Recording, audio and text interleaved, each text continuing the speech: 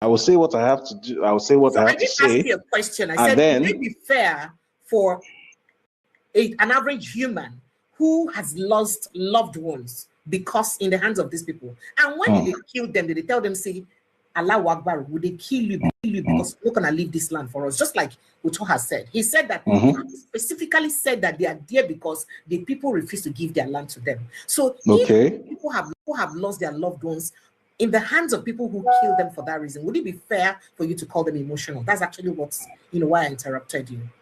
It will be fair for them to want to know who is responsible for it, for what happened to their loved ones. So again, it comes down to the question, do you want the emotionally satisfying answer or do you want the actual answer? Because often the two are not the same. So because you heard some illiterate wearing rubber slippers telling you Allah Akbar, I'm here to kill you to take your land, and maybe that's what you want to believe, versus what may actually be going on. Again, you then have a choice to make. Do you want to find out what is actually going on and who is actually orchestrating this? Do you want to know why this illiterate wearing rubber slippers has weapons that your military does not have? It's okay. Go ahead AK-47 and AK-47 that costs. Are you going to let me talk? Would you also distance that from what he mentioned about? You have to let me finish talking, please. All right. So an AK-47 that costs $6,000 at least on the secondary market. Where did this semi-literate wearing rubber slippers get it from? Who gave it to him? How is this semi-literate wearing rubber slippers able to operate a military-grade drone and other air support for their operation against your village? How did they do it? Did they learn that skill in a mosque? Who taught them? Who gave them that equipment? Again, you have to force yourself to ask and answer the right questions instead of just constantly looking for the emotionally satisfying outbursts. Right? Military equipment is not cheap. War is very expensive. Who gave these people that equipment? Where did they get it from? Who funded their training? It's one thing to even get hold of the equipment. It's another thing to even learn how to use it. There's all kinds of logistics. There's all kinds of funding. There's all kinds of supply routes. How do those things happen? You are in some place in some, Sahelian or sub-Sahelian environment in the middle of nowhere, and somehow these people are able to maintain this huge logistical operation. How did they do it? You are in an area where there are no physical all-weather roads. It is physically impossible to drive to this place, maybe on the day that it rains or something. It's one of those many places in the hinterlands of Nigeria where are not even physically accessible. These people there have whole camps. They have air support. They have motorcycles. They have fuel supply. They have food supply. They have condoms. They have, all sorts of things. They have AK-47s. They have rocket launchers. Where did they get that equipment from? Equipment that even the national military doesn't have. That is the question you have to ask. Instead of just running after the emotionally satisfying explanation of, oh, is this crazy Muslim that wants to kill me? Okay, let's say there is a crazy Muslim that just wants to kill you. Who is supplying these crazy Muslims with the things that let them kill you? How is it possible? And then is where you start to unravel the actual ugliness of what is going on. And you get to find out who is ultimately responsible for it, not who is the foot soldier that may or may not have killed your family member. And I understand that's a very painful experience to go through, but that person is the foot soldier. So if you want to base your entire worldview around that foot soldier that you saw, then you're not going to reach a very intelligent conclusion. Let's hear you want to find out who is behind this foot soldier. I'm inspired. I'm ready.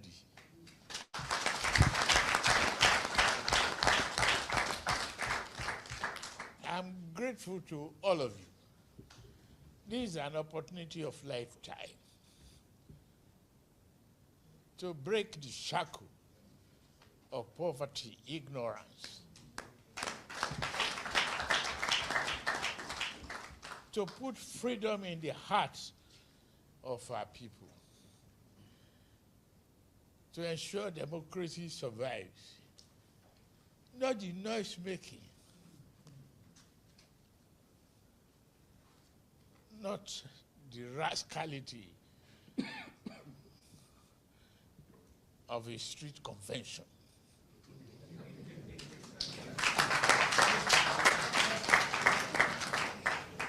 We cannot submit to disobedience of a lawful order of the court. We must embrace the judiciary, whether it favors us or it doesn't. We submit to this principle of democracy, separation of power, and understanding of the dynamics of it, and the nationhood that Nigeria is. That we must build one country. There's no other way to the path that we embrace to national greatness other than build one nation, one common vision for progress, prosperity of our people. That's what we must do. That's what Renew Hope is all about.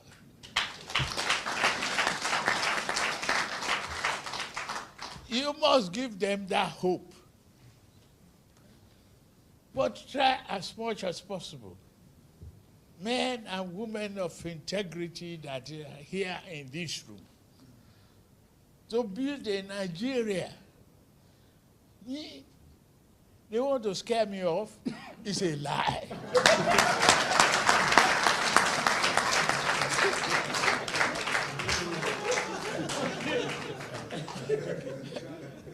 I've been through this path before. And if I have to come back over and over and over again, I'll do the same thing.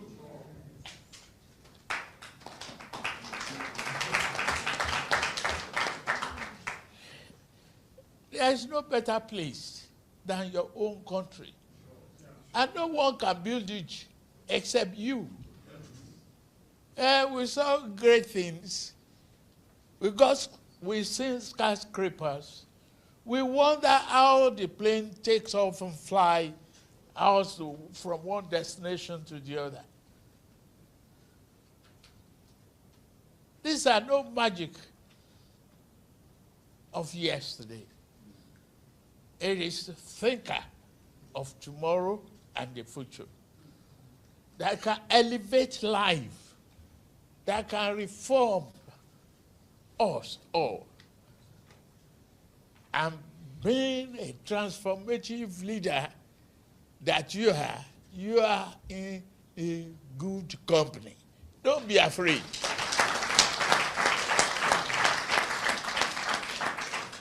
I've listened to you. This economy, I didn't have to look back, because the truth is, I took over for myself.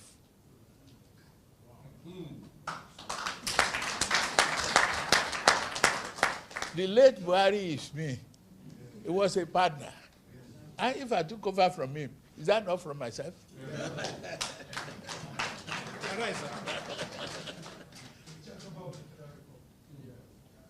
So, if something is wrong, fine. Live with it, correct it, move on. The life voyage is not going to be easy.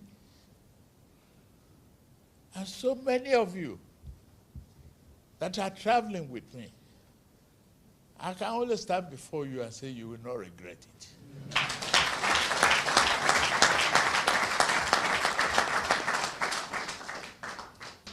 That is why we ask you to renew their hope.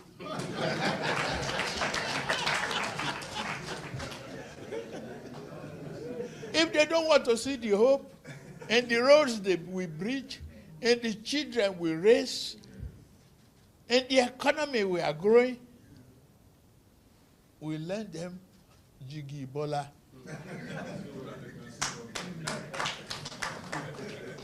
We give them eyeglasses.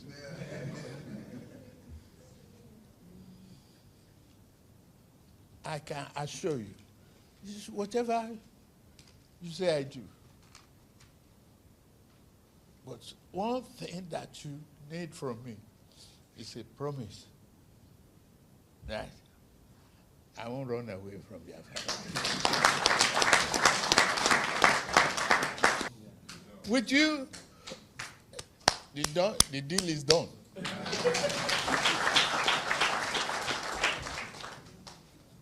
No other thing. Whatever we need to do, coordinate from the world level and build on our understanding. We act as one family. You represent a conscience,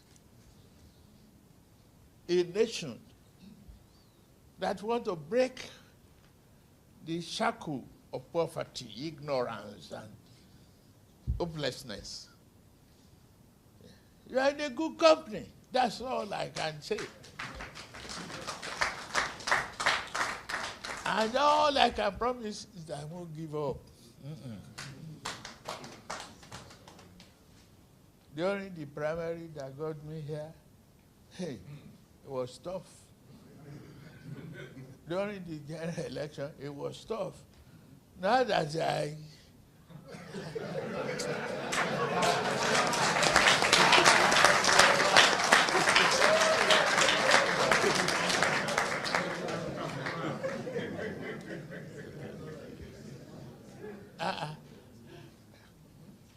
if you look at it, one of them, no one without history among these calabash. No one without history. The head was the chairman of the Privatization Council of Nigeria. In this country, one time, he privatized the steel industry in Delta. Is it working today? No. No ounce. They privatized Ajaokuta. Is it working today? No. Go on the list.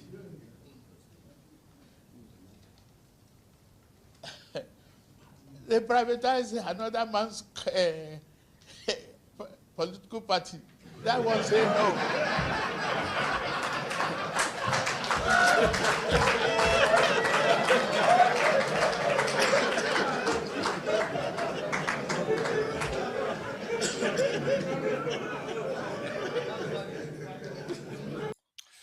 All right. Greetings, everyone. Thank you for joining me this evening, and whatever time of day you are in. Thank you for joining me. And I've just played some of the videos of the events that are occurring around mostly Nigeria, and the discussion with David Hudein this week.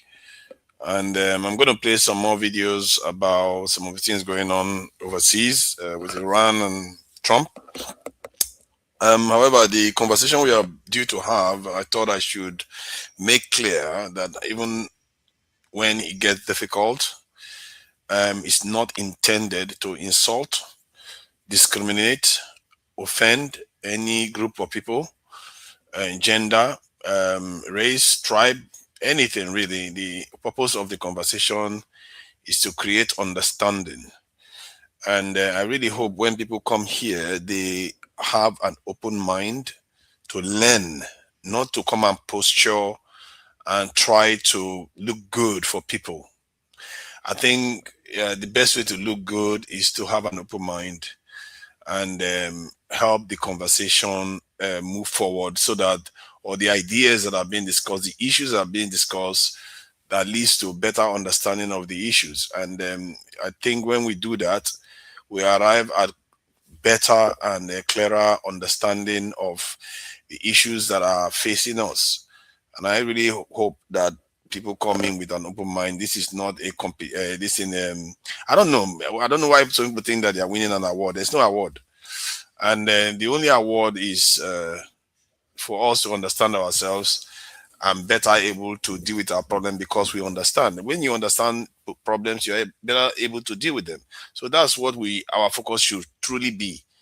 This, and if you have grudges against somebody, please park it somewhere. There's no need to bring grudges here.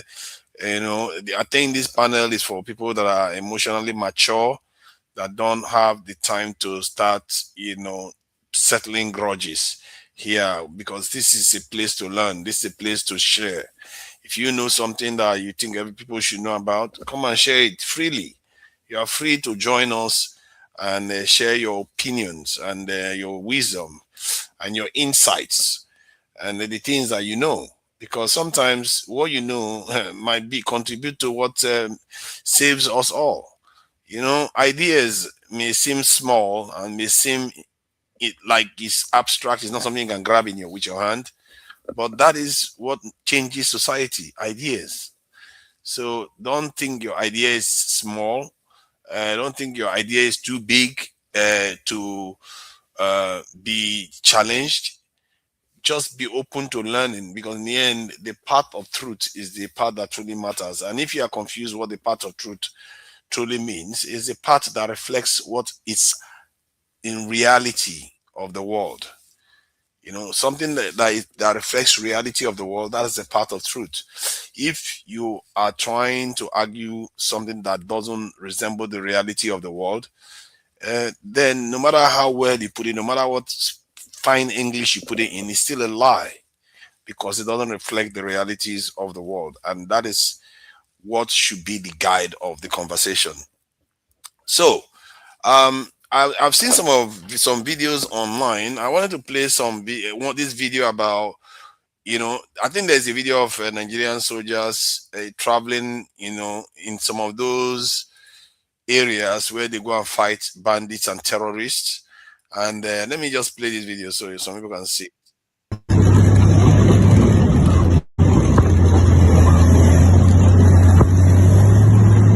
So just look at the background and look at how wide the area is. Imagine the temperature there. Imagine the area, and they will be driving sometimes for hours into areas that people don't inhabit, very thinly secured. Now let me carry on playing.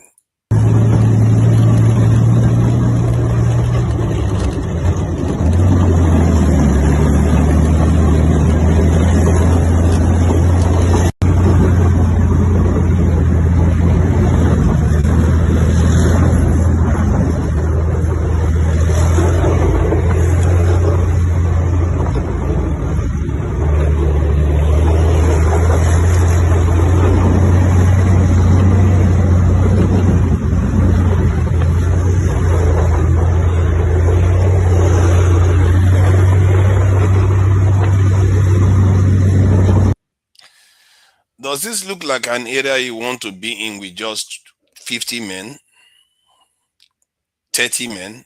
Does it look like an area you want to be in when the night comes? Let's keep playing.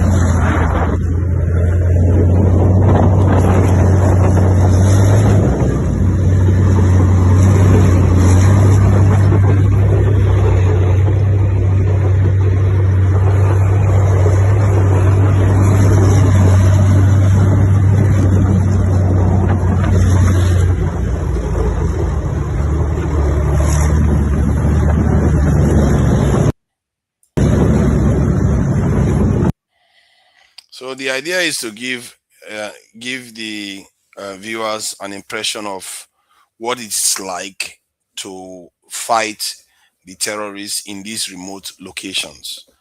This is the issue they are facing. They don't have an address. They move around. You can go forward like this, they go behind you. They are using Okada. Okada is faster than these things. And they know the area more because they know the areas where they planted all the bad things, the mines and all the rest.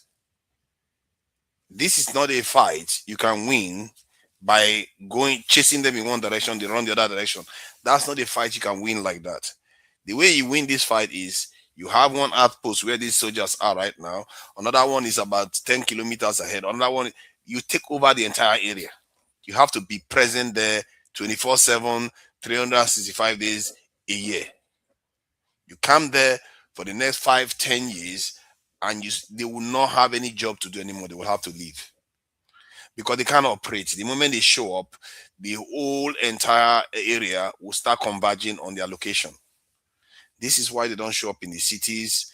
This is why they often fail when they confront the Nigerian military head on, because they are not that, they are trained, they have ammunitions, but we just sometimes we overthink that many of the bandits, they have too many weapons and they can overwhelm our soldiers. No, not true. This is why they don't come to the city. They don't overwhelm our soldiers. The moment you have reasonable amount of soldiers present and they didn't surprise them enough, the soldiers will just decimate them. In many cases, they've been decimated like that. The way you deal with them is to deny them this space, this massive space that they occupy for free. You have to deny them that space, because this is how they come from these areas. They go to the villages and threaten the villagers. And the soldiers are not there all the time. So what are the villagers supposed to do? The villagers will start paying them levies. And then they will even have more money, more power. This is the problem we are dealing with. And this is why I call to recruit more into the security forces so that they will take over these spaces. That is where the damage is coming from. But that said, let's move on to international. I wanted to comment on the statement Jagaban made, Tinubu made. You see, the way they talk like they truly mean what they are saying. That's the weirdest thing. Like Tinubu will tell you something like clearly, like he is very convinced he is telling the truth, but clearly it's not the truth.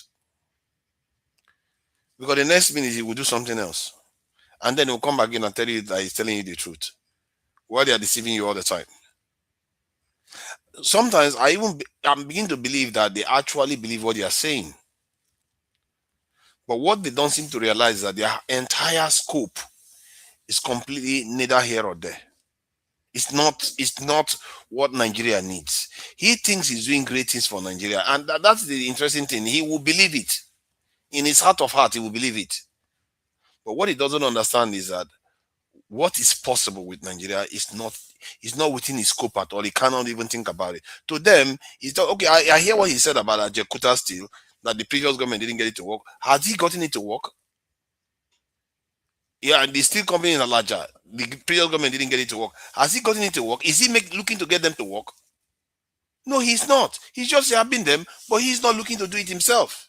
Or is he looking to found a steel company? No, he's not. If anything, he went to England barely 2 weeks ago to go and buy steel from them. With we will use our own money to pay for the steel. Then at the same time saving their steel company in England. The English steel company was in distress. He went there to even give them business. And the reason why the English steel company is in distress, the UK one, is because it's relatively expensive. People don't patronize it because it's more expensive than that of China. So they are in distress. The government had to bail it out. The UK government had to bail the steel company out. Now, what did Tinubu go there and do? To go and patronize the steel company with debt on the head of Nigerians. Not to build the Ajakuta steel that he's yapping the previous government for, not to get the Ajakuta steel that he's yapping the other government for to start working. He would rather take almost $1 billion loan to rejuvenate the British Steel Company. This is my problem with them. When he talks, you would think he's truly honest. He really wants to do the right thing. But he doesn't. He doesn't do it. You know?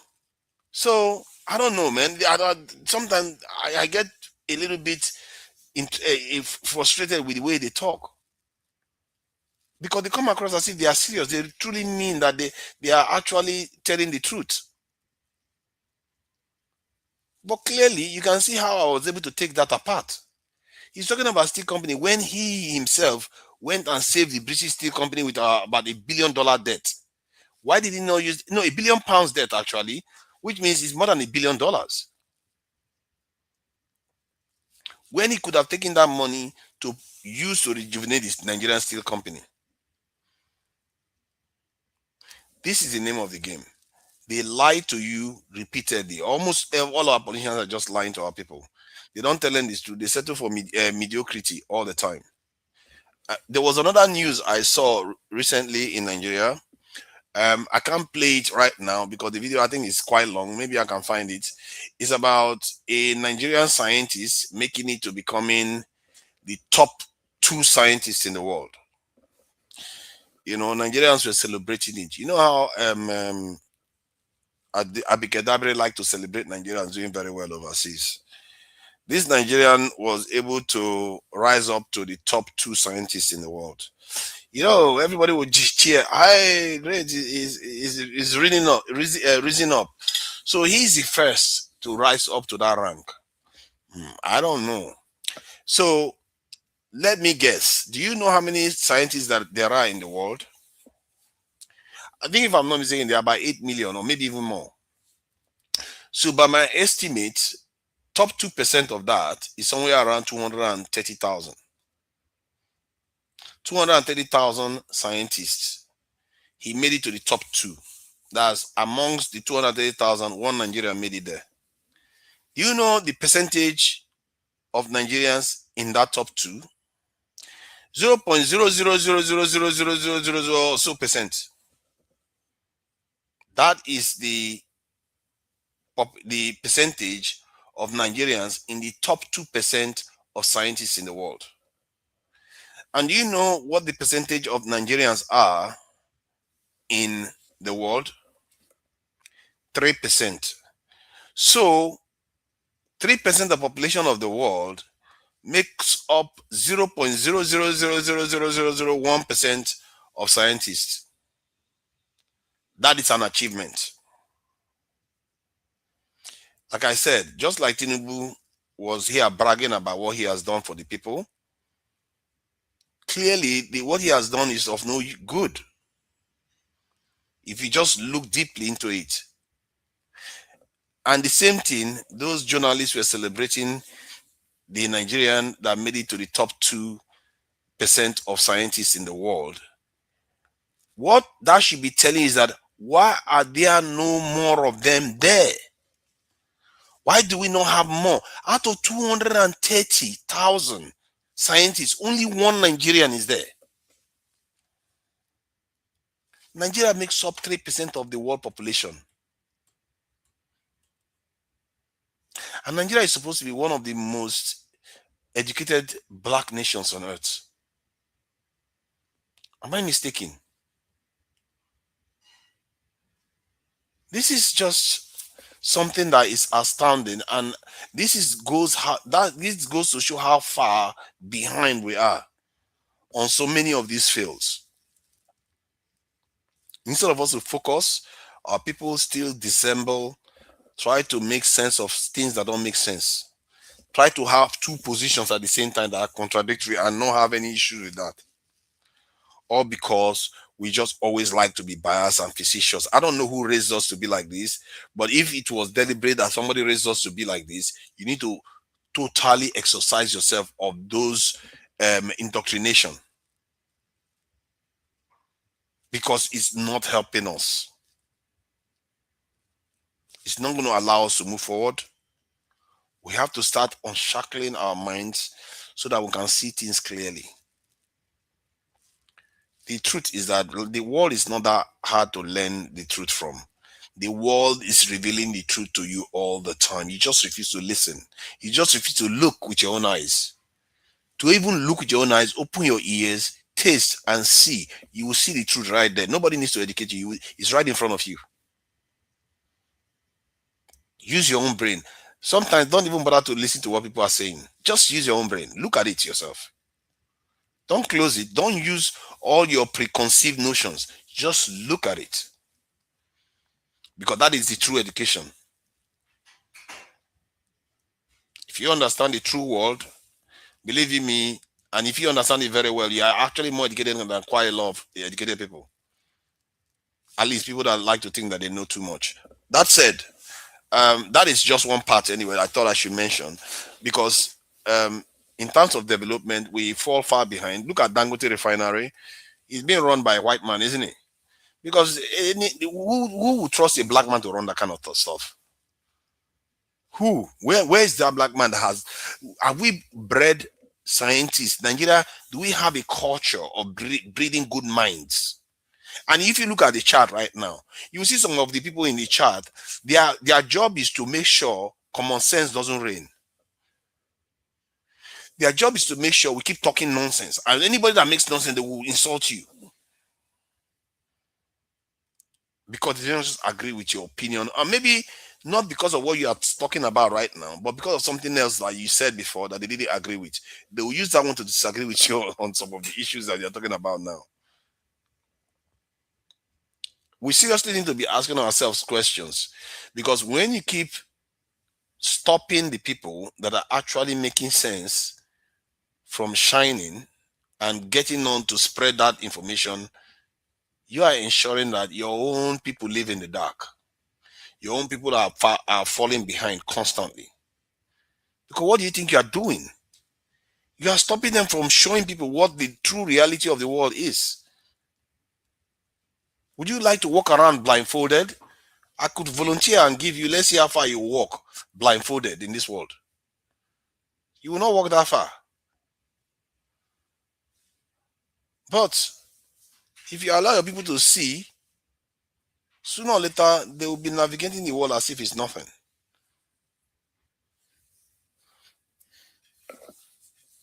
Of course, it's only me that talks sense now. I don't know why people find this controversial. Everything I say is based on, okay, let me be serious. Most of the stuff I say is based on evidence. Don't you understand? The knowledge is not mine alone. It's based on people that have studied better than I have. What is wrong with quoting knowledge that other people have spent years filtering out and bringing this truth out? What is wrong with quoting them? That is important, because that is how you borrow from some other people's wisdom, some other people's facts that they spent years working on. If I spend years, mixing paints together, coming up with a very unique paint color, what is the point of you trying to reinvent it when I've done it already? You can copy me and say this paint, you can use that to paint the house. That's how it works. When I say recruit, I say that constantly, because at the core of it, that is our problem. We generally, our military, they are equipped. They are not they are not super equipped, but they are equipped enough. They have enough equipment, they have enough vehicles, and they can buy more vehicles if they need to. As a matter of fact, you'll be surprised when you do the calculation, it's not very expensive to buy equipment, to buy build properties, all those things for your security forces. It's not as expensive as people think. I think I watched a video that was played on Dr. Damages, where one of the lawyers, well, I think a lawyer or something, was saying something about the security forces, whether they spend about $3 billion for them. Like, why have they not defeated insecurity? You see, this is what I mean by ignorance of our people. Our ignorance is like we are ignorant and we don't even know we are ignorant. I guess that's the whole point of being ignorant, isn't it? Ignorance don't know itself. They don't realize when they are being ignorant. How can you say 3 billion can secure 230 million people? Has he ever tried to get a security guard to guard only one building? Has he ever tried to get that? Let him scale that up to guard a nation.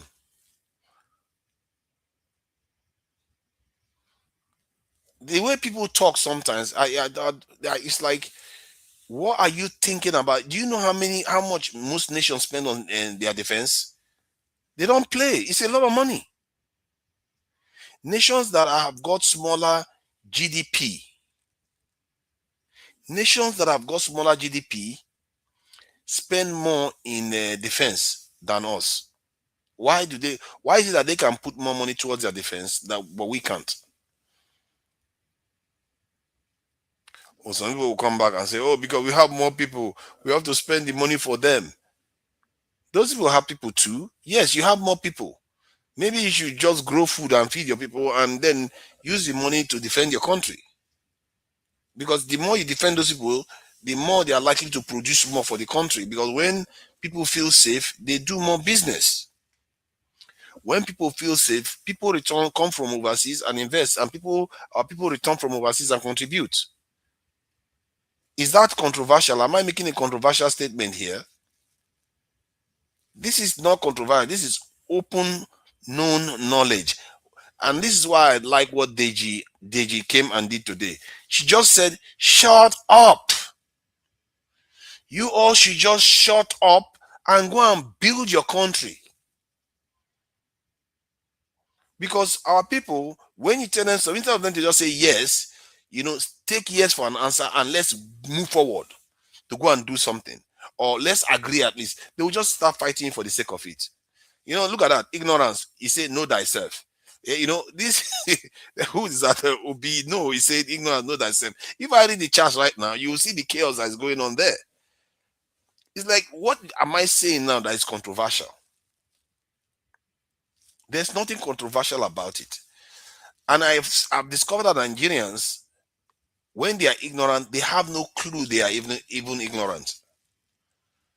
And that ignorance, when they are corrected, maybe because they are being corrected publicly, that's why they reject it and they fight you.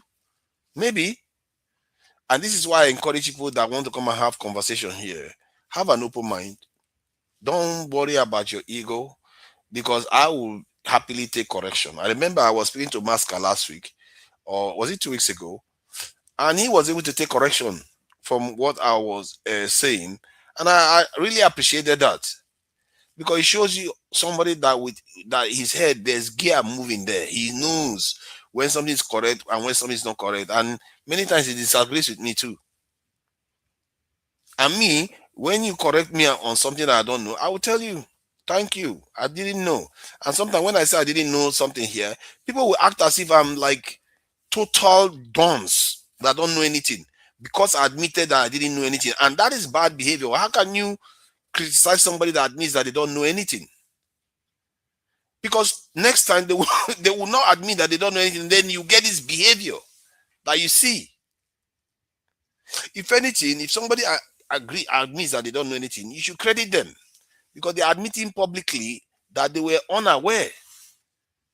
Not double down on your not being aware of something, and somebody corrects you, you just keep fighting them. And because you are fighting them and you don't want to agree that they are right, the conversation doesn't go anywhere.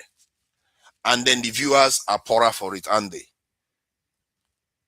If you want the viewers to get something from the conversations, you want the conversation to move forward logically and build on knowledge. Because I tell you, man, some of our ignorance, wear trouser.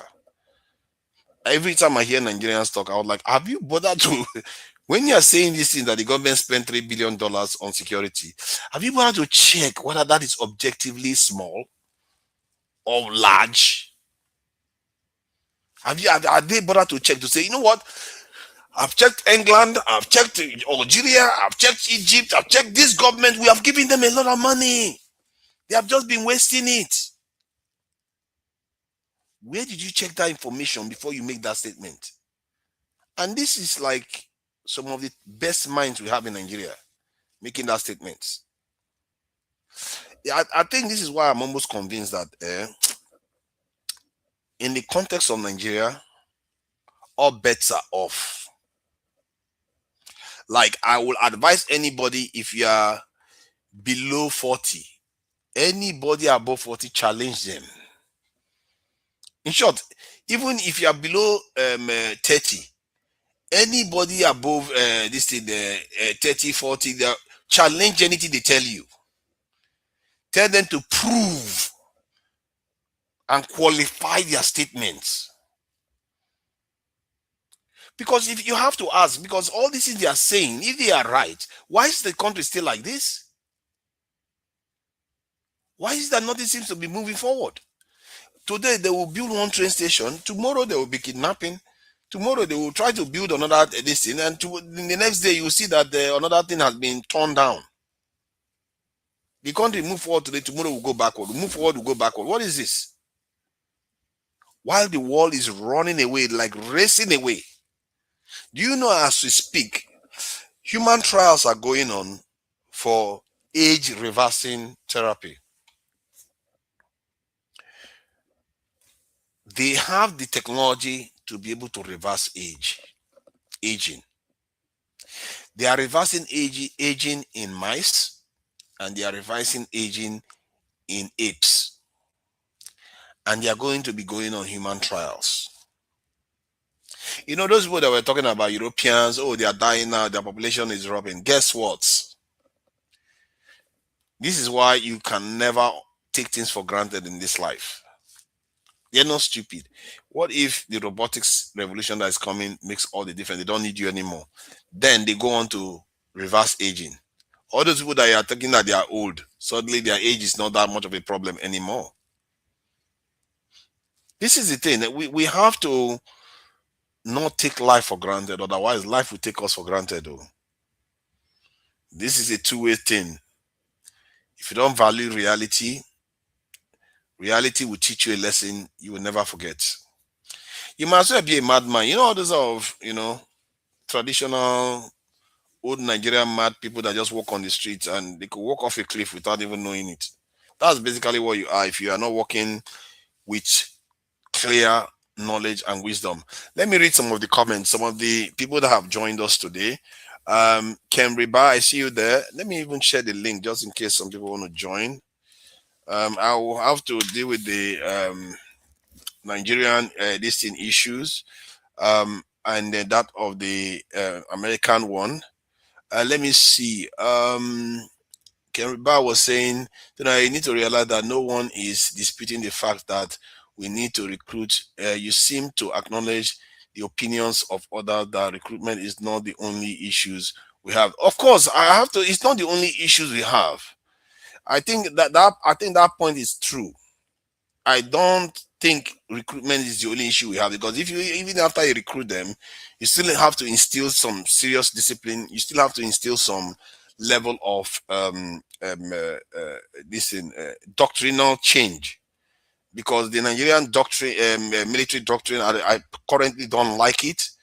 I don't like the idea that they seem to be built around the structure of the British Army, and they still honor that tradition when you are totally different civilization that should be behaving with your own this thing from your own point of view.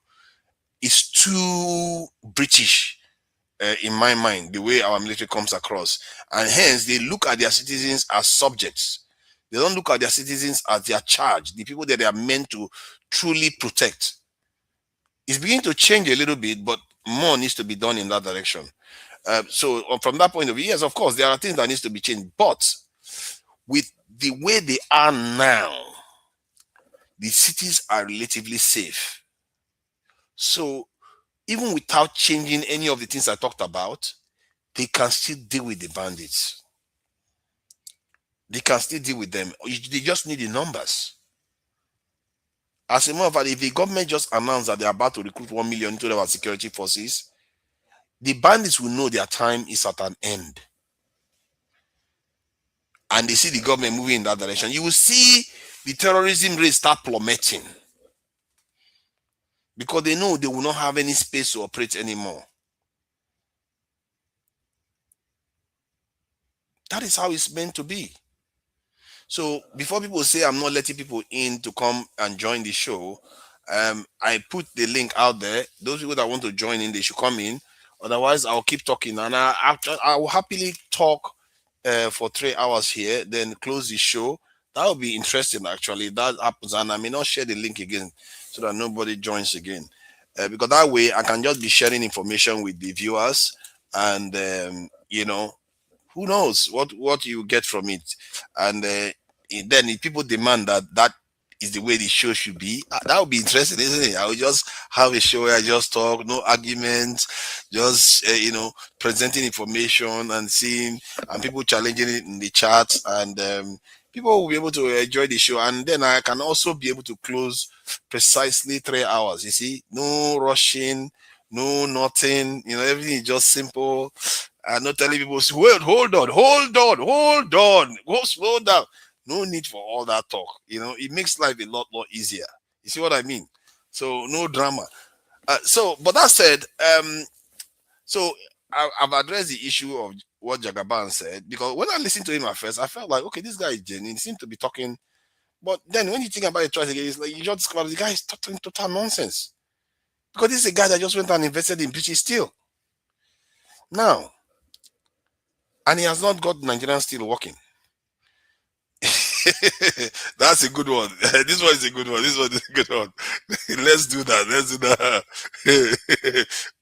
How dare you call me a crazy man? How dare you be a crazy man? So, see, some of the videos I saw on X today were very concerning, I must say.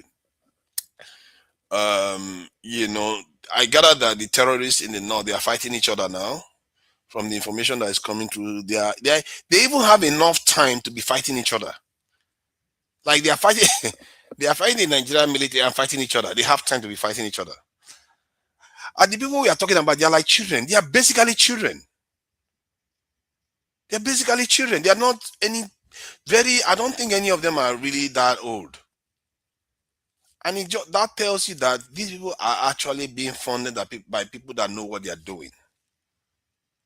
They are being funded by people that know what they are doing. And some of these people that are funding these people are within the country, and some of them are from outside.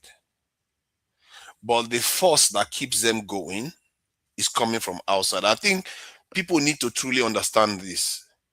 The force that keeps them truly alive is coming from outside.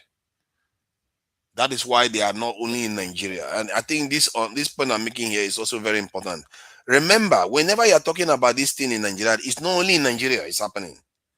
It's happening in Niger, it's happening in Mali, and it's happening in Burkina Faso. Quite interestingly, it doesn't seem to be happening as strongly in Chad, which I don't understand fully why.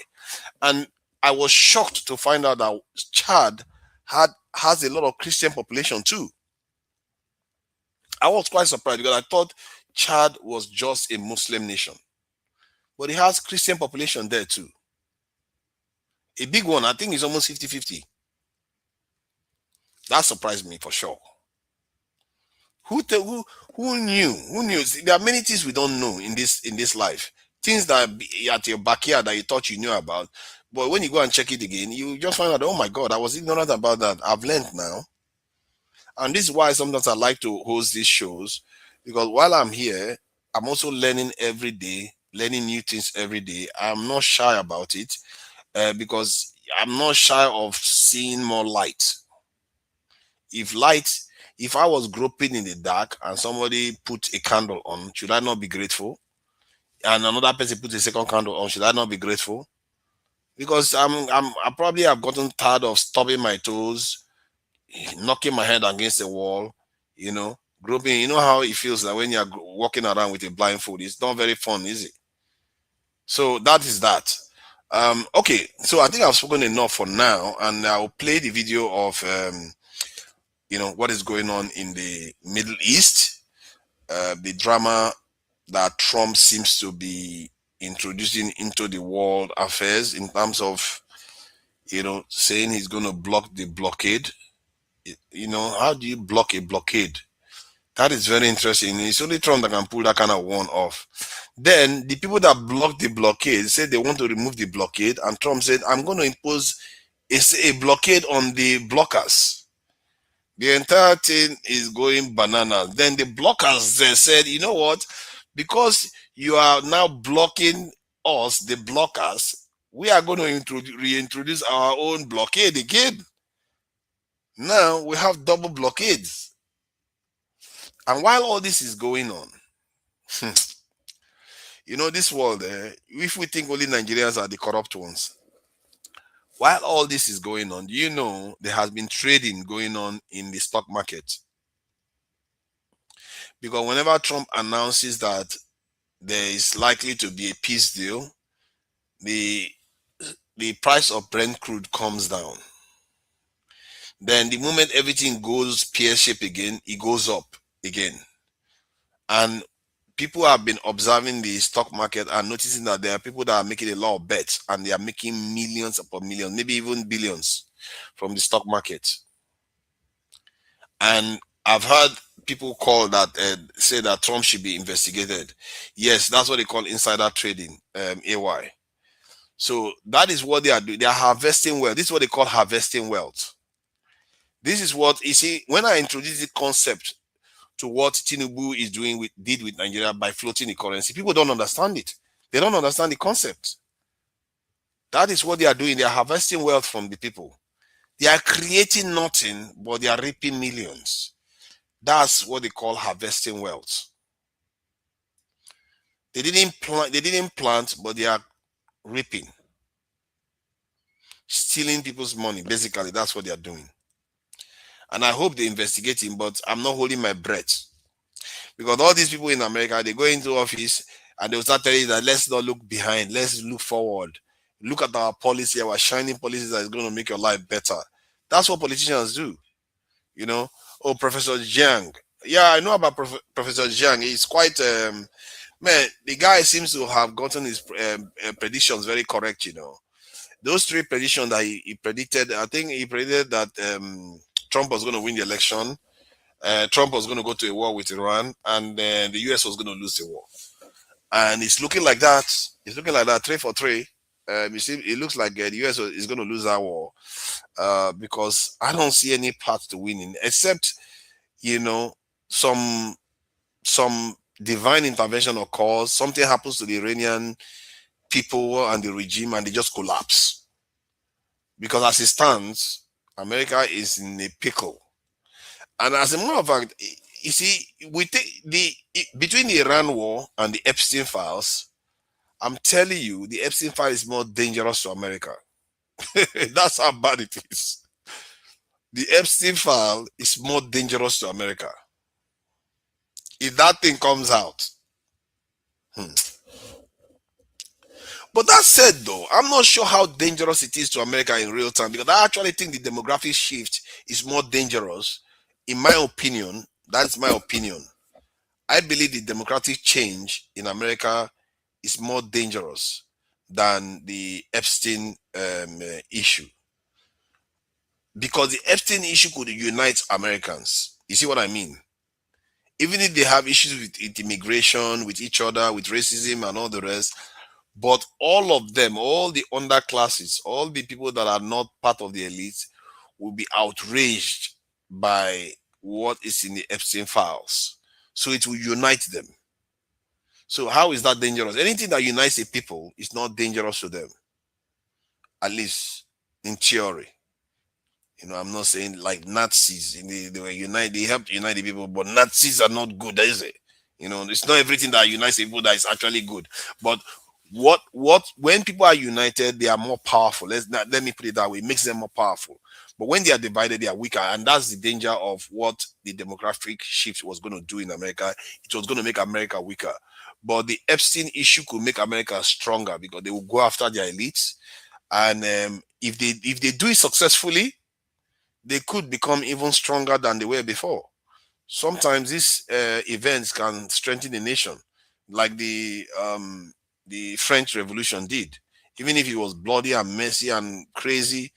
But that's where Napoleon emerged from and did all kinds of heroic and great things.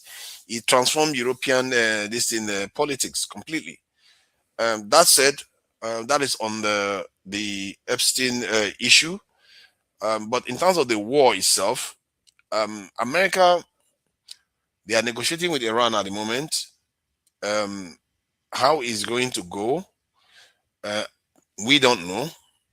But the way Trump is moving, the way the American troops are building up in that region, because I think they have at least 50,000 troops now around Iran. I don't see Iran losing this. No, I really don't see Iran losing this. It's too hard. It's too hard for America to win this. Iran is 90 million, very large country, and not just large country, mountainous one on top of it. It's equivalent of America fighting some like 5 Nigeria. If you ask me, it's almost like fighting 5 Nigeria put together. Because Nigeria don't have defenses, at least, and Iran has missiles and drones. See, as much as I like to think that I know about, I am interested in defense a lot, to an extent. I was a little bit taken aback when I realized that because of the missiles that the Iranians have, it will make it very, very hard for the US to deploy troops in Iran. The missiles that the Iranians have will make it very hard for Americans to deploy troops in Iran. Can you imagine if you want to deploy 50,000 troops, you either need a ship, some boats, something to deploy them there. And when you want to do that, then the Iranians decide to start firing missiles at those boats. Do you know how many soldiers are going to die? Will Americans tolerate that from Trump? Watching 1,000 American soldiers die within a day because they want to get on the shores of Iran? No, they are not going to want to do that. And then when you get into the shore, they will be raining drones and missiles on you wherever you are. Americans have to abandon their military base in the Middle East because of those missiles. They had to abandon their military base because of the missiles that Iranians were firing towards those military bases. Can you imagine them taking themselves and putting themselves inside Iran? That is even worse. Because they are not only going to be shooting missiles at you, they're going to be coming at you with armored cars, all kinds of stuff with their soldiers all around you, RPG, everything. How do you fight that? No, man.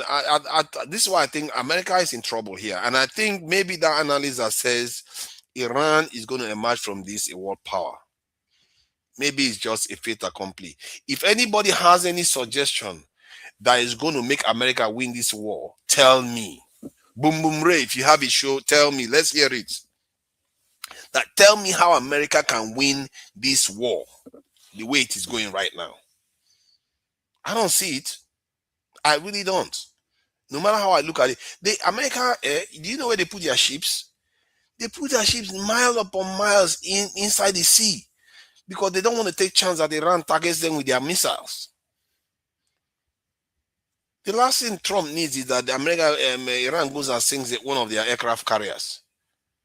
Then it becomes a fight to the death situation in Iran. Why would you do that in Iran? Iran is not worth that much trouble to America to fight to die for. Because even if you fight and you beat Iran, and then America becomes, by the time you beat Iran, there's going to be a depression in the world. Because Iran will take out all the oil fields in the Middle East. It will bomb them, and the Houthis will go crazy on the other side. This will collapse the world economy. And I'm sure China, on one side of their cheek, they'll be thinking, I like that. Do more of it, please. I like that. The US, go and kill yourself in Iran. Because you know what the Chinese are going to be doing? They were going to be thinking, the only thing that will save America in this fight is a nuclear weapon. But if they use it, we have to retaliate against them. Then you have a nuclear war on your hands. So you see our problem.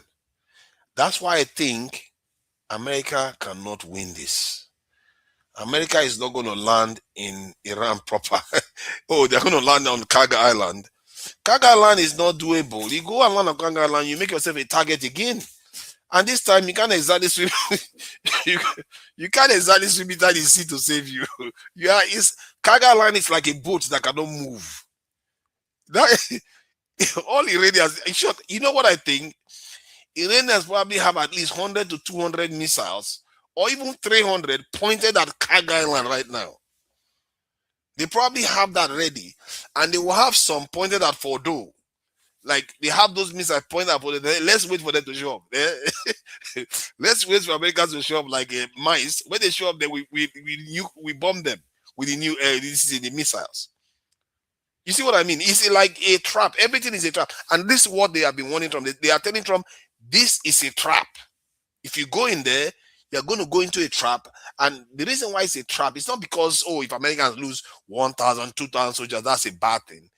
What it's going to mean is that Trump will have to go the whole hog. Because you can't just kill 2,000 American soldiers and America just turn tail and walk away. That's not going to happen. America will have to deploy hundreds of thousands of soldiers in there. Fight that war to the very bitter end. And that end is not going to come. That could lead to the fall of America as an empire. Tell me I am wrong. If America goes into Iran, full hog. Because an empire is not just an empire on its own. An empire is as strong as its rivals too. Because if the rivals are there and an empire reduces its power, then the rivals will surpass the empire, because the rivals are not busy expending their resources and blood fighting. China, instead of China is fighting, China is busy building. Keep building. And they are not building slowly, they are building very, very fast. Anybody that has seen the video of the Chinese will tell you that the Chinese don't play, man. They are building fast. So how does America outcompete such a power? By fighting Iran. How do you compete with such a power as China right now by fighting Iran the way Trump wants to do, the way Trump wants to fall for this trap? And I don't see Trump getting any deal as good as what Obama got. I don't see Trump getting any deal as good as what Obama got. I don't see that. Why would the Iranians give him that? Not that their country has already been bombed with 13,000 explosives. If you bomb my country with 13,000 explosives, and we discover that we can shut the Strait of Hormuz and choke the world economy, why would I surrender anything to you anymore? You killed our leaders. You killed our children. You bombed our schools, our universities, our scientists. Again, tell me, what is my incentive to surrender anything to you anymore? Why shouldn't we just say, you either kill us all or we all live together? And that's exactly what I'm saying right now is exactly what Iran said. It says security for all or security for none. That's what Iran said. Because that's the only logical position to take. You've negotiated with the Americans twice, and twice they've stabbed you in the back by attacking you while you are negotiating with them. You can't even make that up. There is no honor. And then you take out their leadership. You didn't just take out their main leader. You took out 40 of the top guys. That is a lot of people. 40 in one go, and they killed far more than that. That's a lot of top people. They sliced off. Can you imagine Nigerians? Nigerians losing that. Oh my God. You will see them. They'll be twerking. Hey, please save us. We are sorry. Let's surrender. You will see them now. Nigerians will be like, oh, let's find a way to placate them. We said we shouldn't fight. This is what our people will be doing. The Iranians understand sacrifice. We don't. The Russians understand sacrifice. We don't. In short, the rest of the world do. We just don't understand it. The concept that you lay down your own life so that the people around you will do better. It's not like we don't have it in us, but because of our culture that they love life so much. We love life so much. Ironically, we don't even have a very long life expectancy for a nation. Look at this one there. Impatience, impatience voice. See, I'm very, very patient, Queen TA. See, let's be rational here. I'm trying to be well, how do I put it? I just want to talk about the issues that are occurring, internationally and even locally within Nigeria. Um, the truth. Okay, let me come back to domestic issues since I've not played the video though. So I think maybe when people come in, anybody comes in, then we can play the video and talk about it. But since I'm here on my own, this is really cool though. I have to say, I'm sorry, I'm sounding like this, but I'm enjoying just sitting here, just blabbering on about issues. But don't take what I'm saying for granted. Some of the things I'm saying, you'll be finding them to be true in time. The sibilant screeching voice of, oh my God, what kind of Kulata? So look at that. Kulata, you are still this petty, eh? Are you still this petty, Kulata? You are insulting my voice? Ah, God, that is a low blow. You should be better than this. You can't be insulting my voice. That's my God-given voice. You should be worrying about what I'm telling you. Kulata, Kulata is one of those smart people. He's so smart that he's turned a little bit senile and his brain, he sold it to the highest bidder. That's the problem with people that are compromised. No matter how smart they are, they're just stupid. I'm sorry, I'm not trying to call you stupid. I'm just saying when you are smart, you sell your mind. That's what you remember, that's what you're doing when you sell your soul. You are selling your mind. And then your analysis is kind of stunted. You can't talk freely. You have to shade that light you've got, the light of the pure analysis and truth that comes out of your mouth. You have to cover it up with a little bit of darkness so that people don't really see that truth anymore. And that's what happens. That's the impression I get with Kolata. Kolata is not entirely ignorant, but he's at peace with the state of affairs in Nigeria right now. And that's what I have a problem with. Because anybody that is at peace with the state of where things are right now, it means that they are not reading the ruins they are not reading the runes very well. They are not reading the deadly signs within our reality. They are not reading it very well. Africans are, see, example is Iran. Because Iran is prepared, they are not going to war, but when war came to them, look at what they are able to do. They are able to stand and fight for themselves and hold the superpower of the world at bay. Can you imagine Nigerians? Nigerians literally thought Trump was going to come and save them. That's what they thought.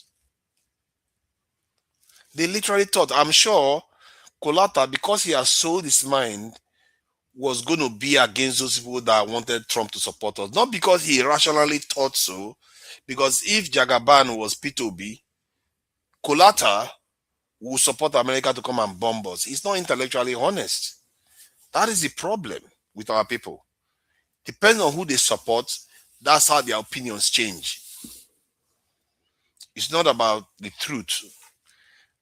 They will suddenly forget that, somebody that don't want America to attack Nigeria now, but because the table is reversed now, they will say, oh, America should attack Nigeria. While the America remains the same, but the opinion will change based on the person that is in office. That is not intellectually honest. And I don't know why people have time for some of those petty games, because they think these petty games gets us anywhere. No, it doesn't. Man, my God, if you go on Twitter sometimes, you see some of the lives of Nigeria that are being wasted. Sometimes you forget that there are also people in Nigeria that are living okay lives. Let's not make that mistake. Not everybody in Nigeria is suffering in a very bitter way. I'm not saying that. There are people in Nigeria that are living relatively good lives. Remember, we are 230 million and the country is relatively large. There are a lot of areas where nothing of this nature is happening. But that is not the standard you use to measure a nation that is doing well. As a matter of fact, in the ROC that we hear today, there are areas that are doing relatively okay too. But that is not what people remember. People remember the nature of your nation. If there is conflict going on, life expectancy is low, people don't feel safe, compared to areas where people feel safe, they will not want to come to your country. They will not want to invest in your country. And that is Nigeria. Nigeria has one of the lowest life expectancy in the world. Why is that the case? Why should Nigeria have one of the lowest life expectancy in the world? So all this our smartness that we are smarting for forever, why has it not gotten us to fix that one? How hard can it be? Tinubu now, can you say Tinubu has fixed the hospitals? The only thing I know Tinubu has done that will benefit the Nigerian young people in Nigeria is that student loans. Because that student loans matters. Parents used to pay that school fees before. Today, they don't have to pay it. The student can go and get that money. So it's almost like giving parents money. And that is not nothing. That is the only policy that I see that this government has done that is tangible. But it's not rocket science. And it's not even a lot of money it took them to do that. The big things that he did, like the tax reform, which is, the tax reform is not a bad thing on its own, but it is not also welcome. If you want to say something, you're always free to speak your mind. You can see that most of the men they are hanging behind. They don't want to come in because they are scared of me, because I said you have to be objective and you have to be truthful, and they decided that we can't be that way. That is not a high standard to set, so we are not going to make it here today. This is a very fascinating conversation. This is the stream today, because this is the first time I stipulated the reasons why people should come in such detail. Nobody seems to have measured up to it. I'm sure AY and the rest are all measured up to it, but they are not here today. But it's fine. I don't have any issue with that. I'm very, very fine with that, because look at that. No hassle. I just keep talking and talking and talking. That's good. I don't have any issue with that at all. So that said, anyway, where was I? I think I was talking about Jagaban and some of his achievements and some of the things he has done right. So, let me ask you. So, can you tell me what Tinubu has achieved so far? The student loans. The student loans. It's almost like giving parents money, because if your son is going to school, or your daughter is going to school now, you don't have to pay their school fees anymore. So that is money that parents will save. My sister is here. She said, "Hey, student." It's again now. Why are we complaining? Come on, see, let me tell you. You're talking about student loans. How many students or how many people can come out and say, "Oh, they are beneficiary of this Tinubu's this thing"? How many? Just tell me. I think quite a lot of students, from what I gather. I've not really checked that, but I've not heard of people that say they are not getting it. Who are they? Nigerian students, Nigerian university students. Who are the university? Who are the students? Because the reason why I'm telling you is this is the same way they will come out and say, 25 million Nigerians, they have benefited from this program. They distributed 20,000 or 50,000 without no data. So, when you're talking about these things, you have to show us the data, show us the proof. There is no proof. There is no statistics. I think if there is none, I think we would have known by now. I think people will be complaining about it. Us, where is it? Even you as the moderator, find it and tell us. Okay, let me see. It that Nigerian students got the student loan for higher education. I think did I put Nigeria? Yeah. So yeah, there will be evidence now. Yes, you see, there's a lot of evidence. It says yes, there is evidence that Nigerian students have received you are asking Google through Nigerian Education Debt Fund. You are asking Google. Hold on now. There will be data. There's data too that will come data from on there. Google. No, data, you know that on their website. On their website. My brother, come on. There is debt fund now. There is like this. Okay, fine. student loan. What else? Tell me what else. Okay, student loan, he did that one. And the local government autonomy bill, because I was thinking, so because tell me how this thing has impacted us as citizens. That's what I care about. It's not putting all these policies. Tell me of what benefit we have. Okay. This, just tell me. The one of the student loan has impacted parents directly because they don't have to pay money to for school fees anymore. But the one for local government autonomy, I'm not sure. I think I've not even seen one case that the local governments have gained from it. So that I don't know how far it has gone. Let me tell you something. It's not about putting out that policy right there. Saying we've done this, we've done that. If I ask 100 people over here on comment section, I promise you, not even one person will tell me that they have benefited anything from this. Not because I want to talk down on this administration, but we work with facts and we work with values. Most of these people in the comment section, they didn't go to school. Now how can they go to university? Come on now, stop that. Is going on in the chat. These guys, they look like they went to school. They don't these student loans at all now. All these rough people, when you tell them something, they just start insulting you.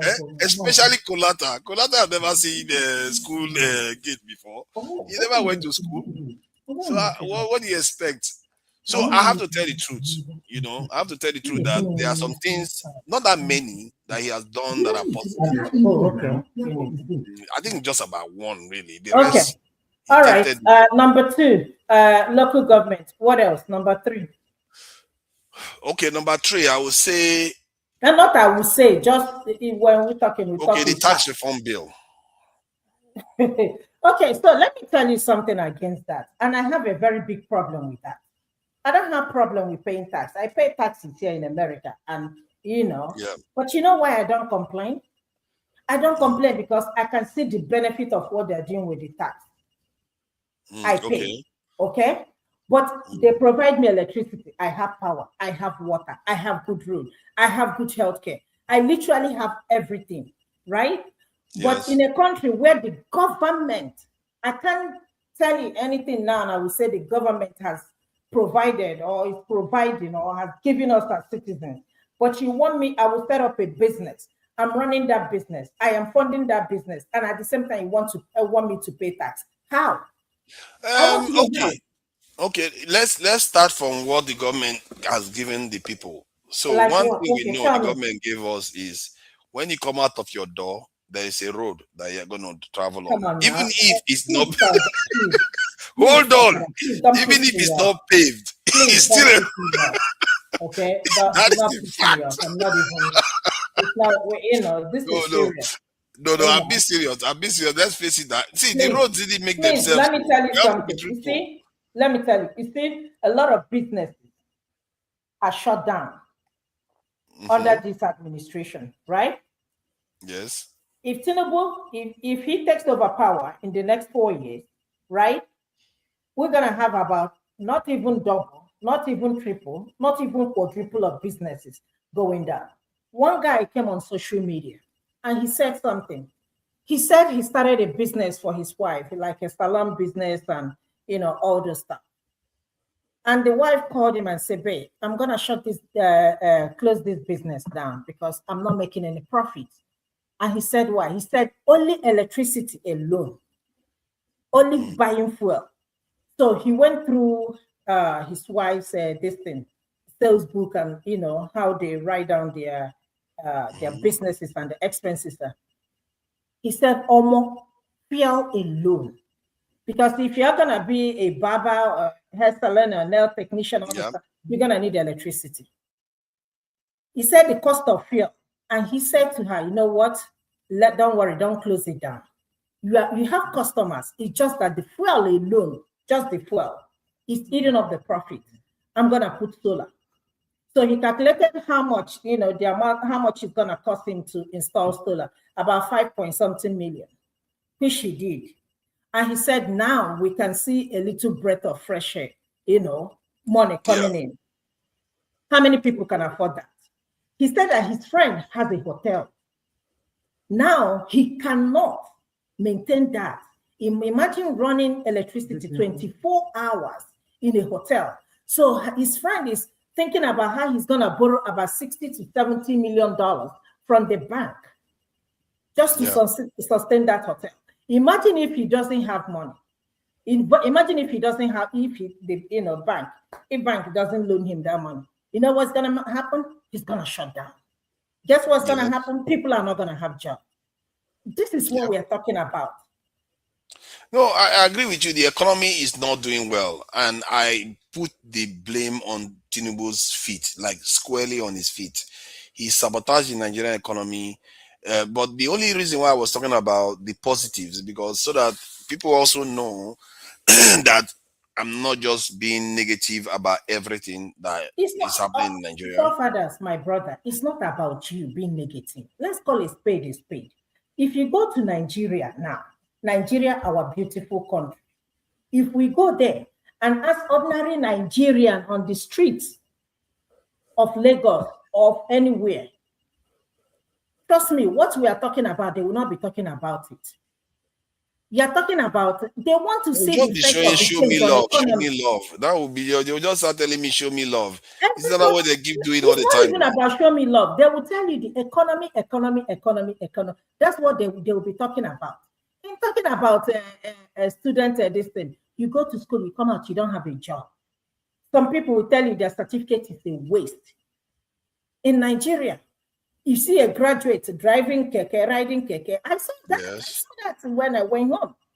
A graduate, he said, my sister, I'm a graduate of Imo State University, but this is what I'm doing to sustain myself. So you ask yourself, if I'm somebody who didn't go to school can ride keke, what is the essence of going to school? True. So let's talk about it. The economy is not doing, any way you even think about it, my brother. 70,000 naira is the minimum wage. Me and you, let's talk about it. We are talking about maybe about $50 a month, right? I told you, I don't know if you heard me this morning when I said that I went to buy tomatoes. Tomatoes, I bought $15 a box, okay, last month. Now I went to buy it. It's about the round one, they say $60, and the raw tomatoes, they say $55. Can you imagine how many people can afford that? Even in this America, how many people can afford that? How much more Nigeria? And our minimum wage is 70,000 naira. My brother, all this borrowing.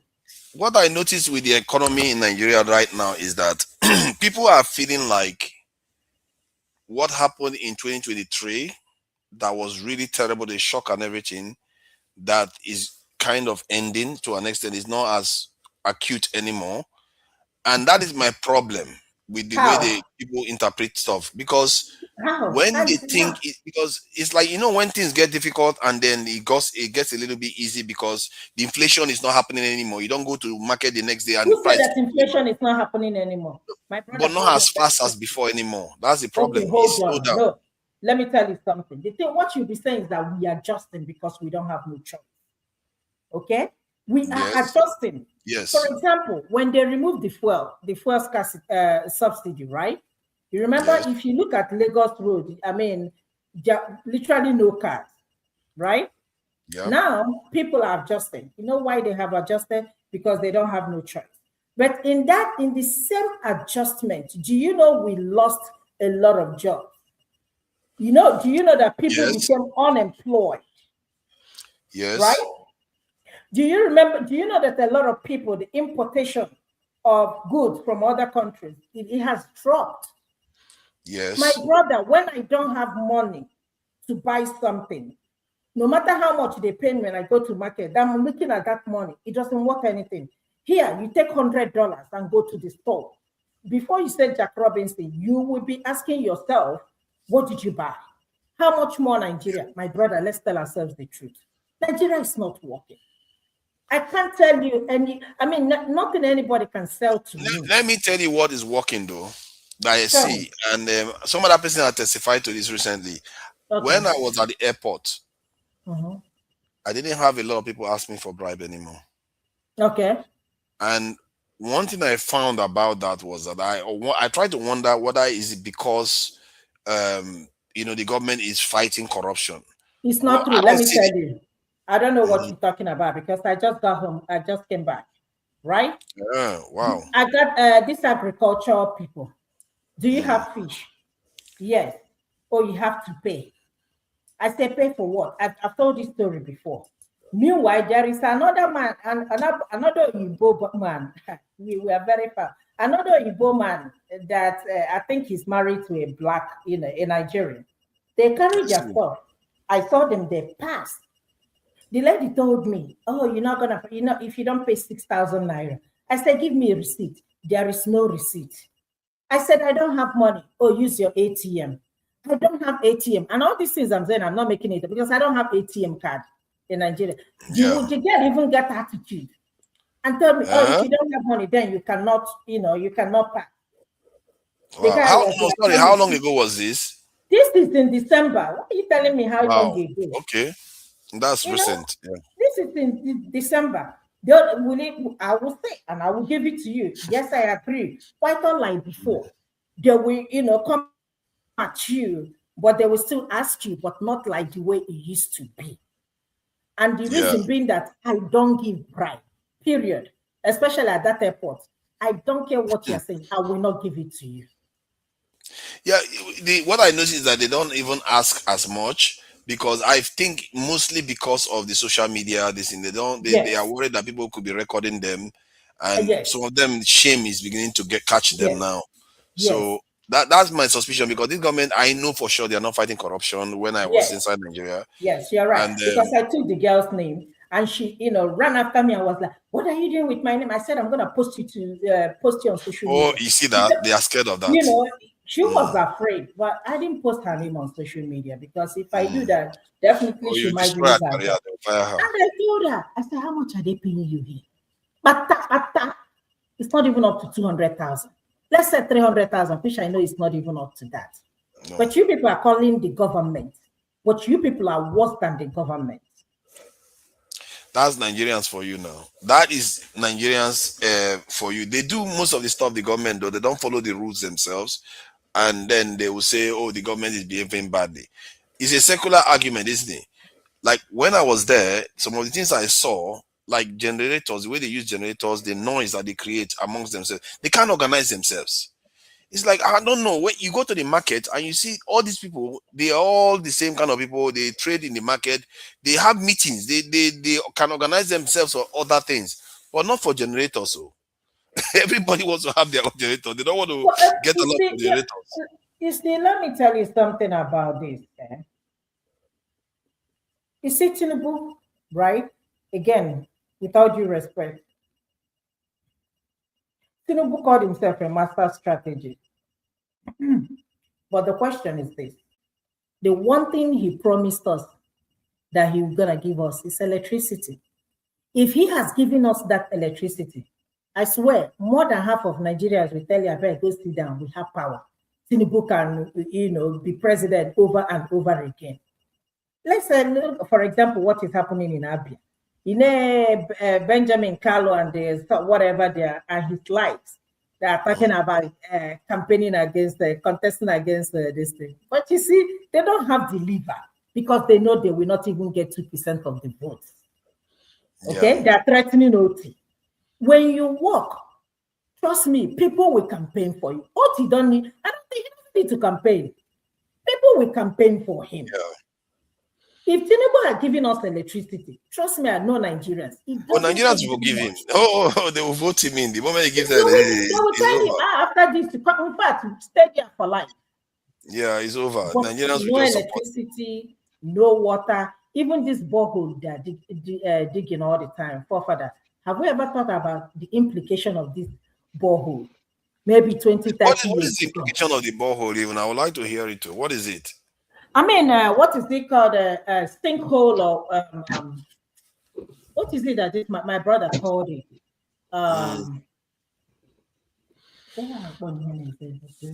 Because with all this war going on in the Middle East right now, when I hear that the Arab countries sinkhole, something like that, You see, See, Ify, see, this borehole thing, maybe it's a blessing in disguise. So on the day of I know we are enjoying it now. it's a blessing in disguise because when you look at all the things going on in the middle, is when I hear that if they blow up their desalination plant, they will die of thirst in that country.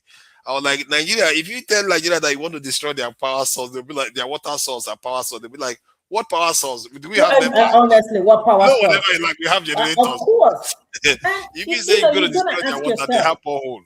So Nigeria is quite resilient. That's my point. Because of the structure, the way Nigeria is decentralized, it's quite resilient. Let's say there's a war tomorrow on Nigeria, you're not going to be able to deny Nigerians water. They have borehole everywhere. You can't deny Nigerians power. They have generators everywhere, solar panels everywhere. So, but this is the thing, eh? You think we have a long way to go in Nigeria, my brother. Good evening, my brother. We have a long way to go. Ukraine, yeah, welcome, Dexter. They've been fighting for the almost going to 3 years plus, right? Yes. They still have power in that country. Look at Iran. Yes. They have power in that country. Palestine, Lebanon. They still have power in that country. Imagine if there is war in Nigeria. Even with our generator, imagine. This solar we are talking about, my brother, how many people can afford it? How many people can afford solar? Let's be honest now. I mean, if there's war in Nigeria now, they will have power. How? Because the generators are everywhere. That's the problem. People who use pancake oil to run the generator. Of fuel. There will be scarcity of fuel. There will be scarcity of fuel. So where are you gonna buy this thing to on your generator? It's just very few people that have a solar panel. You know, they are the ones that will enjoy that. But other than that, when you're talking about benefits, what do you think ordinary man, a bookie on the street, or a teacher, how can they afford electricity? Yeah, it's a tough gig. In Nigeria, you have to rely on solar and generator. And even then, you need UPS. Another thing that the Nigerian state does that is also wicked that people don't talk about, they always talk about power failure. They don't talk about the fluctuation of power. You will bring power right now, take it. They'll bring it, take it. That thing that they are doing, it destroys machines. It destroys electronics. Have current. Or they will tell you have current. It's a horrible thing. You can't believe how many machines and computers and things that are taken to Nigeria that have been destroyed because of the power, the nature of the power. That is cost that Nigerians are taking on without knowing that they are taking extra cost on that the West don't have to think about. So I don't know if because this is an open conversation, Dexter. So if you want to add anything, feel free to come in. So like if I want to go through to one other thing that Tinubu has done that is positive, let me see the tax reform. I've said this. I've told it student loans. Tax reform? The Lagos-Calabar highway. Forefather, stop that. Which tax reform? Okay. Let me tell you something now. This tax. What about people who are doing their businesses online? How are they gonna pay tax? Are you gonna tell a woman selling vegetable in Oshodi market that she has to pay tax?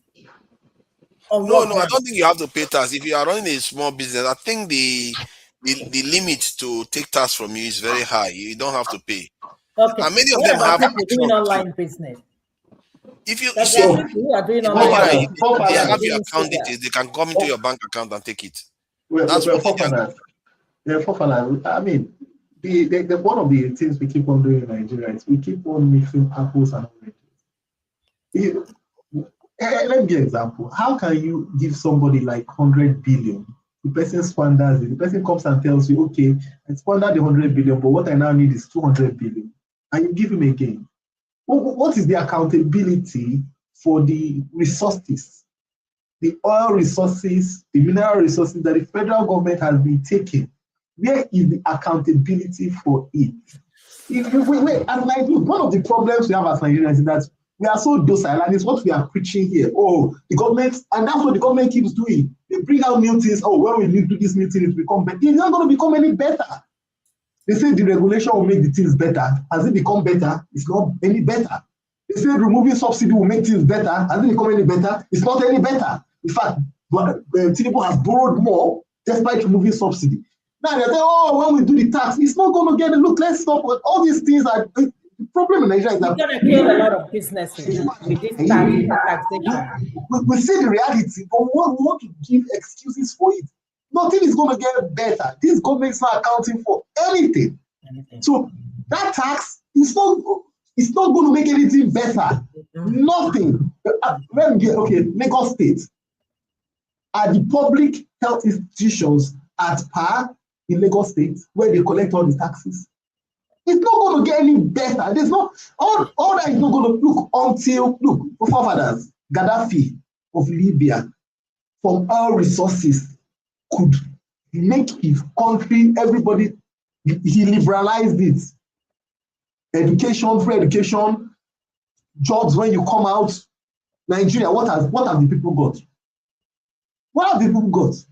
You have petroleum resources, you have gas, you have mineral resources. What have the people got in return? Let me be the devil's advocate here.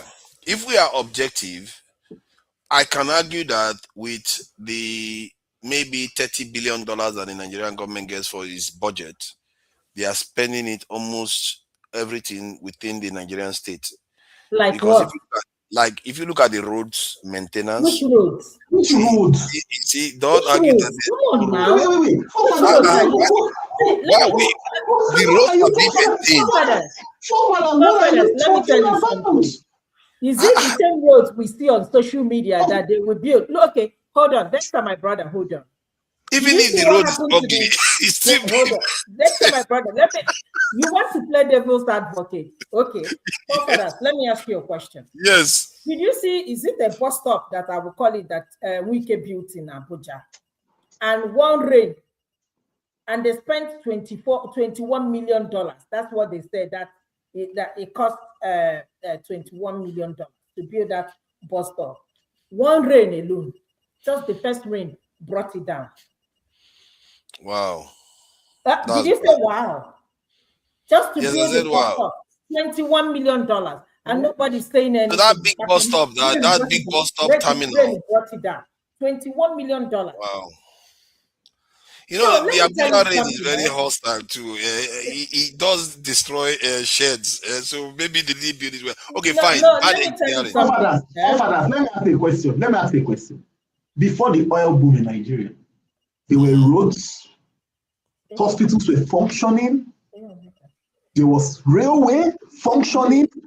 How come after the oil boom, the excess money, everything has gone bad? There's nothing it has not gotten any better. So the point is this, it's not the tax. Taxes are not the problem. It's the accountability in the part. The government has no right to take taxes. Look, forefathers, the idea of taxes is that it's a way of the citizens contributing to the society. And many a times when the government needs to borrow, the government wants to raise money to do things. The Nigerian government has not shown accountability for the billions they've collected. There's no accountability. I am trying to argue that they may have, because you're just not noticing it. Let me come on. I know you. We have a lot of roads in Nigeria. I don't know why we keep saying all this stuff. We have a lot of roads. We may not have very great hospitals, but we do have hospitals. Please. Mention one road. Mention one road. Let's assume you are taking off at Calabar and you are heading at Sokoto. Mention one road that you can drive safely from Calabar to Sokoto. Safely? Yes. No, it's a smooth drive. It doesn't have to be smooth for you to spend money. Look at you. It's still valid. Hold on. You got out of 200-kilometer road, you could have 190 kilometers smooth. Let me tell you not something. Very well done. It's possible. In 2026, our politicians are still campaigning with road. In 2026, they're still campaigning with "I'm gonna build roads." I think that's because the money we so have this is road. Every administration that comes in power, that is the same thing that they will tell us. That so this road is. They never for one they say they have completed building all the roads in Nigeria. Is it not? Okay. If you let me ask you, have you asked, like in the state here you are from, how much they use to maintain the roads? Do they If you maintain hear the road? the That's the amount, question. like let's Do say, they like even maintain the road? They okay, will tell you they are there is building a no road. road. By the time you come next year and you look You, at the same road, you know how Jonathan wife say there is God, though. There is God. there You is know God when now. you get We know now. out from There the is airport, you God. see road, though. It's not There like is God. this thing. Maintain which road? No, I mean there is Let me road tell in you, if Nigeria. they our forefathers had he been this, if they're maintaining roads, they won't be campaigning, telling us they're gonna build roads for us. You live in a Yes. developed country. I live in a developed country. Let me tell you something. I think I've said it here before. The boulevard that led to my subdivision, right?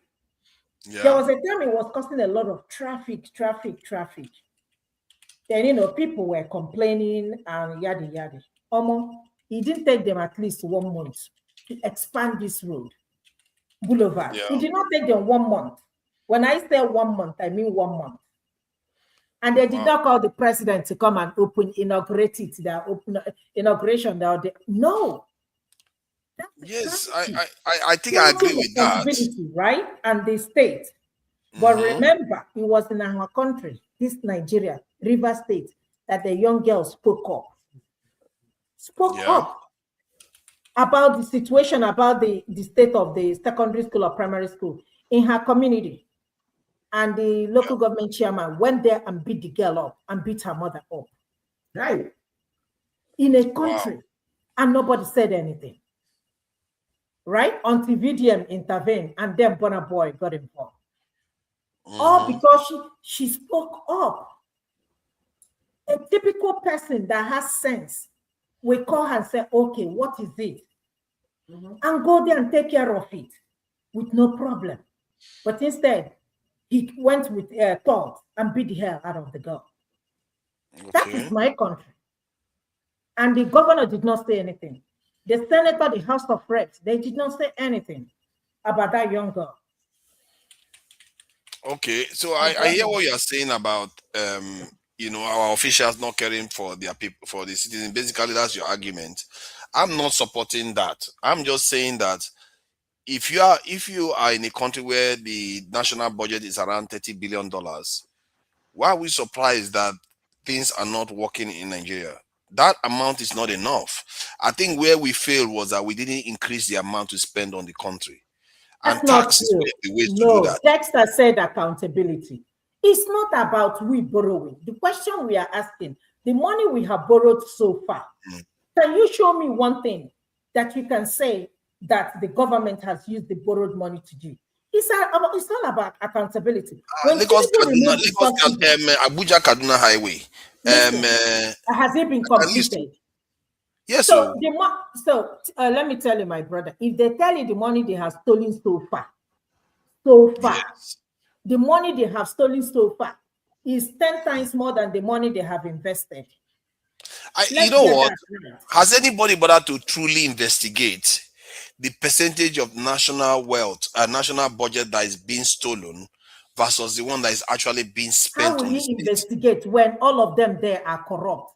How will you investigate? Forefathers, just look at it. Now, someone like Shore got commissions to investigate.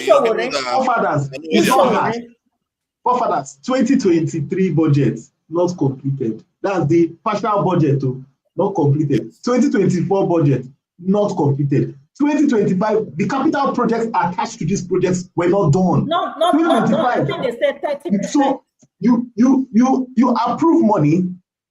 There's nothing to show for it, and then you come the next year and you also approve money for the same project. Let's stop. In a country where they budgeted billion for our healthcare.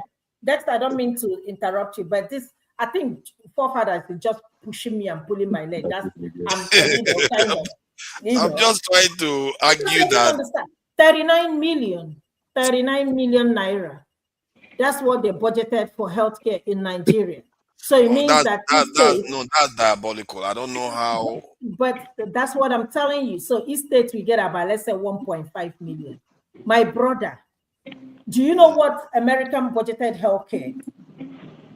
No, check it. Israel. California one is more than $200 billion. California Thank alone. you. Okay, I don't even want to call, the big states. Let's not call New York, California, all those big states. This man, Okay, let us this even talk guy about videos, I love states. when I'm stressed. Always. Hey, Dexter, He's hiding. if you want to be on, you have to put your camera on. You can't be without the camera. You have to put your camera on. Tunaja, are you hearing me? Are you hearing me, Tunaja? Yeah, we can hear you, but you're supposed to put your camera on. You're still under camera policy, aren't you? Yeah, no, it's not mine because the stream is going out to other channels. Oh man, this is why I don't pop up in this channel. I like to listen to this channel, but I don't pop up with the camera. Yes, I do stream sometimes. Like last week, I streamed on my channel. You were not there, so look out for it. I will stream sometime later this week.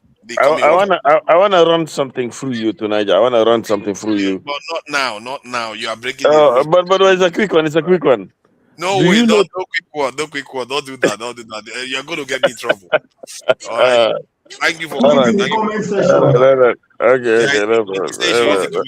right, nice one. Fathers, if you can allow me for 1 minute, I did not come to join your program, but I came to ask you a question. All right, go ahead. Welcome. I've been listening throughout you are presenting your program. I never hear you say or to announce that there is a demonstration tomorrow by Nigerians in London at the premises of the British Parliament. I never heard you say anything about that.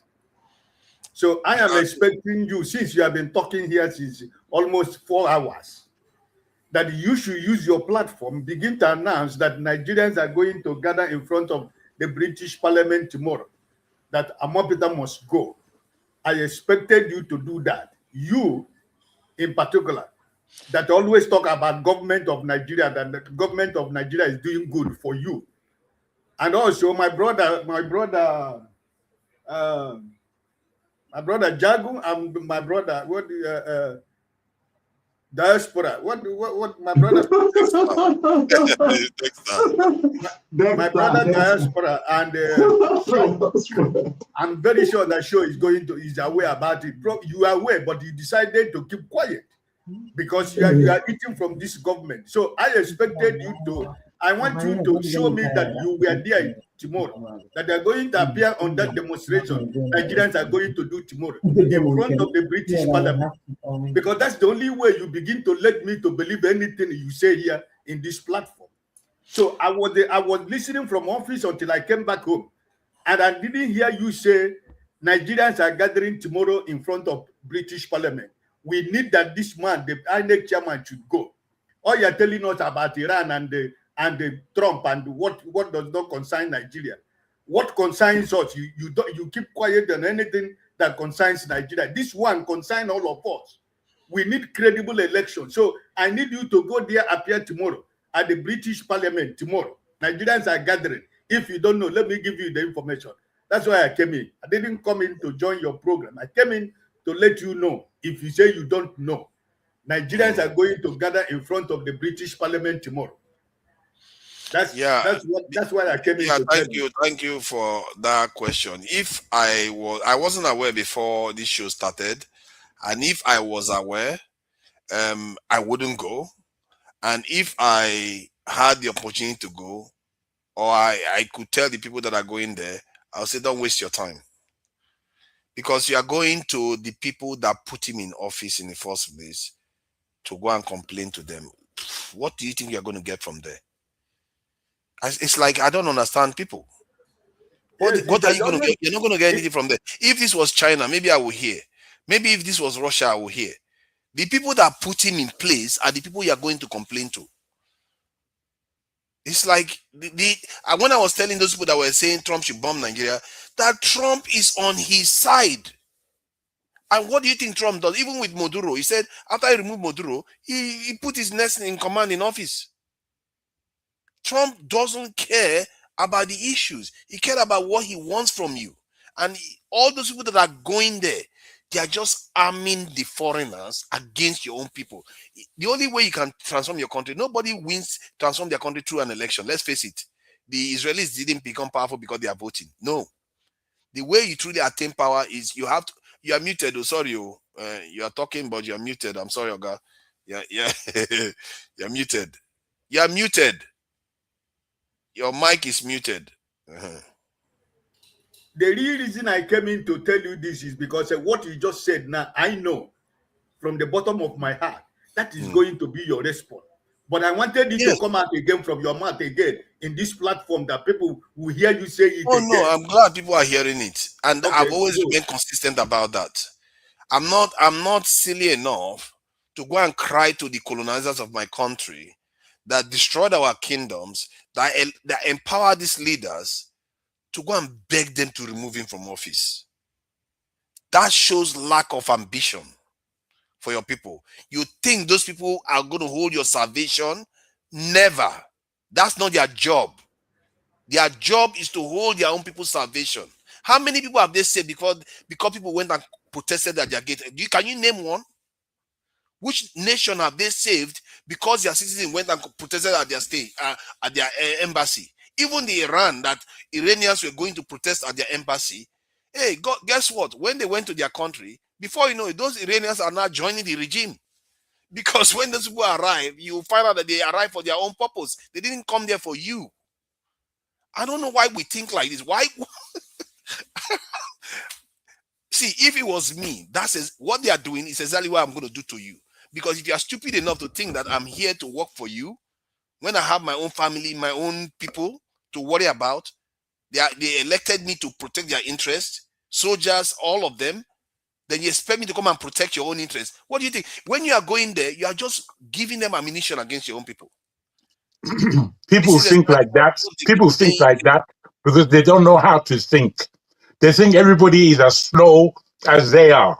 That you go somewhere to protest because you're in England.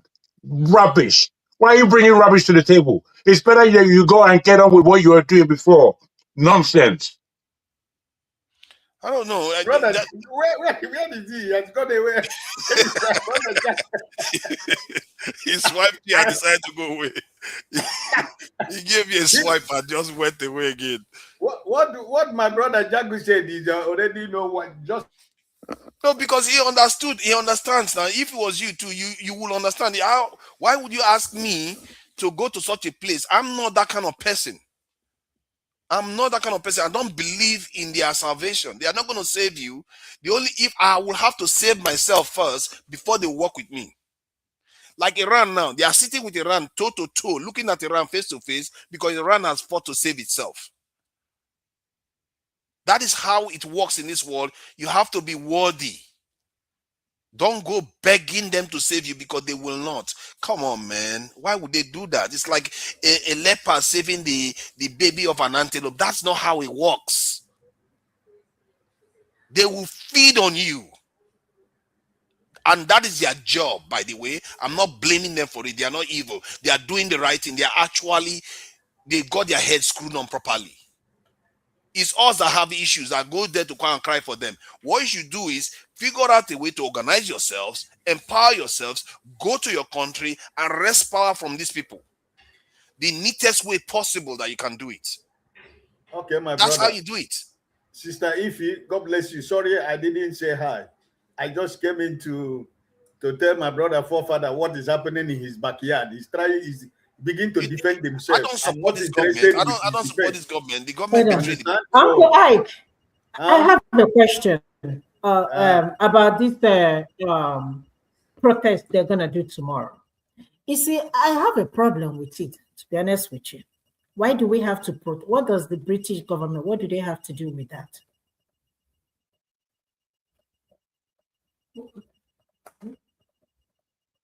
No, we can't hear you. We can't hear you.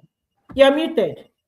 My sister, it's all about creating awareness. It's not about, we are not saying that the British government is going to go and remove. They are part of the problem. They are part of our problem. Listen, because for example, you are in the US. If Nigerians are protesting in New York or anywhere, we are doing it not because we are saying them to come and help us, but it's trying to create awareness. We are creating awareness. We are creating awareness for them to know what we are going through. Let me tell you what is going to happen. Let's say you create your awareness. You know what is going to happen? they will use that as the leverage against your leaders again to even make more compromise to them. You are making it worse. Yeah, to be honest with you, that's true. If I was them, that's what I would do. What do you want them to awareness? So see, this is the way I look at it. You see the Britain, they're gonna support Tinubu, and you know why? You see the contract Tinubu just signed with them. It will only benefit them.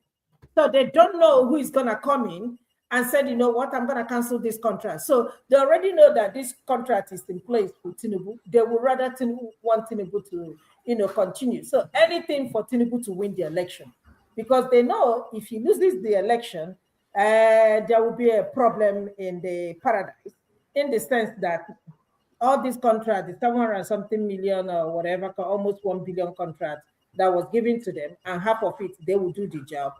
Come on now. That's me. I'm going to my sister. God bless you. If I want to, let's say, yes, I just came in to tell my brother. No, at least I'm happy that you came and challenged me on that one. My own opinion is well known. I don't subscribe to this type of way of dealing with our problems. Because our problem is in-house. We have to deal with our problem in-house. And we have to change whatever circumstances we are facing in-house. Nobody is going to help you sort it out. They will just take advantage of you. I feel sorry for anybody that does that. If people man come and start crying to me about their problems in their country, and I'm a Nigerian leader, I'll be so happy. Like, oh, tell me everything. What is the problem? Who is that person that is doing you in? Tell me all your secrets. Because that's my job. And that's exactly what we do. Every time we go there, we think, I don't know where we got the idea that it is their job to help us. This is why we are suffering. Nigeria has one of the lowest life expectancy in the world, and we are not even being sanctioned. We shouldn't have to live like that. So, if you have a budget of $30 billion, tell me, like Dexter, if California today in America, which has about similar population as Nigeria, maybe less, actually less population than Nigeria, if they have to make do with the budget of Nigeria today, what do you think California would be like? If California has to make do with the budget of Nigeria, $30 billion. You are getting it wrong. That analysis is, it's like you're putting the cart before the horse. You only get budgets based on the human capacity that you have, based on the infrastructure. That's why I think the third world countries actually have a higher growth, are estimated to have a higher growth rate than developed countries, because in developed countries, they already have the systems in place. All they are trying to do is maintain it. So California, their budget is driven by what they are going to do. It's not just an arbitrary figure do you understand? And it's also driven by what they have invested in. California, Silicon City is one of the most successful businesses in the world. What are the resources in Silicon? Is there any raw material for Silicon City? Silicon City is just people's brains. That's what Silicon City, Silicon Valley, is people's brains there. They are harnessing human resources. Nigeria, we don't harness human resources. You have over 200 million people. You can't harness them. They have become ragtag Boko Haram, and they are rolling. That's what is happening in Nigeria. I agree with you, but it's not where tax comes in. So it's not about tax. It's not about, look, even in California, they give all those guys in Silicon Valley tax break. It's not about tax. No, but they have money to give tax breaks. If you don't have money, they won't give tax breaks. Tax comes from adding value. In California, they make an environment whereby you can come and invest. In fact, Elon Musk is he not taking Tesla out of California and taking it to Texas? You create hold on. By that point, you said tax comes from adding values. Yes. So do you agree that there are some companies in Nigeria that add value? Forefather, see, the way you are looking about tax. Don't run away from it now. Let's follow your argument. That is not an argument. So you see the reason why, if I may, the reason why you are arguing is because you aren't appreciating that Nigeria is a country that builds failure upon failure. It doesn't build. It doesn't build. Why can't you accept the country that you Yeah, come from? I do accept Wait, that. let me We are, land. we are talking on the I, narrow I context. haven't finished lambasting. If you look at that, if you look at that new place that they call Atlantic, it's a wonderful idea. They have gone and they've spent a lot of money building on top of water, a new terrain. Now, if you look at the properties that they have on there, you know, you have a clean sheet, a clean canvas to paint a most delightful painting. But when you look at the standard and the quality of the properties that they're building upon that land and the infrastructure that they are trying to erect, it is not first class. It is something that you can build. You don't have to spend money building into the sea. You can build it in Onitsha.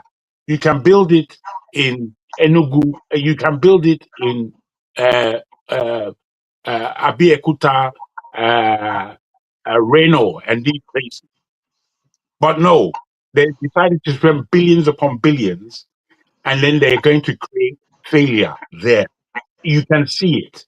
That place should have been finished 5 years ago. It's got about 5 buildings on it. Pathetic. It's pathetic. This is what they are doing with the money.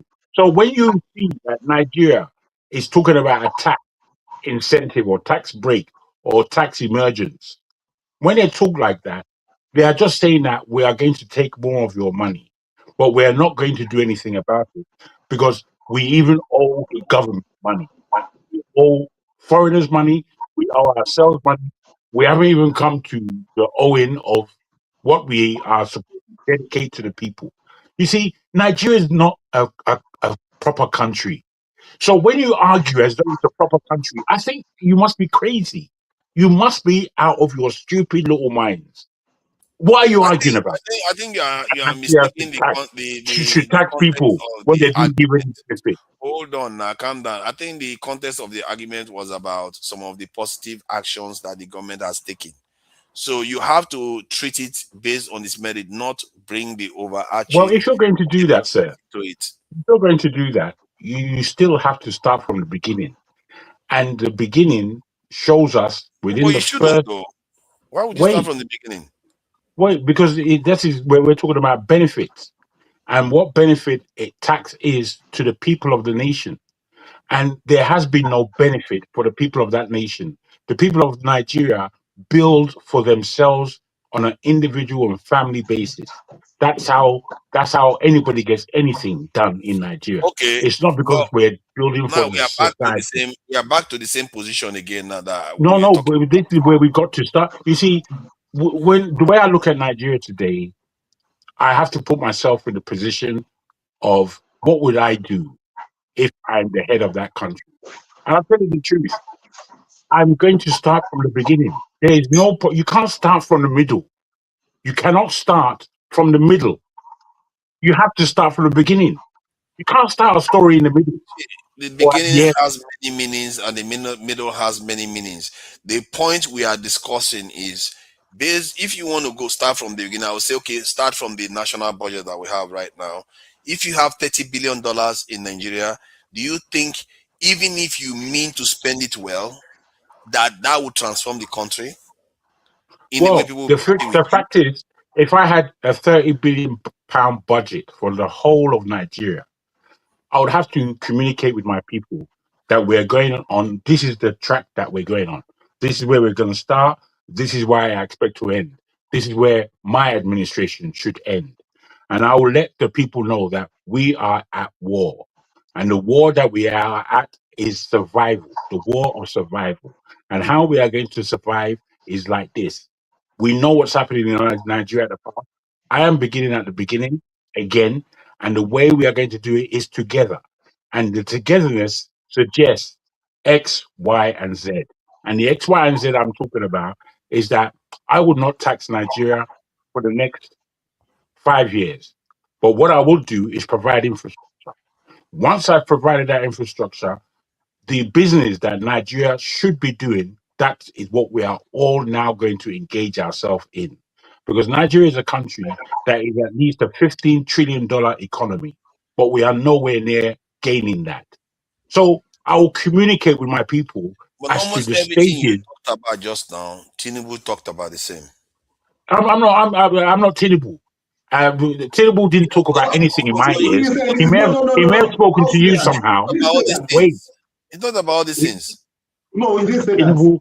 He said he has to start all over again. That's why he had to remove the fuel subsidies and everything. We have to start again because the country is not in the That's why he put the currency. No, forefathers. One key thing Jagaban said there. He said he won't tax the people for the next 5 years. He will use it to build.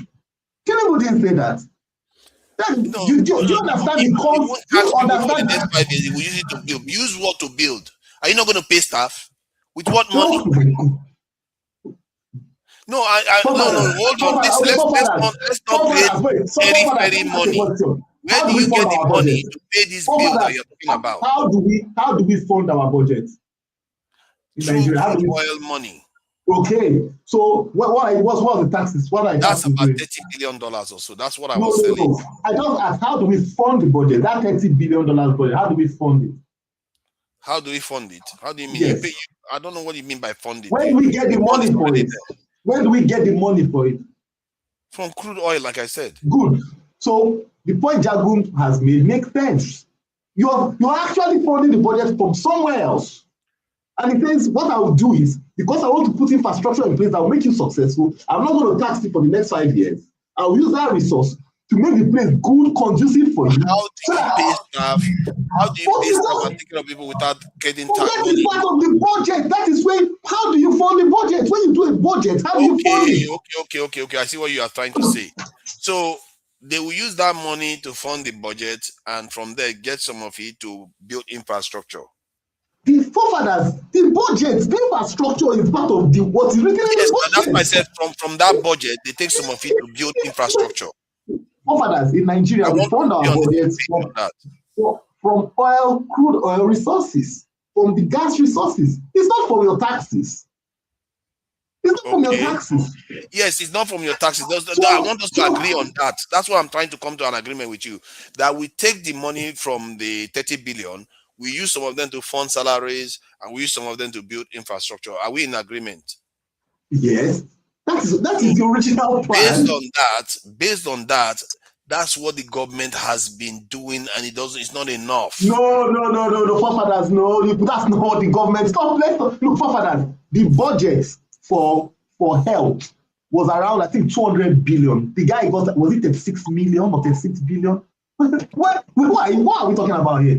No, that one is not. It's clearly not enough money, and we don't necessarily. The point is this: you are saying that you are creating an ideal situation that the government has said we need a budget of 30 billion, and they have used that money judiciously to achieve the purposes. That's not what they are doing. I think the figure that you are quoting in billions is not accurate for health.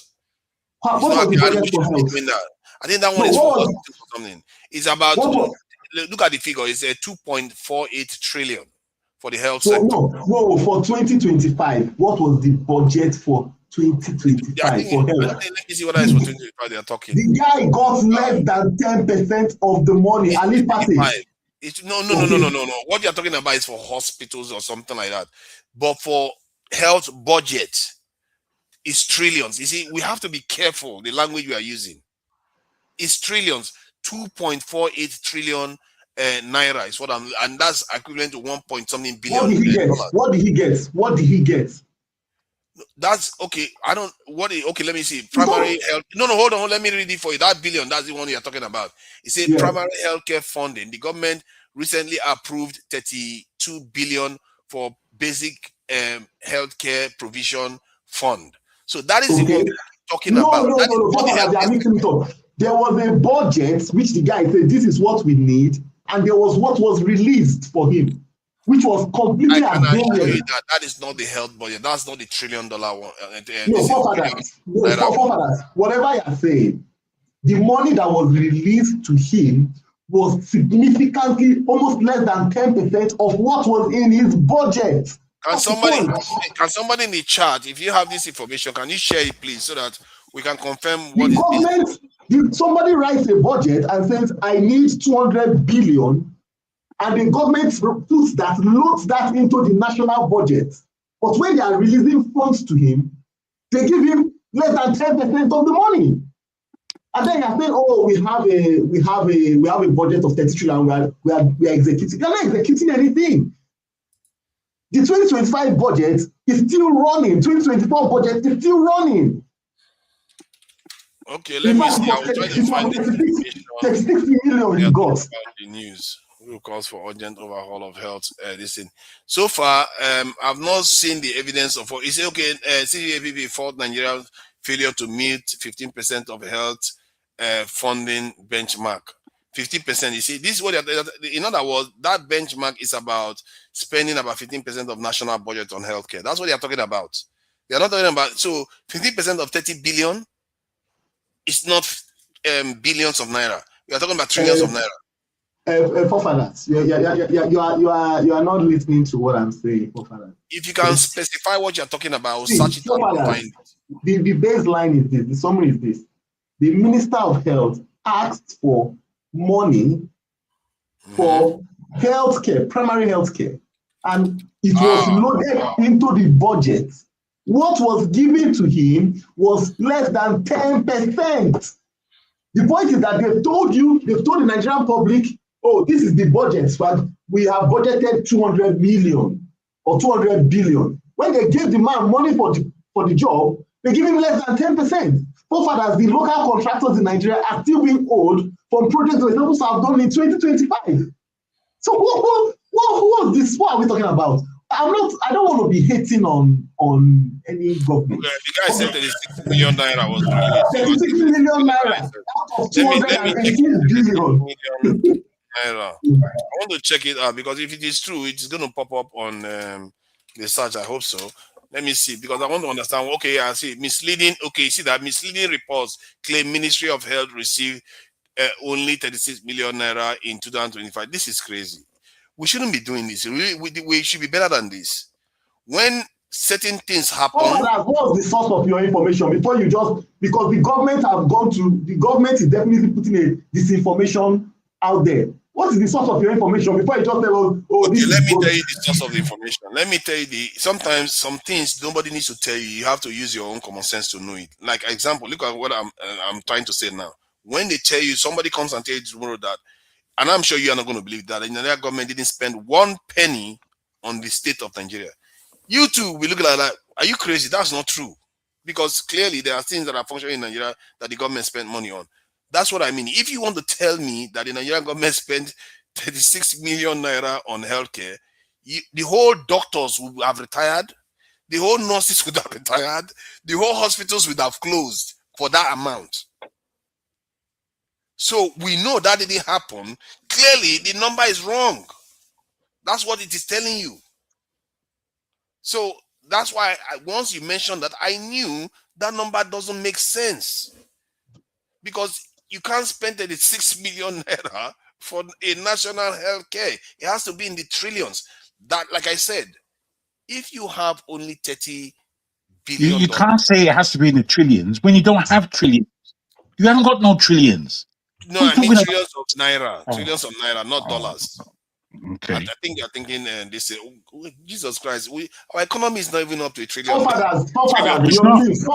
The news is there. Forefathers, let me read the news. The 2025 capital budget for Nigeria Federal Ministry of Health has faced intense scrutiny due to the extreme funding gaps. Out of a total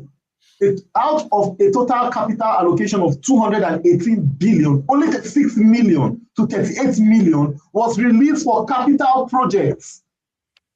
For capital projects? Yes. So that amount, I think what I'm reading here, they call that misleading information. And before you go on, that budget is not a health budget. That's for primary health care. But it's not the health. The point is this. Whether you call it, okay, forefathers, let's look at it this way. Primary healthcare center. How many states are there in Nigeria? 36 states. 36, okay, including the federal capital territory. 37 states. So with 36 million, it means that for all the population in each state is 1 million naira. that will take care of the primary health care. What are you talking about? Let's think about. Let's just rationalize it for fathers. 36 million for fathers. 36 million for 200 million plus people. Primary health care. No. I'm not saying it's enough. Let me ask you a question. Is that the kind of society you want your children to grow up in? God you see, brothers, we shouldn't waste time arguing about rubbish, to be honest. We should use this time well, which is to really understand where we agree about Nigeria. And for me, we should be agreeing upon that it has failed. Nigeria's failed. And we have an opportunity to resurrect it. Nigeria is deeply in debt to itself. And the debt that we need to pay for itself, we don't have that money. We don't have it. So therefore, what do we do is where we should begin our discourse. What we do is to really understand that we have to use a lot of muscle in order to bring ourselves to where we should be. Brain muscle, the spirit in itself, and the physical energies that we have to bring ourselves out of the myopic vision that we have as a nation. If we do that, we will resurrect who it is that we are. Because the more we argue like how we're arguing, the more we're going absolutely nowhere. I don't agree with you, forefather. I can't agree with your way of bringing Nigeria as a nation to the fore. I can't agree with it. You're arguing from the middle, and the middle is defunct because it has no beginning. We have to have a beginning. I don't like the way we talk. I don't like the way we waste time. I've been listening to the show since Dr. Damages was on, and I've been listening and wanting to come in. I felt that, look, how we speak is as though we actually come from a nation that makes sense. We don't make any sense to anybody in the world.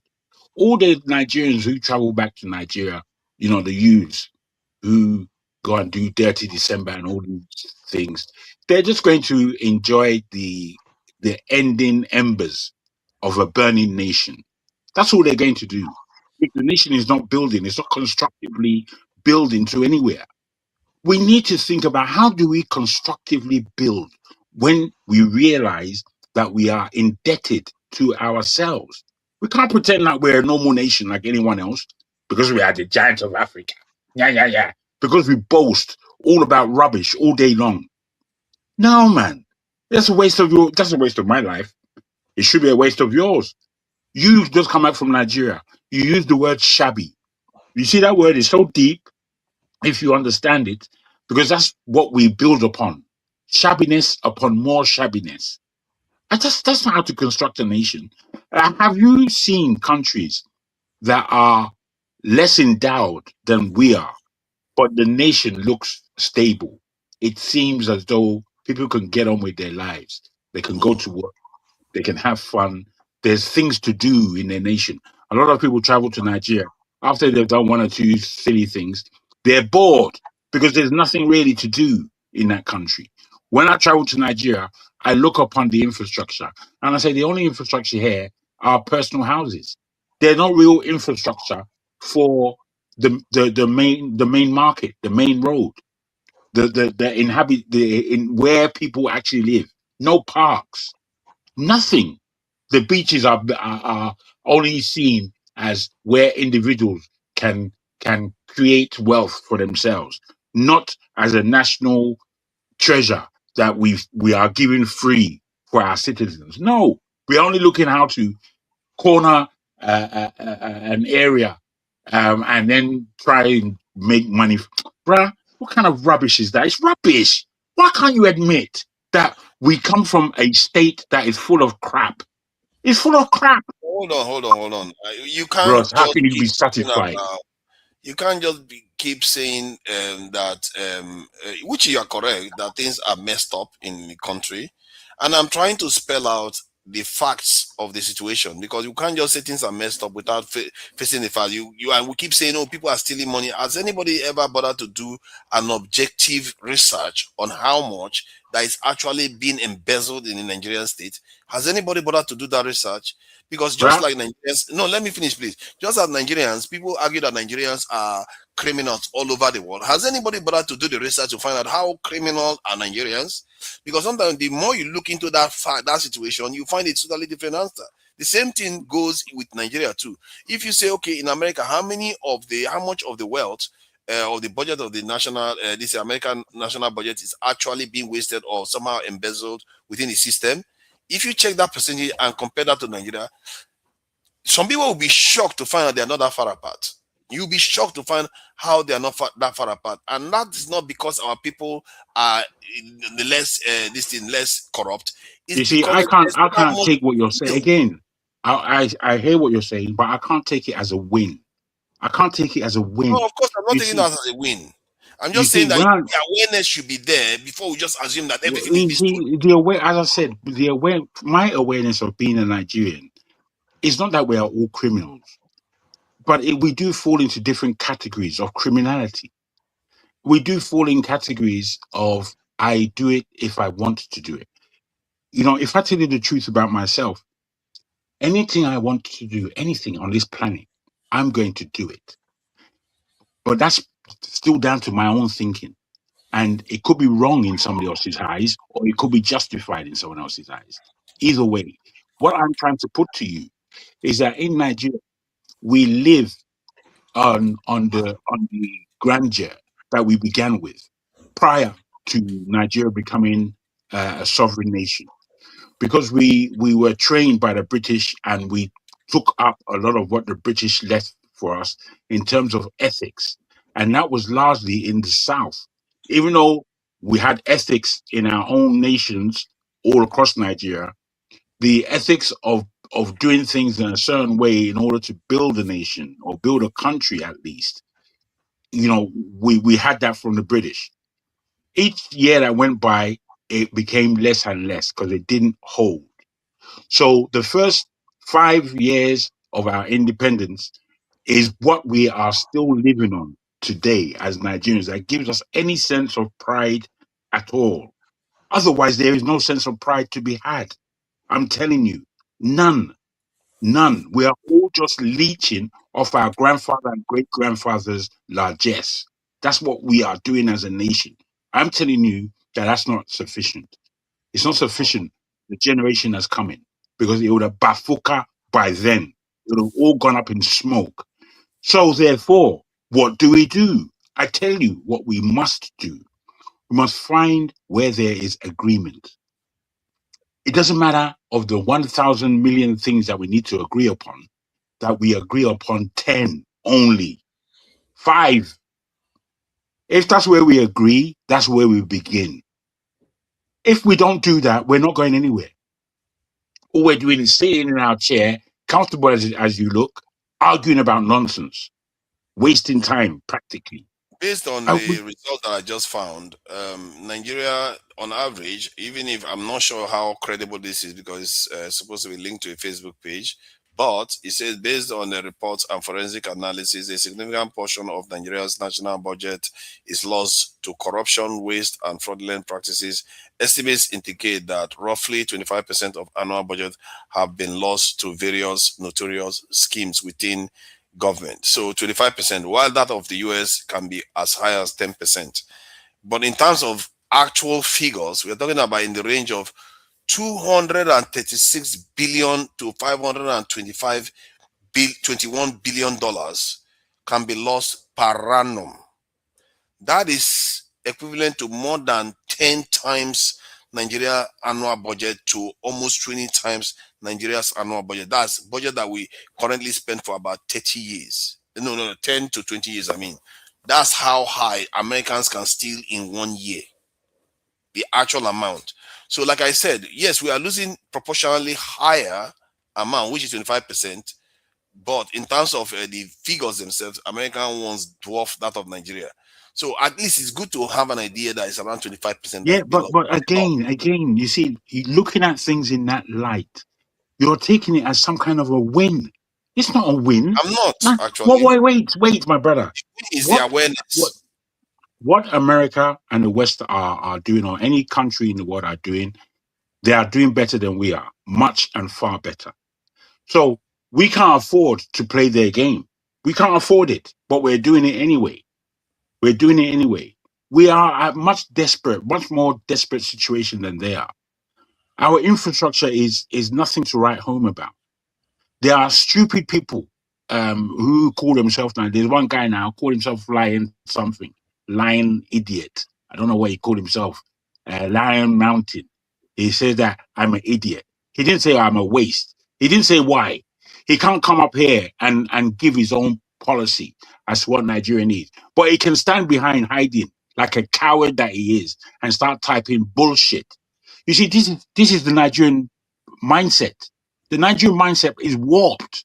It's not you said it earlier that Nigerians don't know how ignorant they are. This is the fact. Nigerians are ignorant to the point of ignorance upon ignorance, which is why we build failure upon failure. It's why we do it. If we do not, you see, Nigeria is not complicated as we think, even though, yes, it has. But you say that though, when we try to understand where our budget is going, it's not to say that we know where it's going. We know, brother forefathers, we know that our budgets are going and have been going into the pockets of our so-called elite and whoever can get away with thievery. That's where it's going. Yeah, hold on. My problem is that some people think that 100% is going to them or 80% is going to them. But now, objective figures, I wouldn't call it objective, but at least the figure that is out there says it's about 25%. So now we know. If you know that 25% is being lost to corruption, you can look at ways to reduce that further so that more of that money goes to the states, isn't it? That's the What about this? What about the fact that 25% goes to corruption? What is the 75% doing? To the state, to the people. Okay, but can you see it? Can you see what the state is doing? I can't. I can see it. I can't see it. You can't see it. No, I can't see it because, my brother, it's not because of the 25% that you say is going to corruption. Corruption is everywhere in the country, and trying to fight corruption in the way that wait. Trying to fight corruption in the way Buhari and all these people have tried to do is not the way to go about it. You're supposed to build up an infrastructure and a body of people that act in a certain way. And the more those people are given power, the less corruption that there is. But it's never, corruption will never end.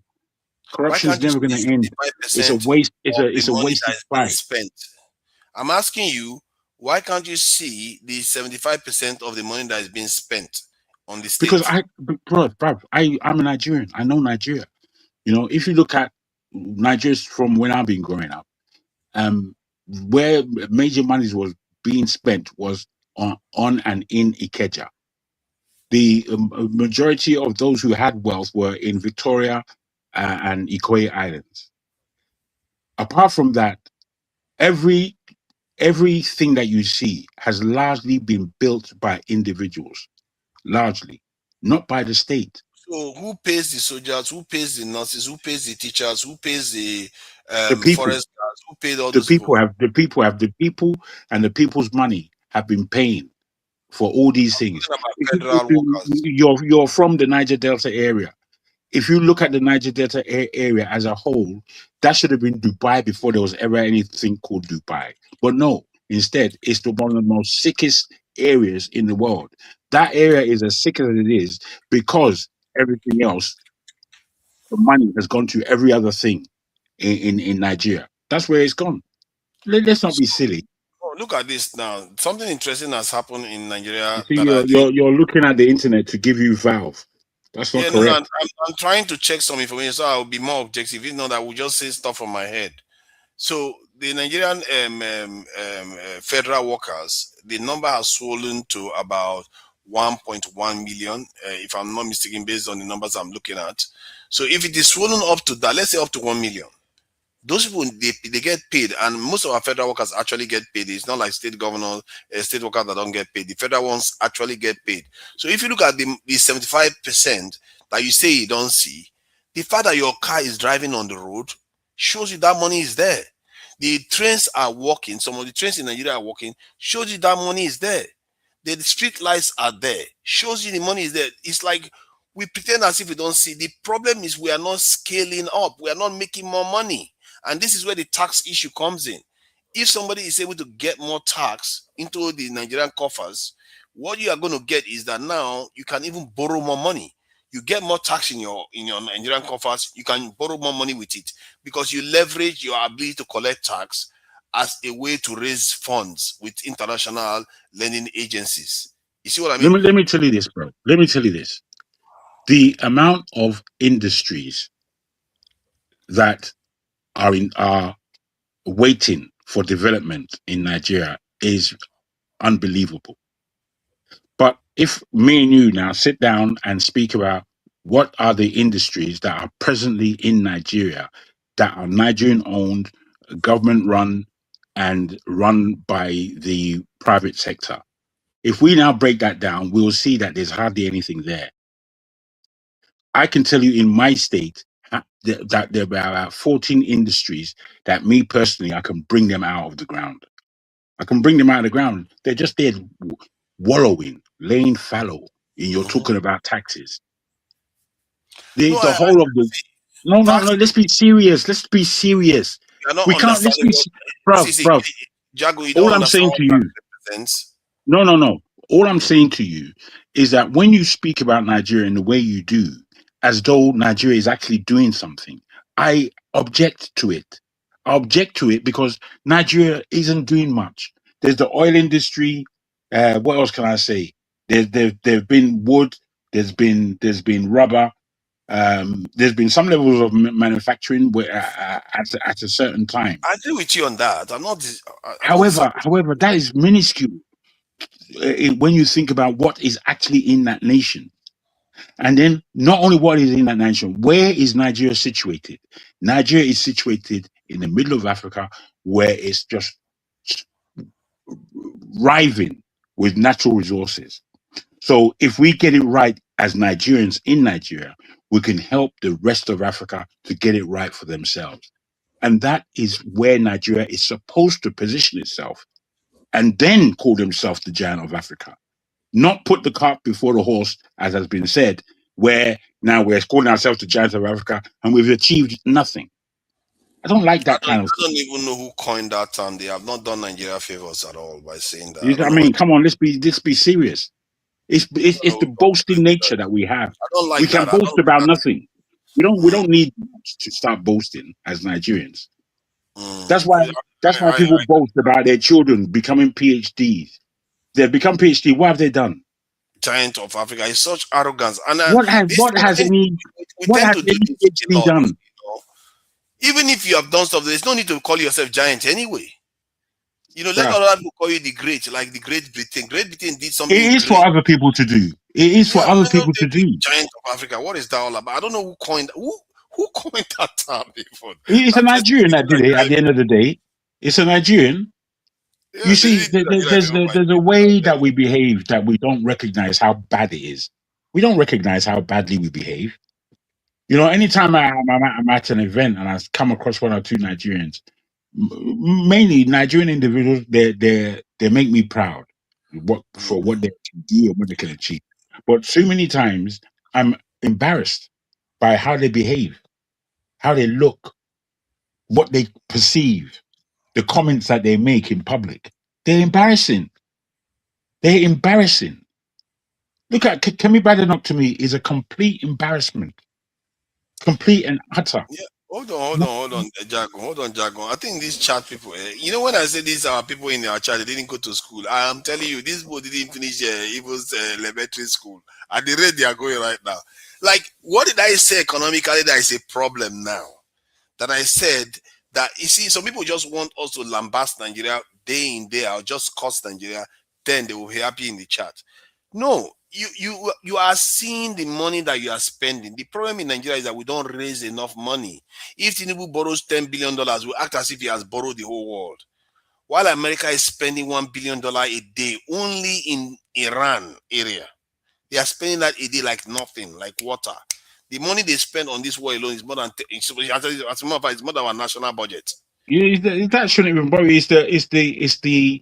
It's the problem of somebody like Pansat, who should be a man who knows better. He's blaming Yorubas because Igbos are saints and they have no blame of anything. It's like, are you stupid? You can't be. But again, we have to forgive him because it's Pansat, and we allow Pansat to talk any kind of rubbish he wishes.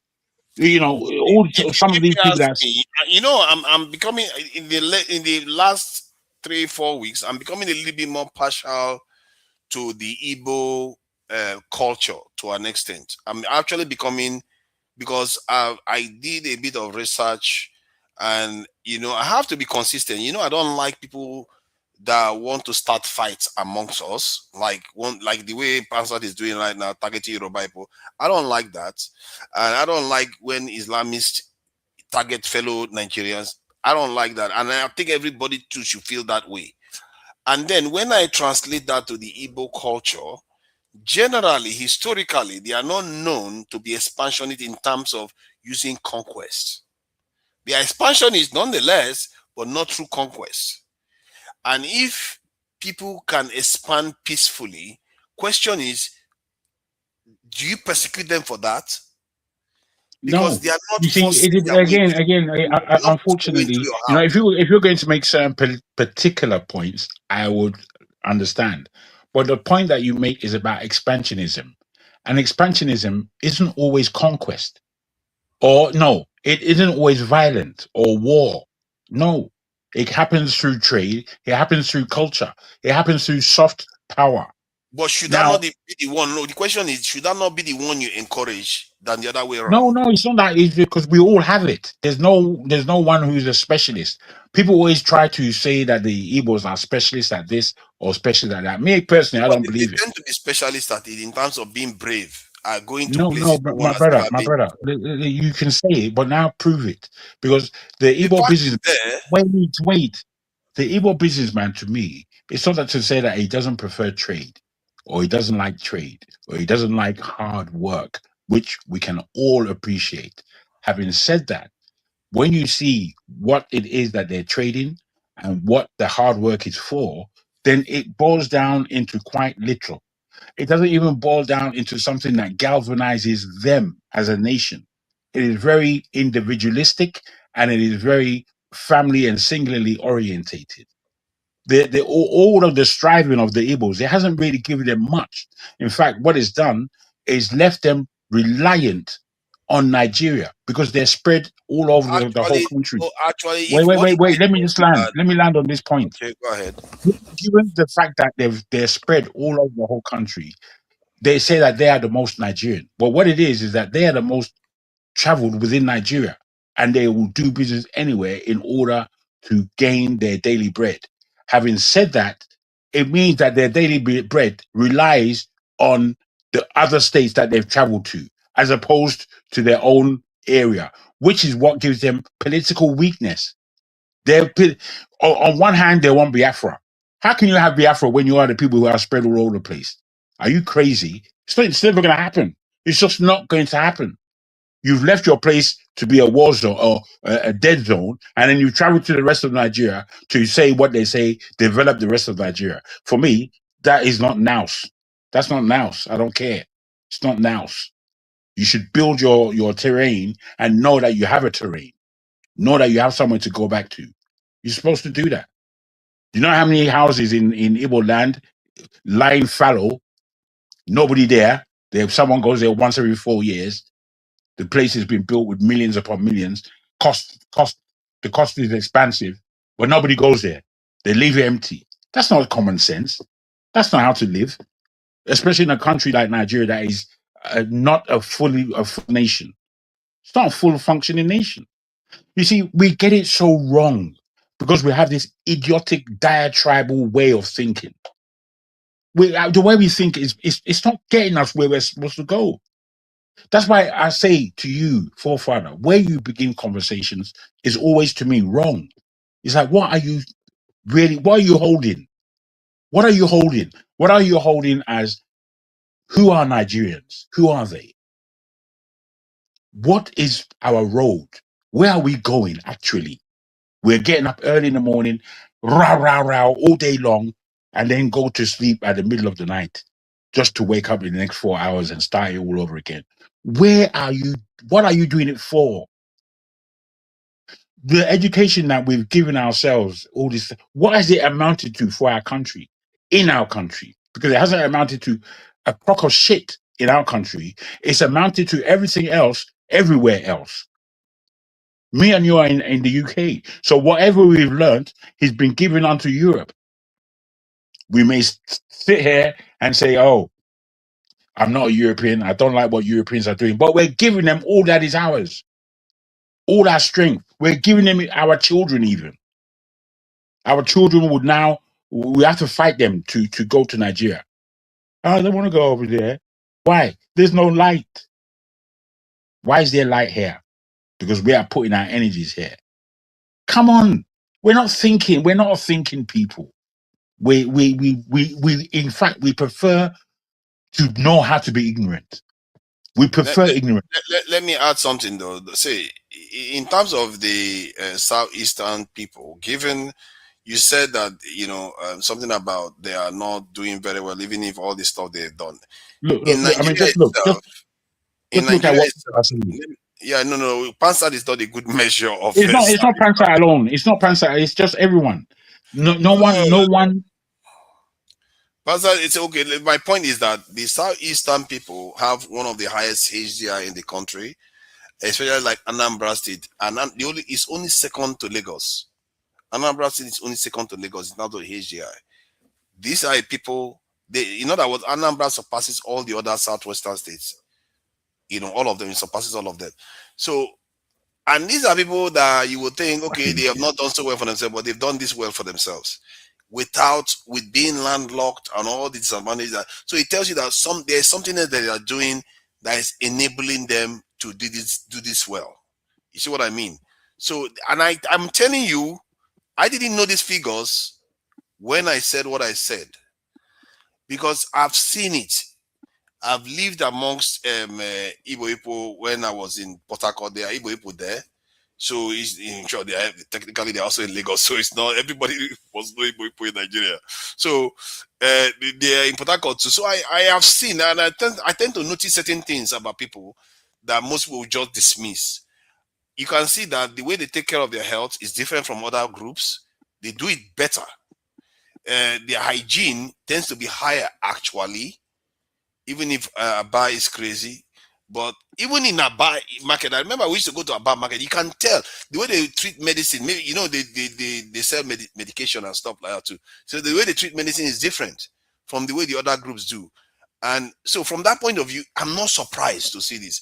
But the last one that gave me a bit of an insight, which I normally say that they have this Abel syndrome, but it's almost cemented in by the fact that they don't resort to violence to expand.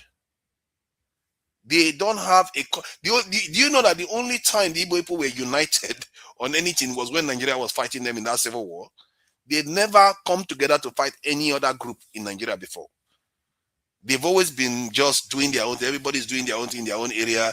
If they have any enemy here, they will fight that one. That group will fight that enemy. Not as a whole Igbo people. Nigeria made them that to an extent. Actually, Nigeria forced them to be part of one group, and they became like that. And based on the record that they don't use war like the way the Fulanis did, and various other people like to conquer different places to take over their territory, to expand their space, they don't do that. And you would think because they have a small land, they should do that. But they don't, because that is not their nature. And I don't know whether this world that we are in, people that don't use force to expand their territory, they should be discouraged. You see what I mean? The people that are actually using force are the ones we should discourage, not the ones that are not using force. You see, That point that you're making, you've made it twice. I don't know why you're saying it so much. No, because Very, it's important. wait. Because the future. Waiting. No, hold on. The I've reason said why two words. I'm trying to hold on. That point is No, very I've important. said two words The reason now. why I I've say that listened. because the entire humanity, our future hangs on that. That is how important it is. You can't have I'm not saying. Listen to me. Listen, using because war. I am critiquing not the Igbos. I'm critiquing Nigeria. There's many people that don't see that because they believe that them as Igbos, they are saints, and as saints we can do nothing wrong. Fair enough for any idiot that wants to think that. However, No, that's not what I'm saying. No. Me personally, I'm speaking not just to you. I'm speaking to those listening and idiots in the panel in the comment section. The best of my friends are Igbo for reasons known to me, but that doesn't say that I can say this or say that. Because everybody believes that you should only say this thing. The way we think, I don't even like comprehending it. It's just so weak and rubbish. One said, you sold your uncle's house. Do you know my history, you fool? The way we think, it's like, with this kind of thinking, is this what we're taking to bring to the world stage and travel forward and have the world following us? Is this the kind of thinking that we bring? It's not sufficient. It's not sufficient. Nigeria stands in a position, just as you rightly said about Iran in the last. I was listening. You're correct as far as I see. Iran is well positioned, not just to be a world power, but to be righted, that they can tell their story anew from the beginning. Because if they tell their story accurately, not have the West tell their story, they tell their story, the world will be on their side. To be frank, me, the first time I heard about terrorism and I saw somebody in Palestine blow himself up, and at the same time of blowing himself up, he blew up 21 Israelis. When I saw that, I thought, how do you fight when you have no arms, no weaponry, and there are people oppressing you? How do you actually go to war with such people? And then I looked upon it that this terrorism isn't all craziness, or it's deeper than the craziness that someone would suggest that it is. Whilst I don't like anything like that, check it from the point of view of that person. Try to see it from the point of. Stop supporting a war crime. That is a war crime to attack. No. You see, all this political correctness that you are involved with. It is about that. It is. Stop arguing rubbish. No, we're not going to argue rubbish. Don't tell me rubbish. No, we are not going to argue. Bro, this is why I said we have to try to talk to each other, not tell people off. Yes, but that's what you're doing. You're not trying to hear me out. You're not. You are just no. What you should have done is heard me out. I'm heard you. I'm trying to make sense. I'm trying to make sense. I just want to take one point and keep quiet again. Okay? I'll keep quiet again. I was just saying that this is exactly why I said the point I was making earlier on was very important. You can't have people going around using force and killing innocent people. We have to discourage people. Okay, you said it. You said it now.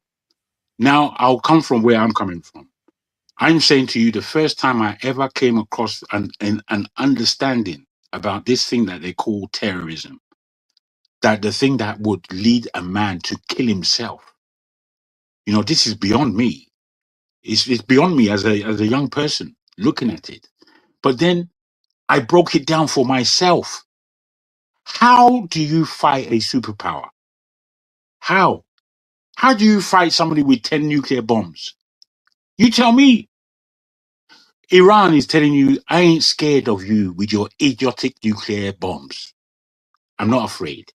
If we're going to die, let's all die. You think that you won't be included in death? Or is death beyond you? It's when death is beyond you that I will be afraid, is what I'm trying to put to you. Death is beyond no one. Don't care what you have. Don't care what you have in your back pocket. I'm not going to be afraid of you. Why should I be afraid of you? Who are you? That's what it actually underlines. That's what it underlines. And unless you have that kind of mindset, you're living in fear. I tell you something about the Nigerian. The Nigerian lives in fear. I don't care if you're from north, east, west, or south. Basically, you live in fear. Your culture is one built upon fear and oppression. So that you live in fear. Generally, you live in fear. I'm not kidding. When are you living in fear? When you live in fear, how are you going to build a nation? A fear of fearless people. I How? agree with that.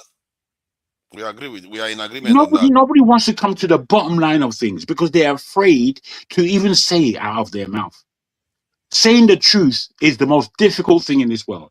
And if you look at the comment section, you can see cowards, people that can't tell themselves the truth. They can't because they want to intellectualize everything. Everything's to be intellectual. Oh, I went to Harvard. Fucking rubbish. I don't respect you. You're an idiot.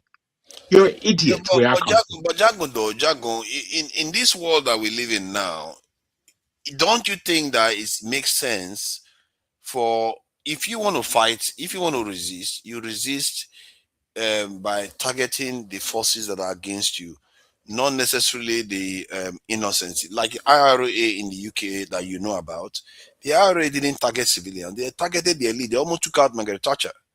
So you go to war with the military, you go to war with the establishment that are coming after you. Don't target innocent civilians. That is I'm not all. saying. You see, again, I'm not saying that I agree with any of these things, but when you find yourself in a position of oppression, you have to know what it is that you're actually doing. Whether you're going to do it like the IRA, or you're going to do it like the ANC, or you're going to do it like the PLO. I don't care which one you're going to do it like, but you have to be doing it. I really don't. You know, it all that is down to the integrity, the mindset of those who are putting it forward. That's what it comes down to. If Mandela didn't waste his time, 27 years in prison for his black people who are now telling him that he wasted his time in that prison, they should have left us under apartheid, where at least we won't have to deal with foreign Nigerians, foreign Zimbabweans, and all these other black bastards that are coming into our country. We won't have to deal with them. We would only have Oyumbos to deal with. That's the sense that they're telling us. That's what they're telling us today. South African black people. They're telling us that we black people in the rest of Africa, you people should leave us alone. Get out. We don't care about the help that you gave us. In fact, we don't care about 27 years Mandela spent in prison. That's the breakdown. That is the breakdown. That's where we are. What do you make of this? Let me just play this video for you to see. Let me see. Where is that again?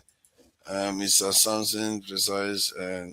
I think this was about. I'm trying to find a video about this thing. Let me see. I think it's this one. Yeah. Let me remove this other video. Keen security interest of us. If Nigeria does well, Ghana does well. I mean, when you have cousins, 250 million of them, you want them to do well so that 1 million of them don't come drifting towards a small country like Ghana. So every day I wake up, I pray for Nigeria. I say, God, let Nigeria get their act together. And so I remember when a lot of the people in Ghana migrated from Nigeria. They find their roots from the Yoruba kingdoms and all that. And so the Ghana people and all, migrated from Nigeria. And so, you see, so what do you make of that? Because they are laughing. It's almost as if, I feel like to an extent he's basically telling the truth that any country next to Nigeria has to be, they have to be praying and pissing in their pants whenever they see that Nigeria, something wants to go wrong. So there's an element of truth there, but the laughter that you see in the background, and if you take that into account, the context that Ghanaians blocked Nigerian traders from bringing onions into their country to sell, and they did something similar to the Burkinabes in the north, and they seem to be quite xenophobic against fellow African countries. And in that context, it almost appears as if he's mocking Nigeria in that statement. So what do you make of it? It's like, why do you think that fellow African countries, instead of them to be looking for a way to cooperate, they are busy mocking each other and taking snipe shots at each other. Not even each other. Nigeria doesn't do that. They are the ones doing it to us. I don't know. What do you Well, I make will of say this to you.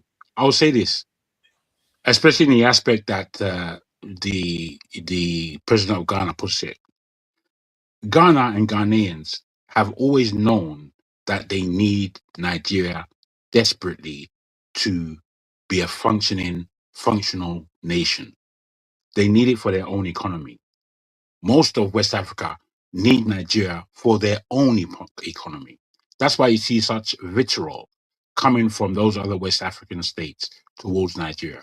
I don't like it, but somehow this is the reality, and somehow we deserve it because we haven't got our own house in order. If we had our own house in order, we will benefit greatly the whole of West Africa. We'll also benefit greatly ourselves. But again, because we think in a very archaic way, if you just read the idiotic, stupid comments on the comment section, you'll see that we're not thinking people. We are stupid people who are afraid. None of those idiots. No, I'm not leaving them. They're part of it. Wait, just leave me alone. Don't just leave me alone, Joe. Let me use my words. Let me use my words for what I mean to say. Don't put words in my mouth. I don't like when you do that.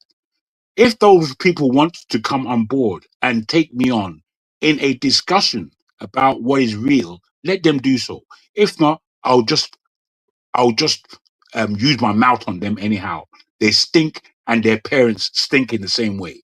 Full stop. I've got nothing else to say, because if they were critiquing me based on what I'm actually saying, then I'll be able to respect what they're saying. It's not proper now. You can't Bruh, make people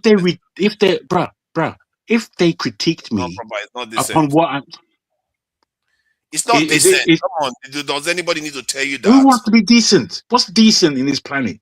Did I bring my credentials of decency for you? I didn't. Yes, you should actually, because when I started the show, I said we are not going to come here to kind of, be mean to people and stuff like that. You know, if I make half the comments that are made on this platform, that policewoman, she'll block me and start doing all kinds of stupid things. Look what's been said. You're talking about decency. If I'm to be decent, everyone else should be decent. I'm not going to be more decent than idiots who are around me because they are idiotic. Then I will start playing. I've called them illiterates already, but you can't. Anyway, I'm not talking about them as though they're that important. They're as stupid as any other Nigerian who are demeaned as being stupid, because that's what my feeling when I know, bruh. I was in England when I saw the amount of Nigerians coming into this country. First it was a drip, then the drip became a flow, and then it just went wagga. Everybody was here, bro. I saw it happen. And that is me looking at the destruction of a country called Nigeria. Because the best of the best were coming out of the country. They were leaving. And this is just England. I didn't speak about America. I didn't speak about the rest of Europe. When I went to Japan several times, do you know how many Nigerians I saw there who had run away from the country? In fact, I've got a film script written called Escape Nigeria. It's fully written. I write scripts from time to time. I just put them down. We're not telling the truth about ourselves. What we do, we start a discussion in the middle, and we are not going to get anything from it. You've said this multiple times. What is this discussion in the middle thing that you keep saying? I think we again because we don't the beginning of everything. And where's the beginning? No, when I say the beginning, I don't mean for us to go back to the 60s. I mean for us to stop and understand is that the thing called Nigeria it's actually failed. It's only we who are continuing the rhetoric of it. It's actually already failed. It's kind of past tense. By the metric of the cohesion or the lack of cohesion within the country. There is no. The only thing in that country is that we go from pillar to post, from the military rule we said that no, we don't want this oppression. So we went to civilian rule, and the civilian rule since the beginning of it in 1999 has been the same old thing. So would you say the US has failed? The US, Yes. in what dementia, in what respect? Because the division in the US is just almost as stark. I would say to you, forefather, if you are looking at the world properly and you've looked at the world's history in certain ways, America can come to America can come. Announcing that they want to scare Who him. is that? Who is that? Even announcing that shows that he's scared. That was if you didn't know you were here. Sorry. There's no problem with me. Sorry, I thought somebody was. I thought it was somebody else. It's all right. It's all right. Yeah, if you, my darling, no problem at all. What I was trying to say is that if we're looking at the world the way it is and what's happened historically, America is defunct. With President Trump leading America, the way he has torn up every kind of international law and how we proceed internationally. I mean, the war he's doing now is completely illegal. Having said that, the war that Blair and Bush did was again completely illegal. So when we keep going down these roads of illegality, do you think that nation is going to last? It's not going to last. Xi Jinping is the only grown up in the room. Yeah, but the nation will last based on the fact that almost all superpowers that existed from 2000 years ago are still standing today. We can say the standing doesn't mean that they're still. Britain is no longer really a superpower. They've got. It doesn't have to be a superpower. They are doing just fine. That's my point. No, they're not doing just fine, forefather. They're not doing. That's what we see. Oh God! Come on, they are living. My point is that they are living relatively well compared. Like if you look at the world populations, they live at the top 5 percentile or 10 percentile at the least. So this is what what's the president, the beginning president of Singapore, Lee Kuan Yew said about Ghana and Nigeria. He said, "I can't believe Ghana and Nigeria have not succeeded." And this is 1965. So Nigeria was already 5 years old, and he saw all the cracks. He said, "How has Nigeria failed? They have much more than we do. They have more land. They have a greater manpower. They have brains like ours. But why have they failed?" He said, "If I don't find out why they failed, I cannot run this country." So he went to find out how Nigeria failed. This is 1965. Me and you wouldn't even look at Nigeria as a failure at that point. But he did. He was seeing all the cracks. He saw all the cracks. He turned the whole thing around. No, it wasn't just corruption, even though corruption was a major thing. You see, if you're a poor man and you haven't grown up with certain level of ethic, as soon as you come into any level of wealth or to build wealth, you will be a thief. Without ethics, you're not going to succeed. So I don't know why you believe America and all these countries that are corrupt to hell aren't going to go the same way. The way President Bush and Tinubu, they're the same kind of character and personality. The same. Maybe Tinubu is more educated than Bush, but they're the same character. The same. These are the people that we elect. We elected them to run for us. I can talk about the thievery of the corruption of the political system and such. However, he's the one running things. So we are satisfied that he is our leader. We are satisfied. And within that satisfaction, every one of us knows that it's the wrong person running that country. Everyone knows.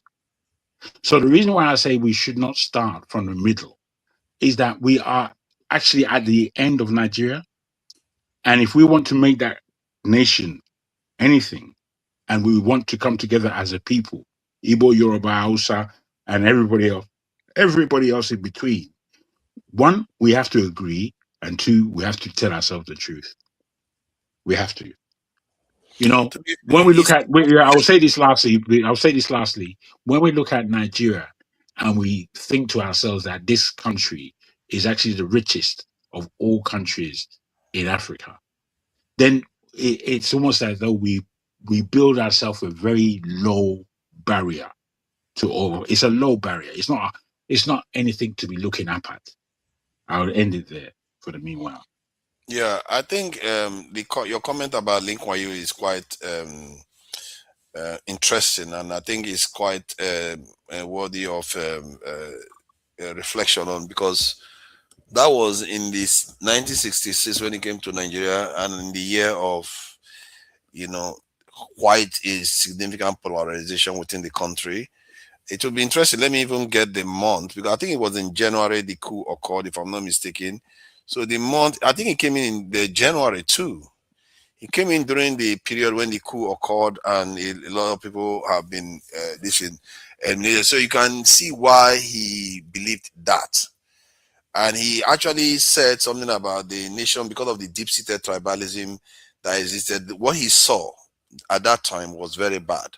So I wouldn't be surprised anybody would be negative when the nation is about to go into a civil war, because the events that lead to a civil war tend to be extremely, extremely polarizing. And that's what leads to a civil war. And in a way, America is also close to that. This is why, more than 50% of Republicans believe that they should break up the country. This is in the superpower of the world. So that's why I said, do you think America is failed based on that? And most people will tell you that, come on, are you joking? How can America have failed? America has not failed because they are the superpowers of the world. And I don't think just because a country is divided at one point means the country is going to be divided forever. America was divided once. They went to a civil war and they came out of it. The UK had their War of the Roses, had all kinds of crazy wars. No, again, I think you're just quoting things that aren't stable. If you're talking about America today, and Trump being the head of it, you are talking about a state that has more or less failed. You're talking about a state that really hasn't got a necessary way forward. The way forward for them is to see which nations that they can completely oppress, steal their wealth, in order to compete with China and Russia, in order to compete with the Eastern nations. That's what their policy basically. You see, what I don't like about the way you categorize the US is because you are not taking into account the history of superpowers. Do you know the level of their debt? Do you know if their debt is called in, the nation is over? What are you talking about? I don't think you're up to date. You're the person who's not up to date. See, I'm not saying you're not up to date. No, I don't want to get angry. I'm just trying to let you know that all you're doing, you're speaking historically, because you have it to speak about, which is good. It's good that you have some understanding of history. But when we bring that history up to today, do you know that the dollar is actually worth nothing? We're spending it, but we're spending like monopoly money. It's not worth anything. It may lead to their decline. It will lead to the failure of the nation. You see what I mean? That is what is decline if not failure? What is it? Decline is not failure. Decline is like the British Empire receding into their United Kingdom. The United Kingdom is still one of the top nations in the world today. That's why I said all the superpowers that existed 2,000 years ago are generally better off than Nigeria today. This is what, if you don't know, this is what the UK did in order to get to their height that they were. They did it in 150 years. And what they did was to decimate India, colonize a good portion of the world, a third or so of the world, and steal all of their wealth. With all the covering that they're putting it, and all the fanfare, the music, why do you use the word steal? Because that's what it was. That's what it was. No, Are you theft? Oh dear. You see, this is where It's not I know. theft. It is This is conquest. where I know that there's such a depth of disagreement between the way you and I think, It's which just is a land of. fair. It's not a problem. No, wait. No, I'm wait. just trying to like for us to maybe you convince me to think your way, but I'm thinking maybe you should think the other way. Because when you say it is theft, it puts us in a weaker state, like they just came and stole your stuff. It's war. They defeated you, they took your stuff. Bruh, okay. Normally when there's war, what happens is that there's a pronouncement of war. Okay. Let me take your argument because I could agree that it's war. You understand? And it is war. Having said that, if you're going to talk that a nation called the UK went around the world, they entered into each nation as companies, not even as a nation, as companies. And what they found there was for queen and country. And the queen and country level was what legitimized them in another man's land. That's what legitimized these criminals in another man's land. So once they became legitimized, criminals. Oh God. They're not criminals. Well, what are pirates if they're not criminals? What are pirates? They are a Do nation. you really think? Do you really think that the English were the first to enter India, Indonesia, and China? Were they the first to enter those areas? They are the first to be wise enough. They weren't the first. Take advantage of these people. Take advantage. You see, this is why we pretend. We shouldn't pretend. Wait. You're acting as if there's a UN out there that says, "Hey, you're not allowed to do that." There's you see, no the thing rule. is, forefather, I tell you this: there is and was always a UN out there, and the Chinese, who were possibly the most powerful back in antiquity for the longest time, they were able to conduct themselves in such a way that they did not encroach and steal from other people. They didn't do it. What they did was through their prowess, their confidence, and their mind, their thinking. And that's what gave them, they were the richest people in the world in antiquity for a good 400 or 500 years. They were the ones.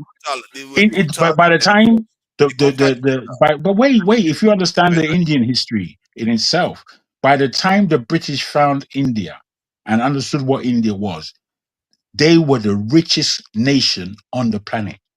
Do you know how much England took from India alone? Have you got any idea? They were the richest nation. It's not. Then why didn't they build their defenses up? Because that's not how it operated. It didn't operate like that in the East. It did not. You see, you're using your British colonized thinking to believe that's how everyone thought. Everyone in the world didn't think like that. Jagun, you're forcing yourself into a weaker position by arguing. Okay, I'm just telling the truth. I'm not speaking as though I'm fighting. Saying what you're saying is not true. The language you are using to describe yourself, you are calling them criminals, you are calling them thieves. These are men that put themselves forward, took themselves away from their homes to fight you in your own home. You are men, you fought, you lost, and they took what you've got. There is no agreement about these things. And you too, if you look at those nations within their own nation, they oppress other people too. Don't tell me about the caste system in India. No, I'm not going to speak like that. I'm not going to speak like that. I don't speak like that. What I'm going to tell you is that in the 1200s, when the Portuguese first arrived in West Africa, let's just call West Africa. You know that they didn't use force of arms to do anything. Now, between then and 1492, there were massive changes in the world. And part of those changes was the way war is fought. Within another 20 odd years, the Gatling gun was produced. The Gatling gun was like a nuclear weapon back in the day. Are you going to fight against a Gatling gun that would tear down 1,000 people and you'll do woo with spear? Why are you telling me? You are the one calling them criminals and criminals and the No. When you have that, I'm trying to. They invented the Gatling gun. They were the geniuses that invented it. You didn't. You couldn't I'm even trying to build give you. I'm we didn't trying. even build ships. They invented the Gatling gun, my friend, because they were studiers of war. In Europe, they studied war like no other area in the world. And there were areas that studied war, but they did it, as you said, in a genius fashion. I'll use your term if you wish. Now, in them doing that, it was quite different from the way other nations saw themselves and nationhood. They didn't see themselves nationhood like that. The manipulation of the British in using the Irish, in using the Scottish, in using the Welsh, in you breaking down classes, all of that is a construct. And it's a construct for weaponry. It's a construct to initiate takeover. And they were able hold on, Jago, hold on. I think you made a comment just now that I don't know what you mean by it. The use of the Irish, the use of the Scottish. What do you mean by that? I'm trying to understand. I feel like you're making a point there. because before they enslaved anyone, they enslaved themselves. And they did it through class and they did it through um, ethnicity. Ah, I see what you mean. I see what you mean. Okay, exactly. That's my point. This is a eat or be eaten world at the time. No, it's Now, not. so to It's be not. saying that they are stealing stuff when the Okay, other I mean, people are touching them, it's not you fair. can, you see, me, yeah, you and me are different. When you speak, I often get that you don't speak with a spiritual mindset. You speak very Kai, physically. Dragon, No, eh? wait. Your name is warrior. Your name is Wait, now literally we're warrior. discussing now. You can't be shocked at everything I say. You don't speak, you Dragon. speak materially. You don't speak spiritually. In the rest of the world, if you really have a look at the rest of the world, their functioning, the way they behave, is largely spiritual. It actually begins on that basis before it goes to any level of material understanding or thinking. I think I speak spiritually. The only difference is that I actually It's believe the spirit of material. the devil, the way I that know. you did the devil's advocate. I actually believe that material is spiritual too. You see, the problem with most people, they think the material is. I don't even know what they think material is. Let me give you an understand? understanding of Chinese spirituality and what it is for a Chinese individual to enter into a state of meditation.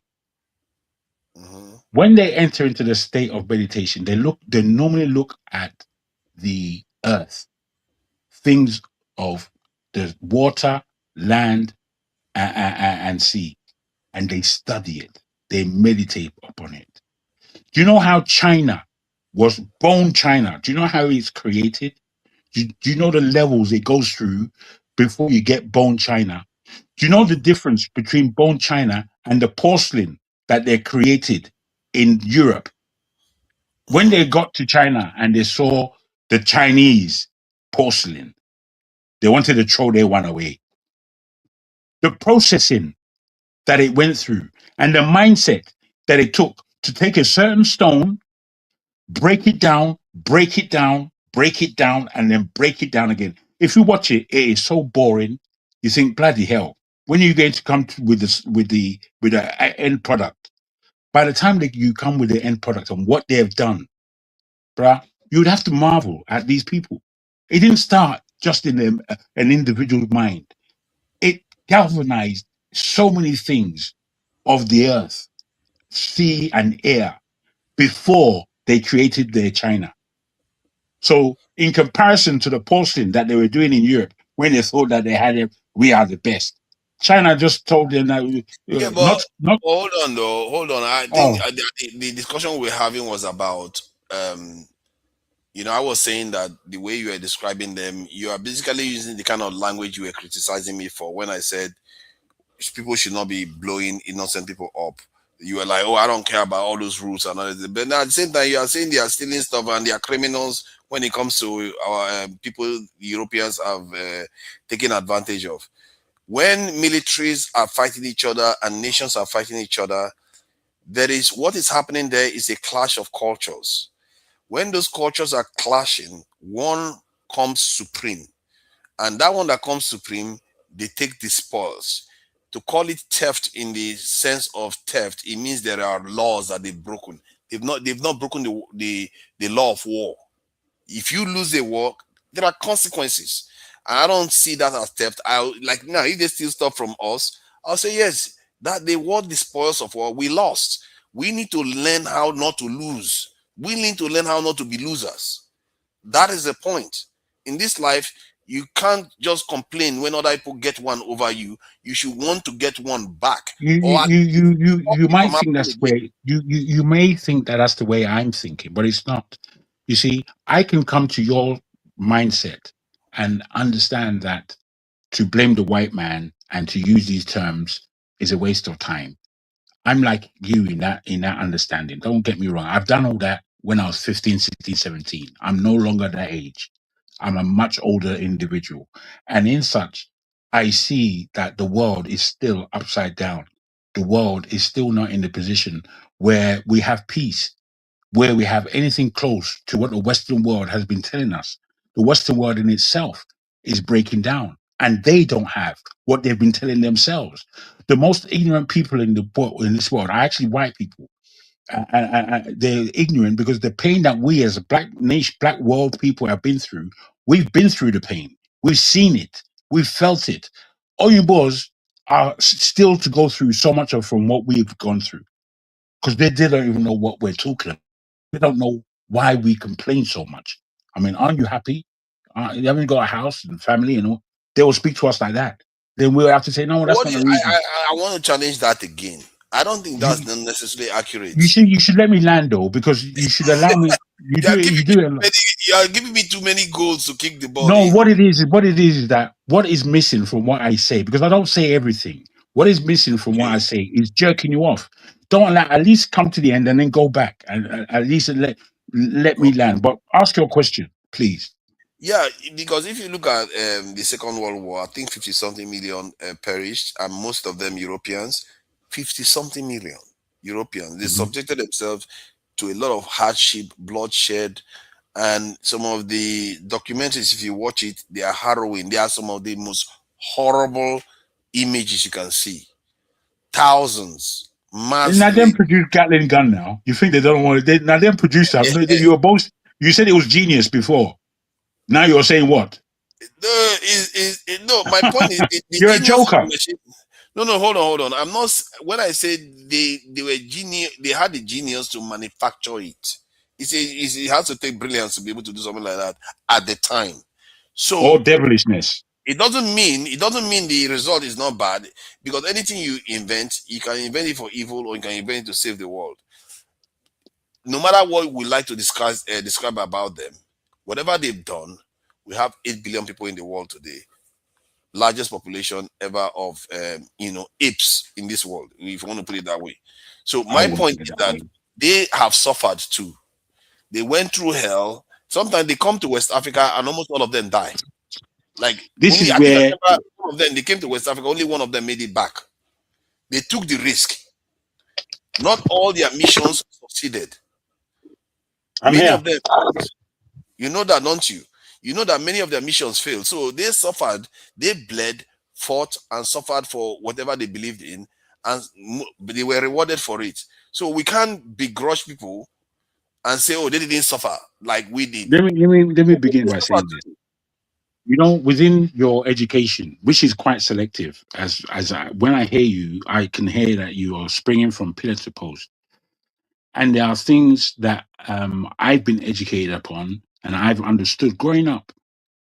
You know, there was in America between there was a time when a Irish serf and an African slave were the same, and it took them to construct what it is to be white and then offer it to those Irish serfs and the rest of the Oyinbo people who were on that level so that they can see the difference of humanity between who is white and who is black.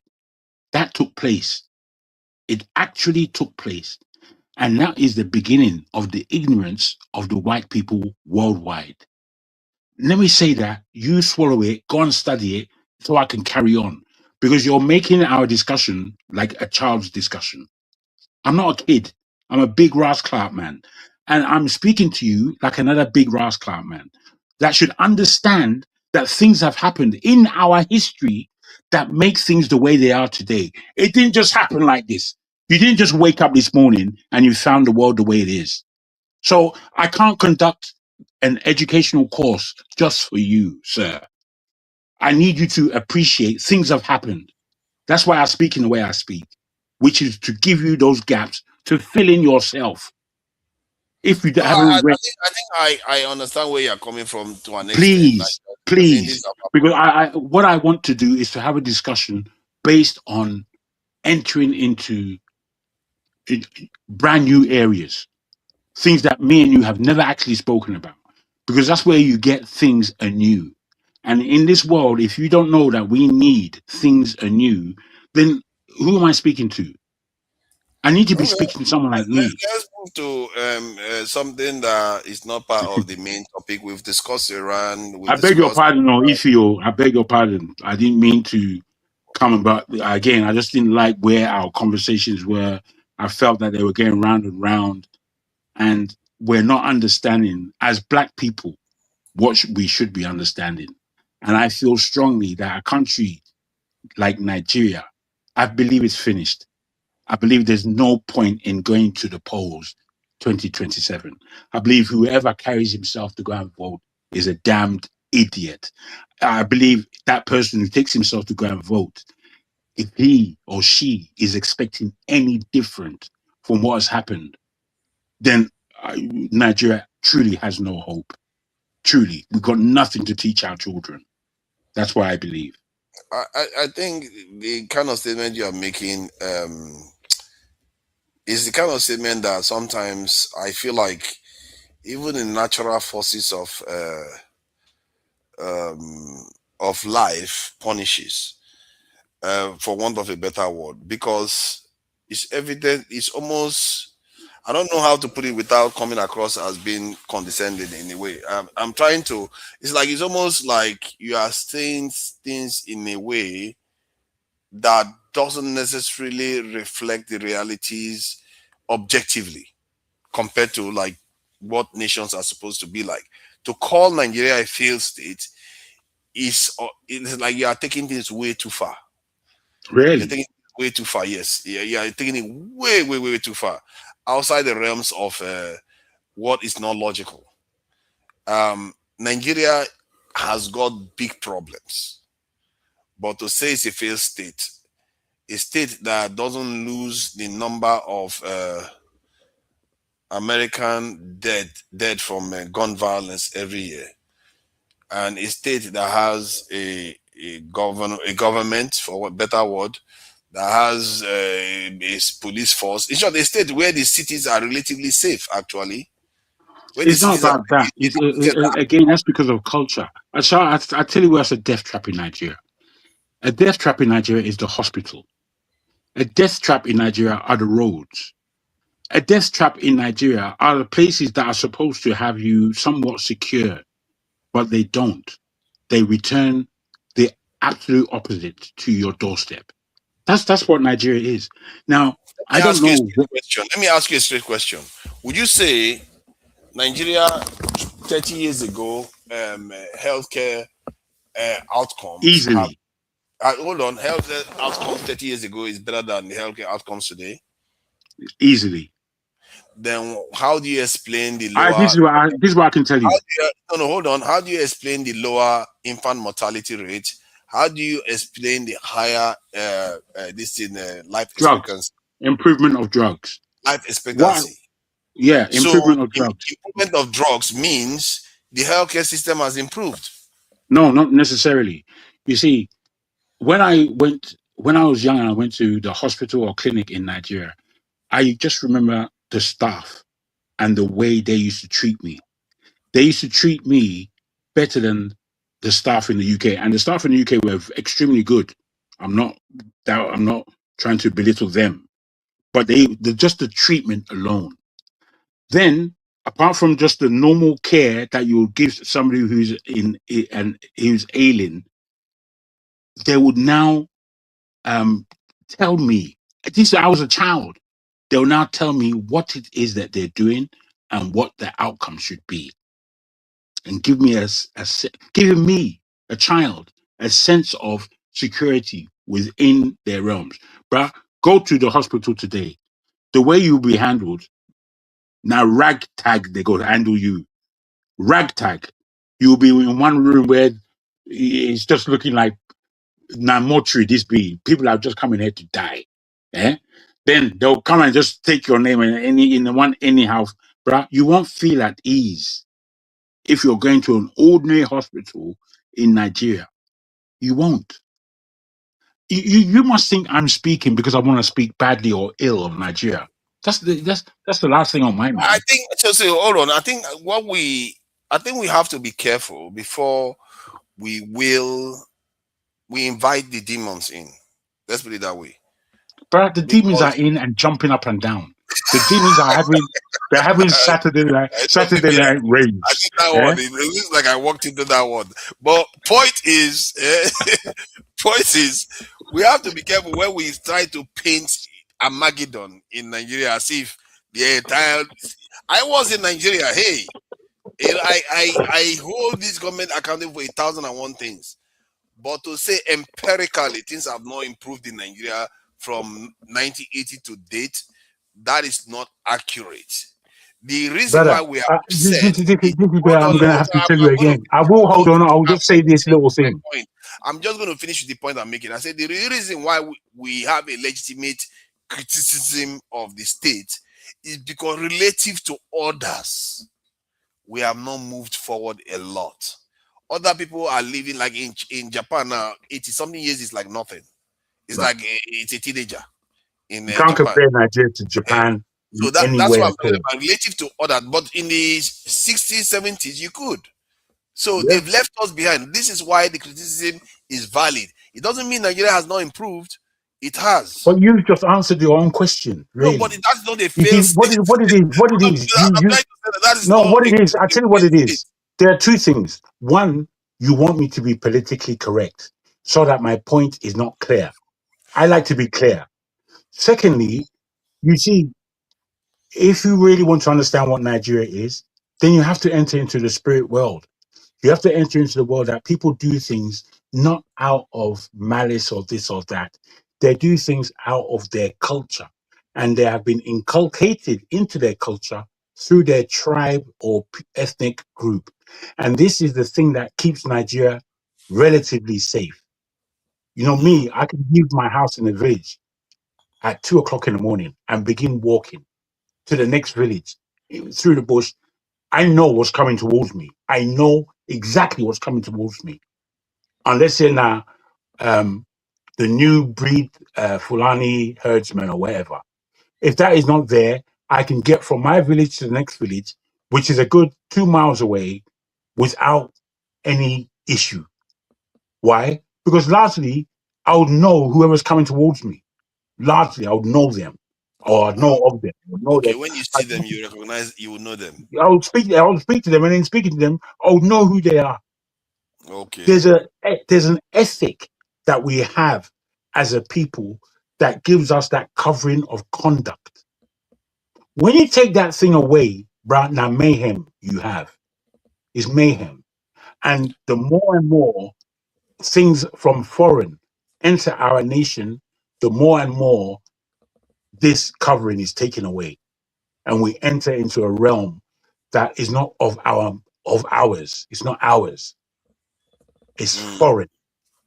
So let's go into one other area that I think you might be you might want to touch on. I think you might be a good you might be quite good at this. In terms, I talked about a report, I think on Channels News or Arise TV. They were talking about this Nigerian that made it to the top 2 scientists in the world, 2% of scientists in the world. And I was like, so are you trying to tell me that Nigerians haven't made it to the top 2% of scientists in the world? Are we supposed to be proud of that? Is that something we should be proud of? because hearing the figure, I wasn't impressed. But because Nigerians don't necessarily understand the context of the statement, they were already impressed by that. So I did my research. I said, okay, how many scientists are present in the world? It turned out that they had about 8 million scientists at least in the world. And I decided to derive 2% of those 8 million. It turns out that they are around 230,000. And I said, so one Nigerian made it to a group of 230,000. From 8 million. That Nigerian among that 230,000 is 0.0000002% of the population. I don't even know how many zeros you have to put. Yeah. So amongst the top 2% of scientists in the world. So that means that at the top of this scientific food chain in the world, Nigeria makes up 10% of the 3% of the population of the world right now. We make up 3% of the population of the world, and yet among the top scientists, we make up 0.0000001 out of 230,000. That is crazy, and our people that are reporting that news, they thought it was a great thing. They didn't. That should shock them that we are that far behind. Well, that is not a good thing. It's not. It doesn't. It's not shocking when you understand that there has been targeted awareness of the prowess of what they call a Nigerian. Targeted. They know that we can do it. They gave it to us to do. Not to say that the British or the West gave us our enmity, but they educated us in the ways of the world. Now, imagine they educated this is not even talking about what this guy wrote in 1976. What's his name? The not Chancellor of the Exchequer. What do they call the American Chancellor? Kissinger. It was Kissinger, but I forgot his title. Anyway, what he wrote about us. They educate. Imagine the British came to Nigeria, educated the South. They knew that they would have too much of a challenge in educating the North in the same way. So the relationship that they had with the North was quite different than the relationship they had with the South. And then they left the North in power. Does that make sense to you? Or does that make sense that they trusted the education that they gave us? Or was that a manipulation in having Nigeria somewhat handicapped in moving forward in this global game that you like so much? I don't know what I like the global game. You like it, though. It's not favoring us. No, actually, I'm a very lazy-minded person from some point of view. Actually, I care about this because it matters. That's all. I'm not that welded to any of these things.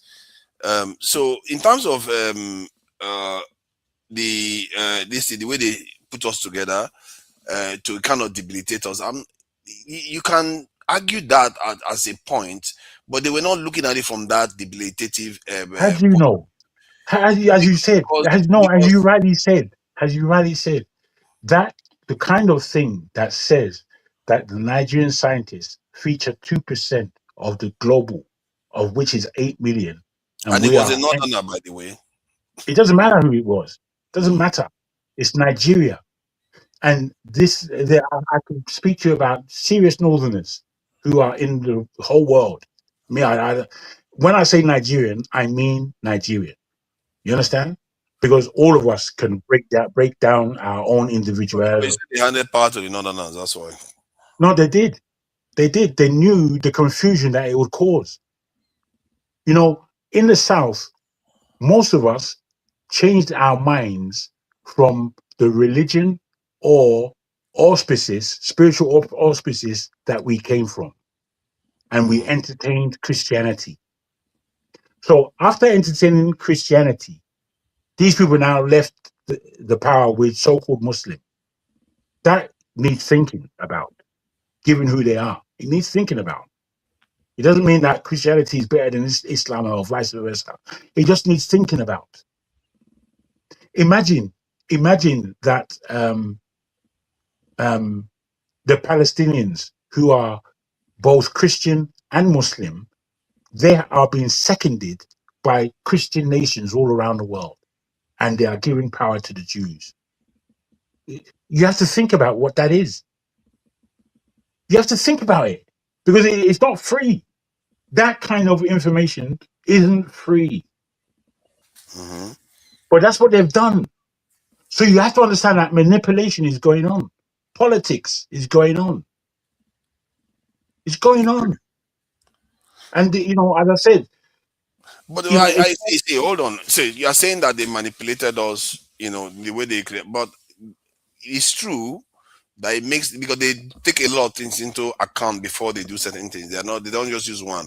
One of them is the fact that the North and the South dynamics will favor them weaken control. This is a very, very interesting thing, because when both sides are competing for power, it's easy for an external force to manipulate them, because they are busy jostling for dominance among themselves.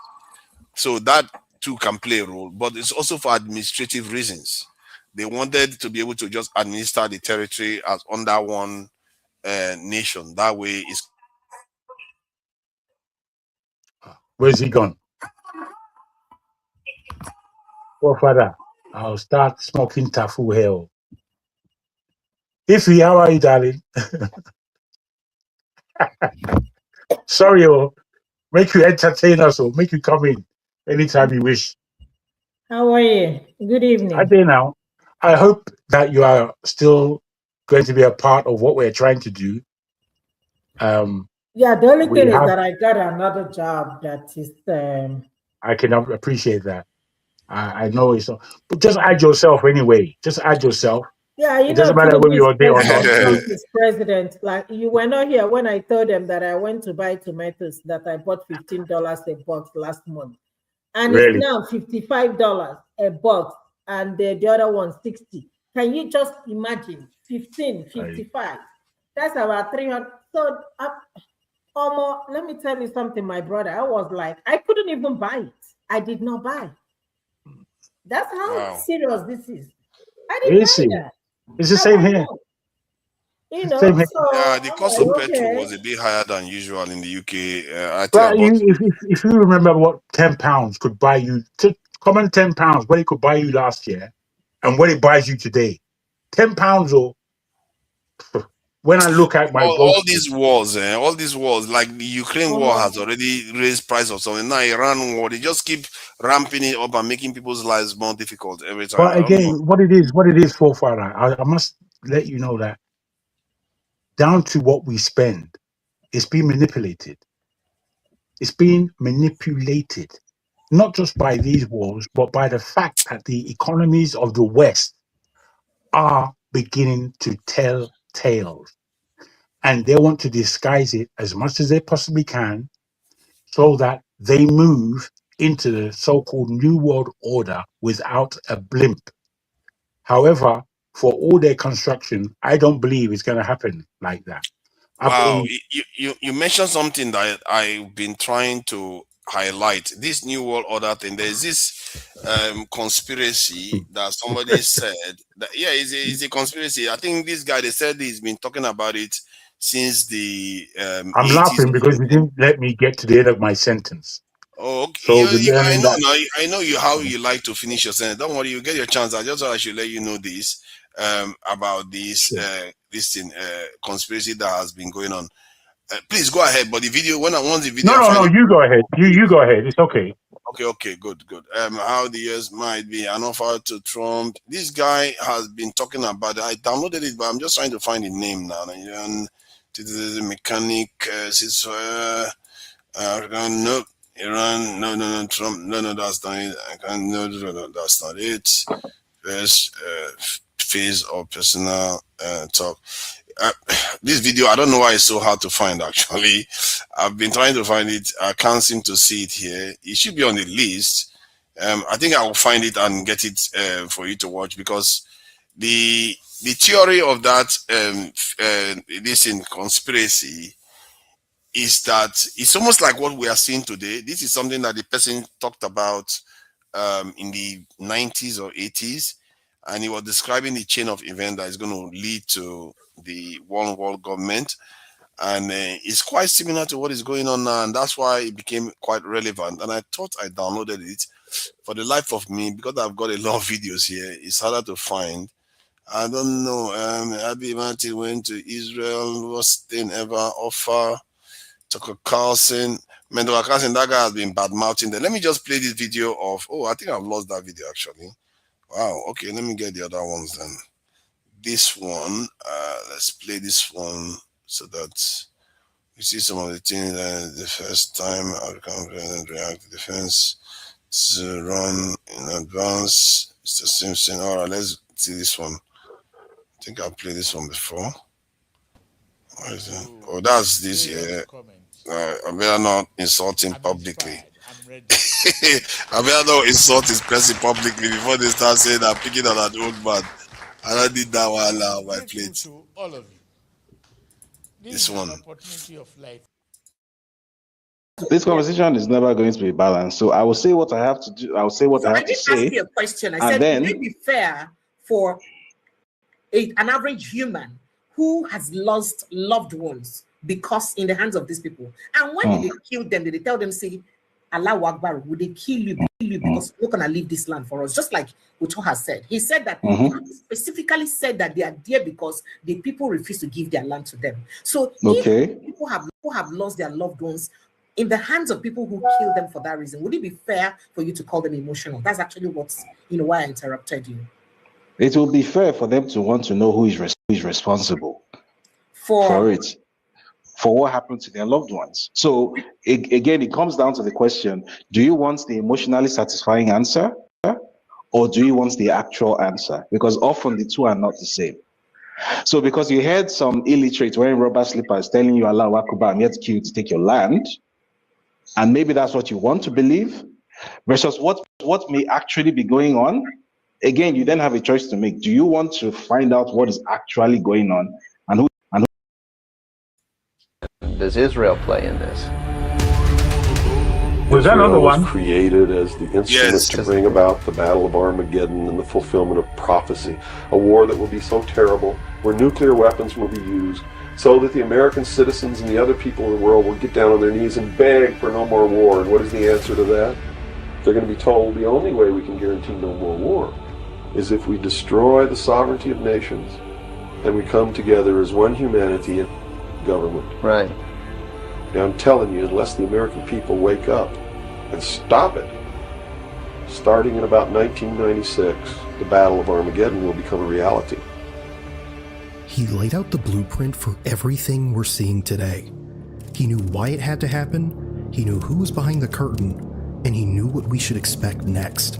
Read the book of Revelations, whether you believe in the book or not, read it, because the men who are bringing this about are using it as their script. This interview was recorded in 1992, and as you listen, you'll understand why his blueprint still matters today. Because he said it would all unfold exactly like this, down to the smallest detail of the script. And I get people who still come to me all the time and say, Bill, you're all wrong, it's the Jews. The Jews are subverting the world. Man, it's not the Jews, it's not the Catholics, it's not the blacks. It's these men who belong to the ancient mystery schools, who meet in secret and decide the fate of the world. And they belong to all different races and all different nationalities and all different religions to the public point of view. But in secret, it's a different story. He claimed the fate of billions rests in the hands of a small group of people. And their strategy, he said, is simple. Keep us watching the circus so we never look behind the curtain. At the highest levels of all countries, they all belong to the same club. And we, the people, sit back and we watch this grand drama which is being played out for our benefit, not theirs. If it wasn't for us, they wouldn't even have to do any of this. But you see, they just can't come out and destroy all of us because they need slaves. They need people to make their shoes and make their cars and mine the ore. They need worker bees, and that's what we are. His name is Bill Cooper, and what you're about to hear is his warning to the world. He believed that if you don't spare the time to hear this message to the end, if you don't make the effort to understand it and finally wake up, then you're participating in the great deception just as much as they are. His words, not mine.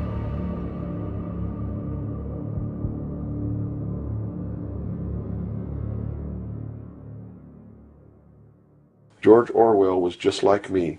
He was a low-level member of British intelligence who was appointed to a position high enough where he saw the same documents that I saw. And he tried to warn the world just like I'm trying to warn the world, only he wasn't willing to take the risk that I'm willing to take, so he wrote it in a book called 1984 and spelled out exactly what's coming as a warning to the people of the world, as a work of fiction.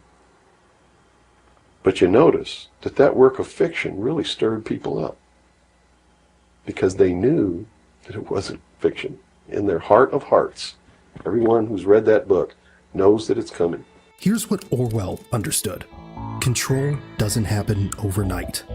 First you distract, then you divide, then you rewrite the rules so people don't even know they're being controlled.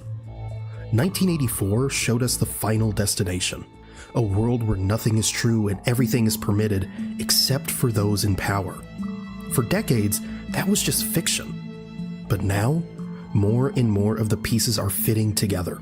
The scenarios that were once ridiculed are beginning to look like the morning news. Why is it that you are here today, or how is it that you are here today and you're not, conveniently taken away and put in a padded cell somewhere so that you can't speak of these things?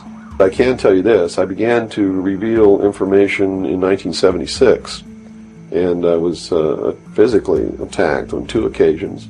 My skull was caved in, that's what all these scars are here.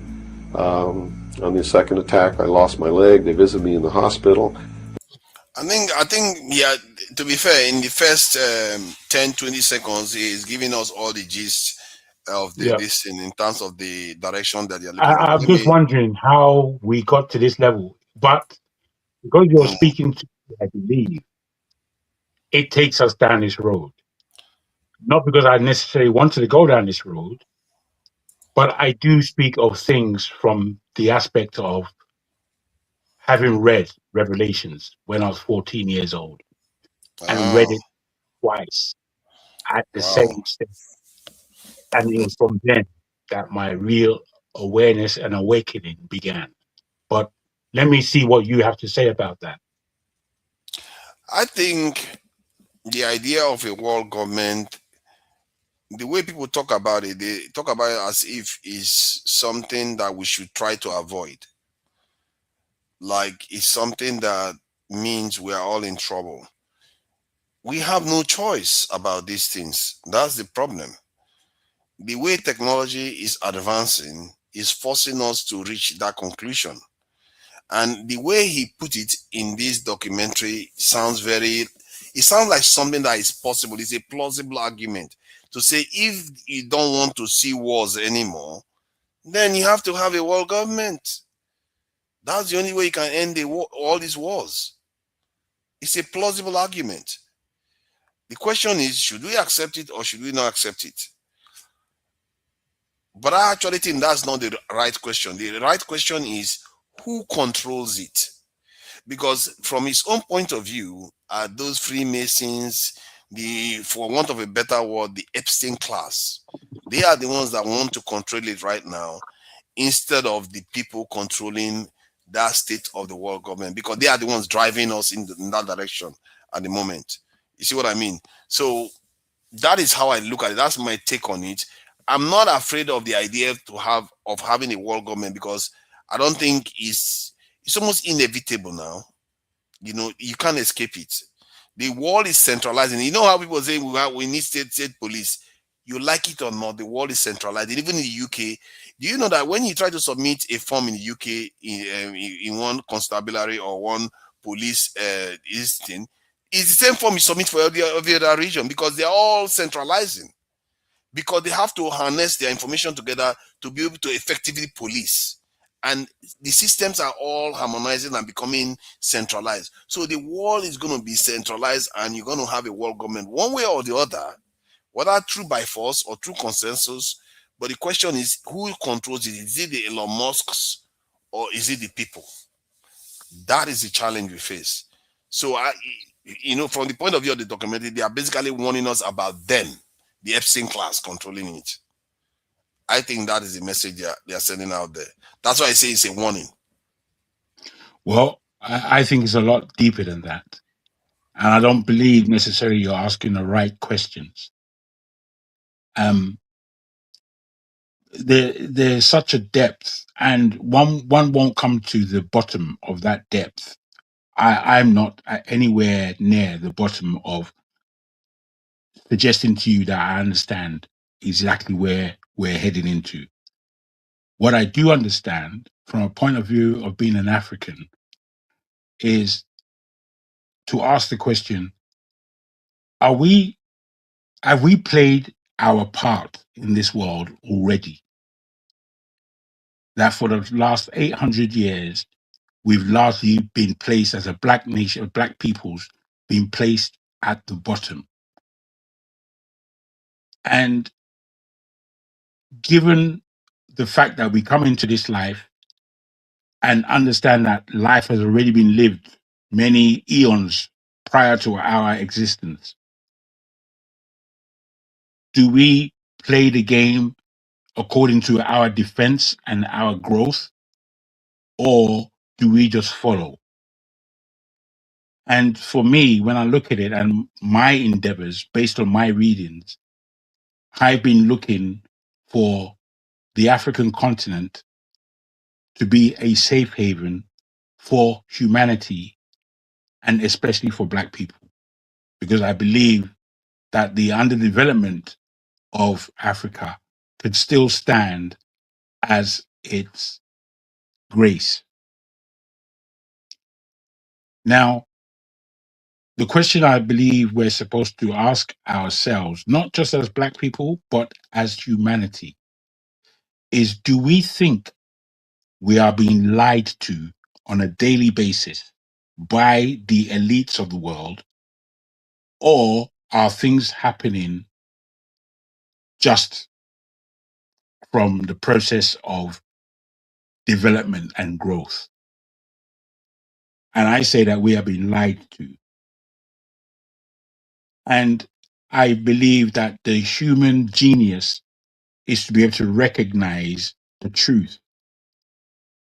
Now, when we use words like right, it is my right, or words like let me start with that, rights and wrongs. Rights and wrongs, fact and fiction, these terminologies are terminologies of trickery. And again, if you have the etymology of these words, you see what they really mean. When a right or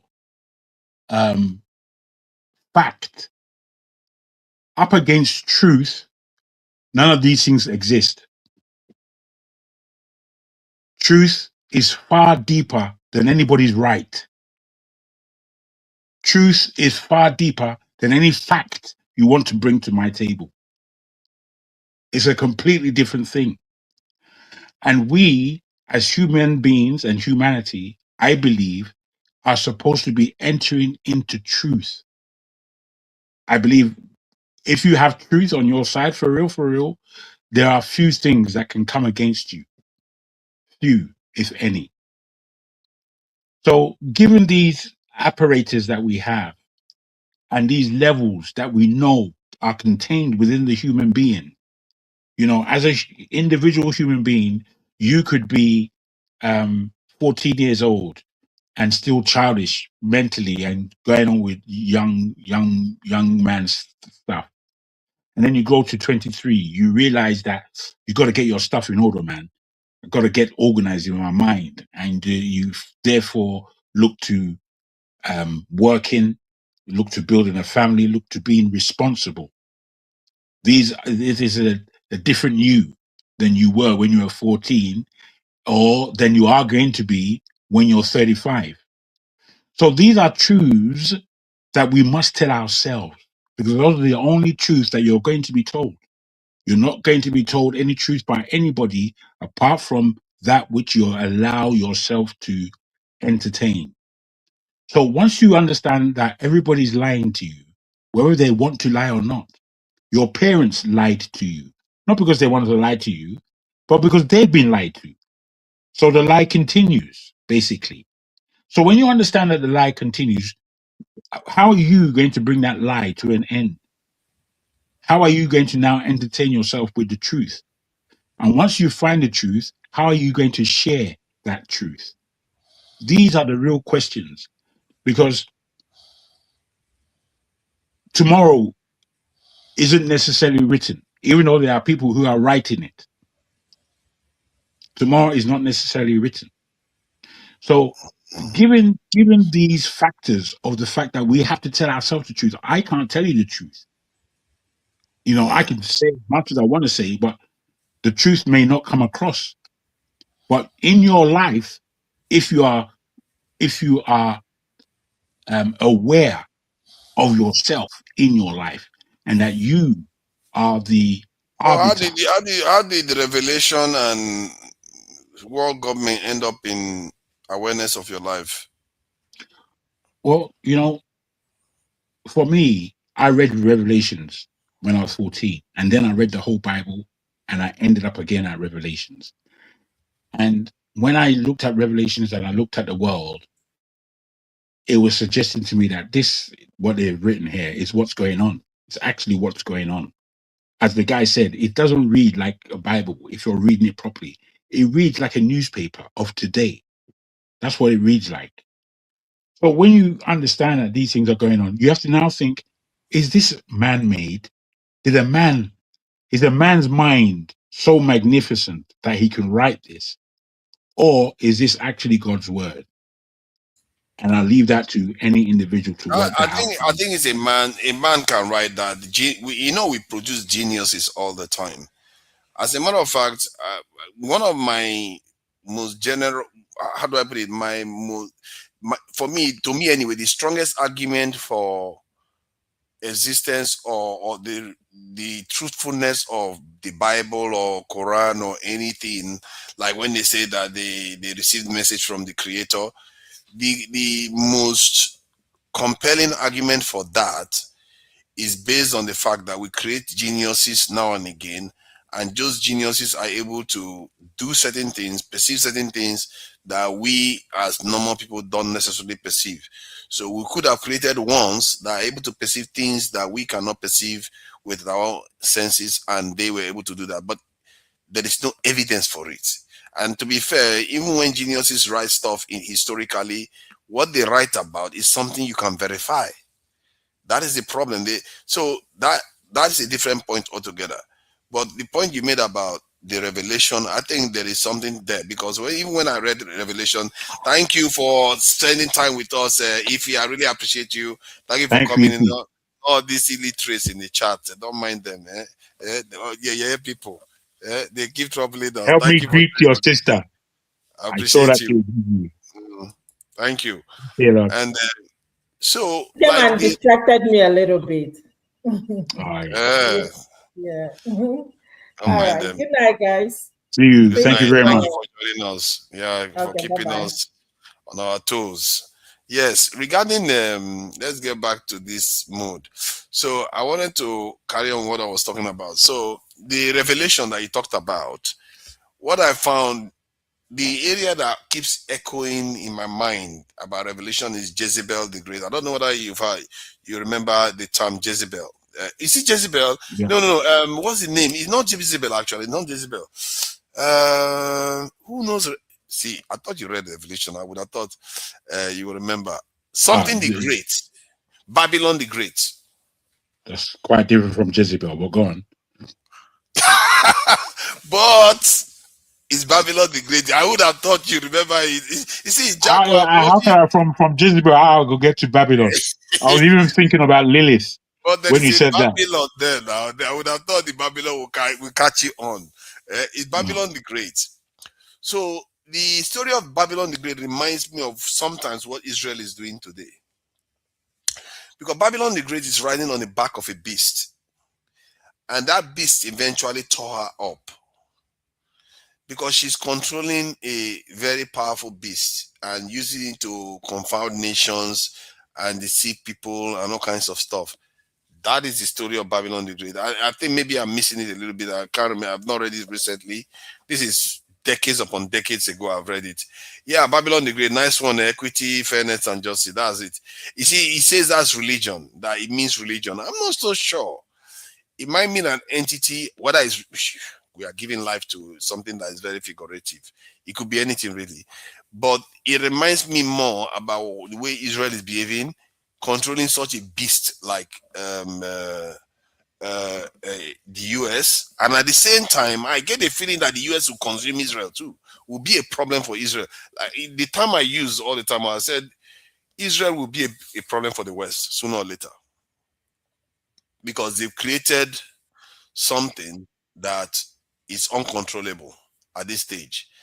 And sooner or later, they have to be reined in. And to rein them in is not going to be that easy.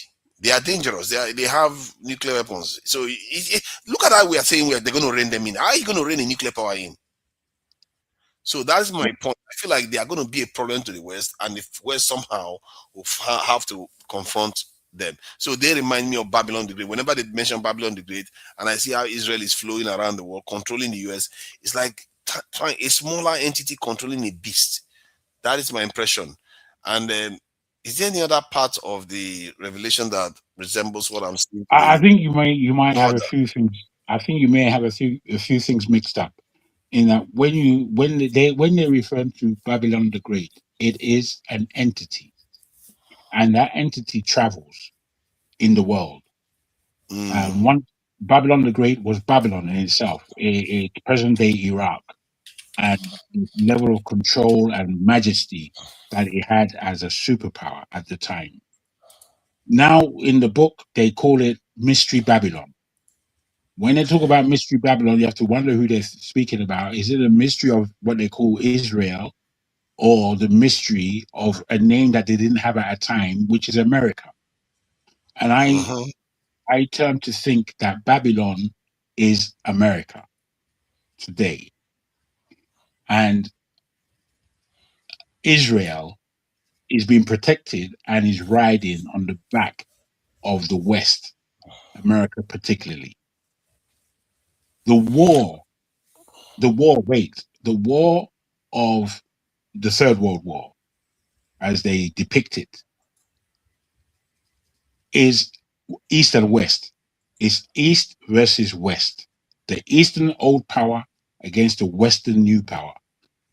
And who would ride into the future, so to speak. War is being conducted in a highly manipulative, grouped, and fashion where you don't know who's actually on whose side, and that they would agree over years to keep quiet and not expose everything. Now, if you're not engaged in these two sides, I believe that you stand a chance of writing something different. I don't believe that necessarily that the Bible and things of Scripture are man-made. Having said that, it is still man that put his hand to write what was supposedly inspired. Have these levels of complications, you're not going to have all the answers. You're just not going to have all of the answers. And when you don't have all the answers, you have to see what will answer yourself as a tribe of people with justice. Because in a country like Nigeria, and I boil it down again, is that we are living in a country that has no sense of justice. And whatever tribal liens that people have, that is what is seen as justice in such a crackpot arena. So all I'm wanting to really underline upon these points is how ready are we for these eventualities? Because no matter what you believe, there are things that I would read to you from Revelations that have already happened. And it will be very difficult for any of us to argue that these things haven't already happened. So why not become a Christian? Now, I'm not asking anyone to become a Christian. I don't necessarily believe in Christianity. But I do believe that there is a power. And that power has not fully shown itself. Now, I don't know whether that power is somebody or a entity that is an individual, let's say, or whether that power is a collective, and that collective has to come together and has not yet come together. I don't know. But I keep looking, I keep reading, and I keep trying to understand. And that's largely where I've got to, you know. When I So, look at the but great, you see the image of the Babylon the Great there. So they say it's a form of religion. That's how they try to define it as that it's a symbolic figure, often called the whore of Babylon, representing a global system of false religion, corruption, and defiance against God. So it's not just a religion, and it's not just corruption, it's also defiance against God. It is portrayed as a prostitute riding a scarlet beast, influencing world leaders and intoxicating nations with false teachings. So which nation influences world leaders? That is necessary. And at the same time, it says ultimately leading to her destruction. So while influencing world leaders, it doesn't seem like the US itself to me. That's why it reminds me more of Israel. Because Israel, as like a smaller entity influencing other nations, feels like that could lead to a backlash, because those nations are actually larger and bigger. no, it doesn't matter the size. I don't think it matters the size. It matters the influence and what the influence can do. The size, Israel, no doubt, I'd agree with you, has a lot of influence in the world. But so too did Britain. So too did France at a certain time. And so too has America right now. In our lifetime, it's America that is the power.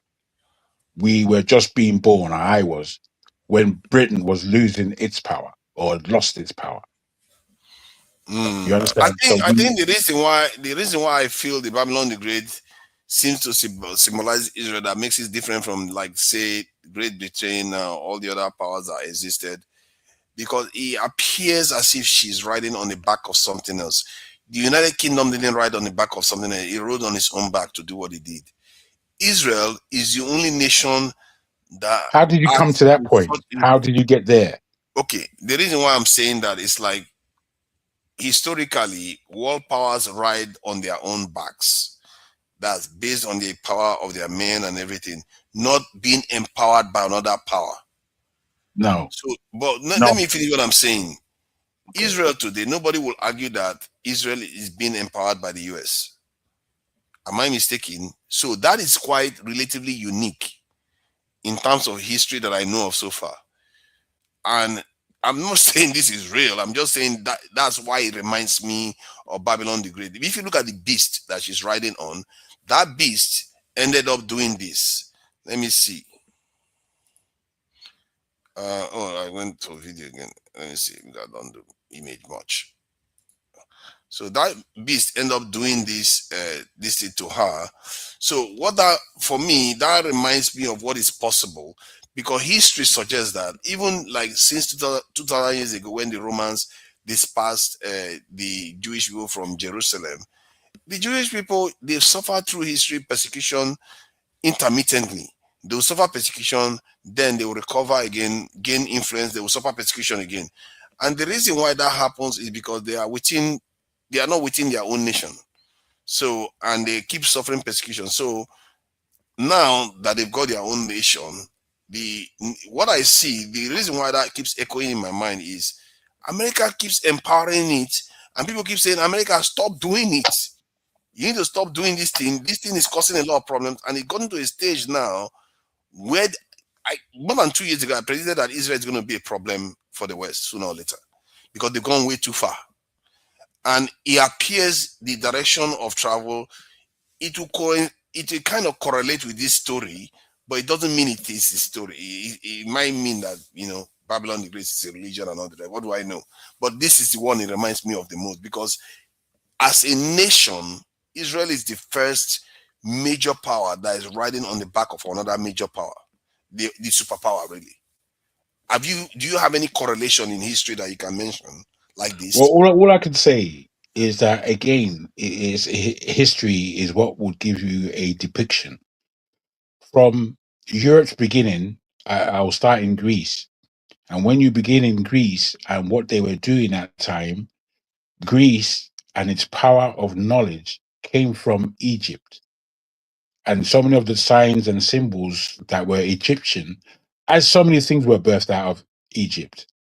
So many things you can break down were birthed directly from Egypt. And Egypt being where it was, it entered into Asia. Its marvelousness. It entered into Europe, and it entered into Africa. And in all these entries, when you speak about Europe and it developing into Rome and it developing into France, let's say, and then it developing into England in terms of powers, that then developed into America. Now, when you look at how America was constructed geographically, especially in the towns and cities, it was depicted under a lot of ancient followings. Same in the UK. The UK's power and ride in the world is because they had information about how to build empires and what empires Hold on. But that is not the question. Is about. Yeah, but if you don't follow that, then for you to say, I understand that you're replacing what they no, are writing on as for you information. to say that America did it by itself is a big question mark. This is why I asked you, how did you arrive there? Because there's always been. I hear what you are saying, but America was not brought up to be a superpower by another nation, and it wasn't being defended by another nation continuously, like the way because this one is riding on the back of the beast, literally.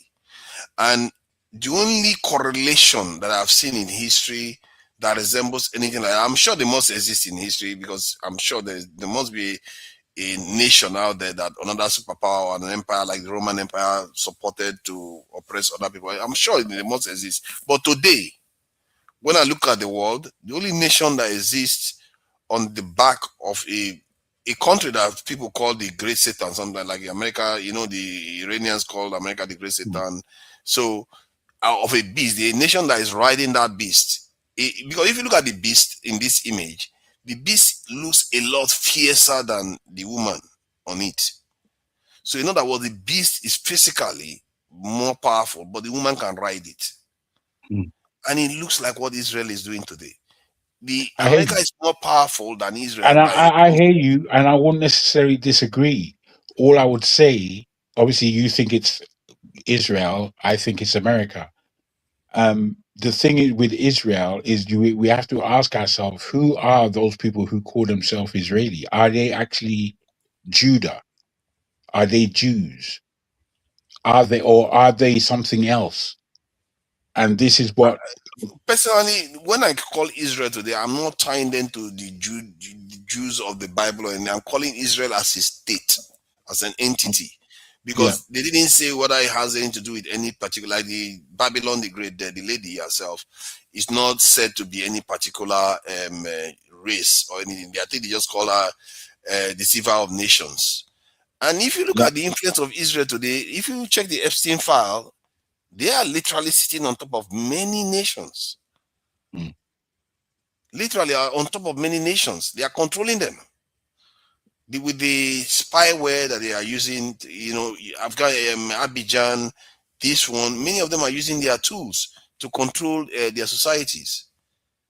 And this is a relatively small nation. And I worry that sometimes they are biting more than they can chew. And the certain about, okay, I wouldn't say the certain, I don't know anything about it. All I know is that the ideology of the evangelicals involves Israel suffering. These crazy Christians in America that are backing Israel now, it also involves the Jews that they believe that are in Israel converting to Christianity, and for that to happen, about a third or two-thirds of them getting destroyed. That reminds me of this image more than anything. It's like Israel is tangling with them, not understanding that the beast that they're tangling with is dangerous for them too. That is the impression it gives me. But obviously, I'm sure it's completely not wrong. Maybe there is something to be learned from, the Bible, from the point of view that, okay, this symbolic stuff may represent some understanding of dynamics of tangling with a powerful Yes. entity. I think that is accurate. I think it is about power and symbols. These people, what they read is symbols, and they, in their symbiology, they use it for their own laughter. They laugh at the ignorant and those who have no idea about what's really going on, and they do it all the time. I would suggest that where you are in your understanding about global power, you would need to understand a lot about symbolism and how it's been used. And I would say that these things can crash your mind because they're many, various, and deep, and it doesn't stop. It doesn't stop. And because it doesn't stop, you have to be able to balance yourself upon some spiritual appreciation that you can ride the waves that are coming, because they are going to be magnificent, giant waves coming towards us as a human race. And I don't think that many of us are going to be able to live through it. I think the world is corrupt to the last level, and all we can really look forward to seeing is doom.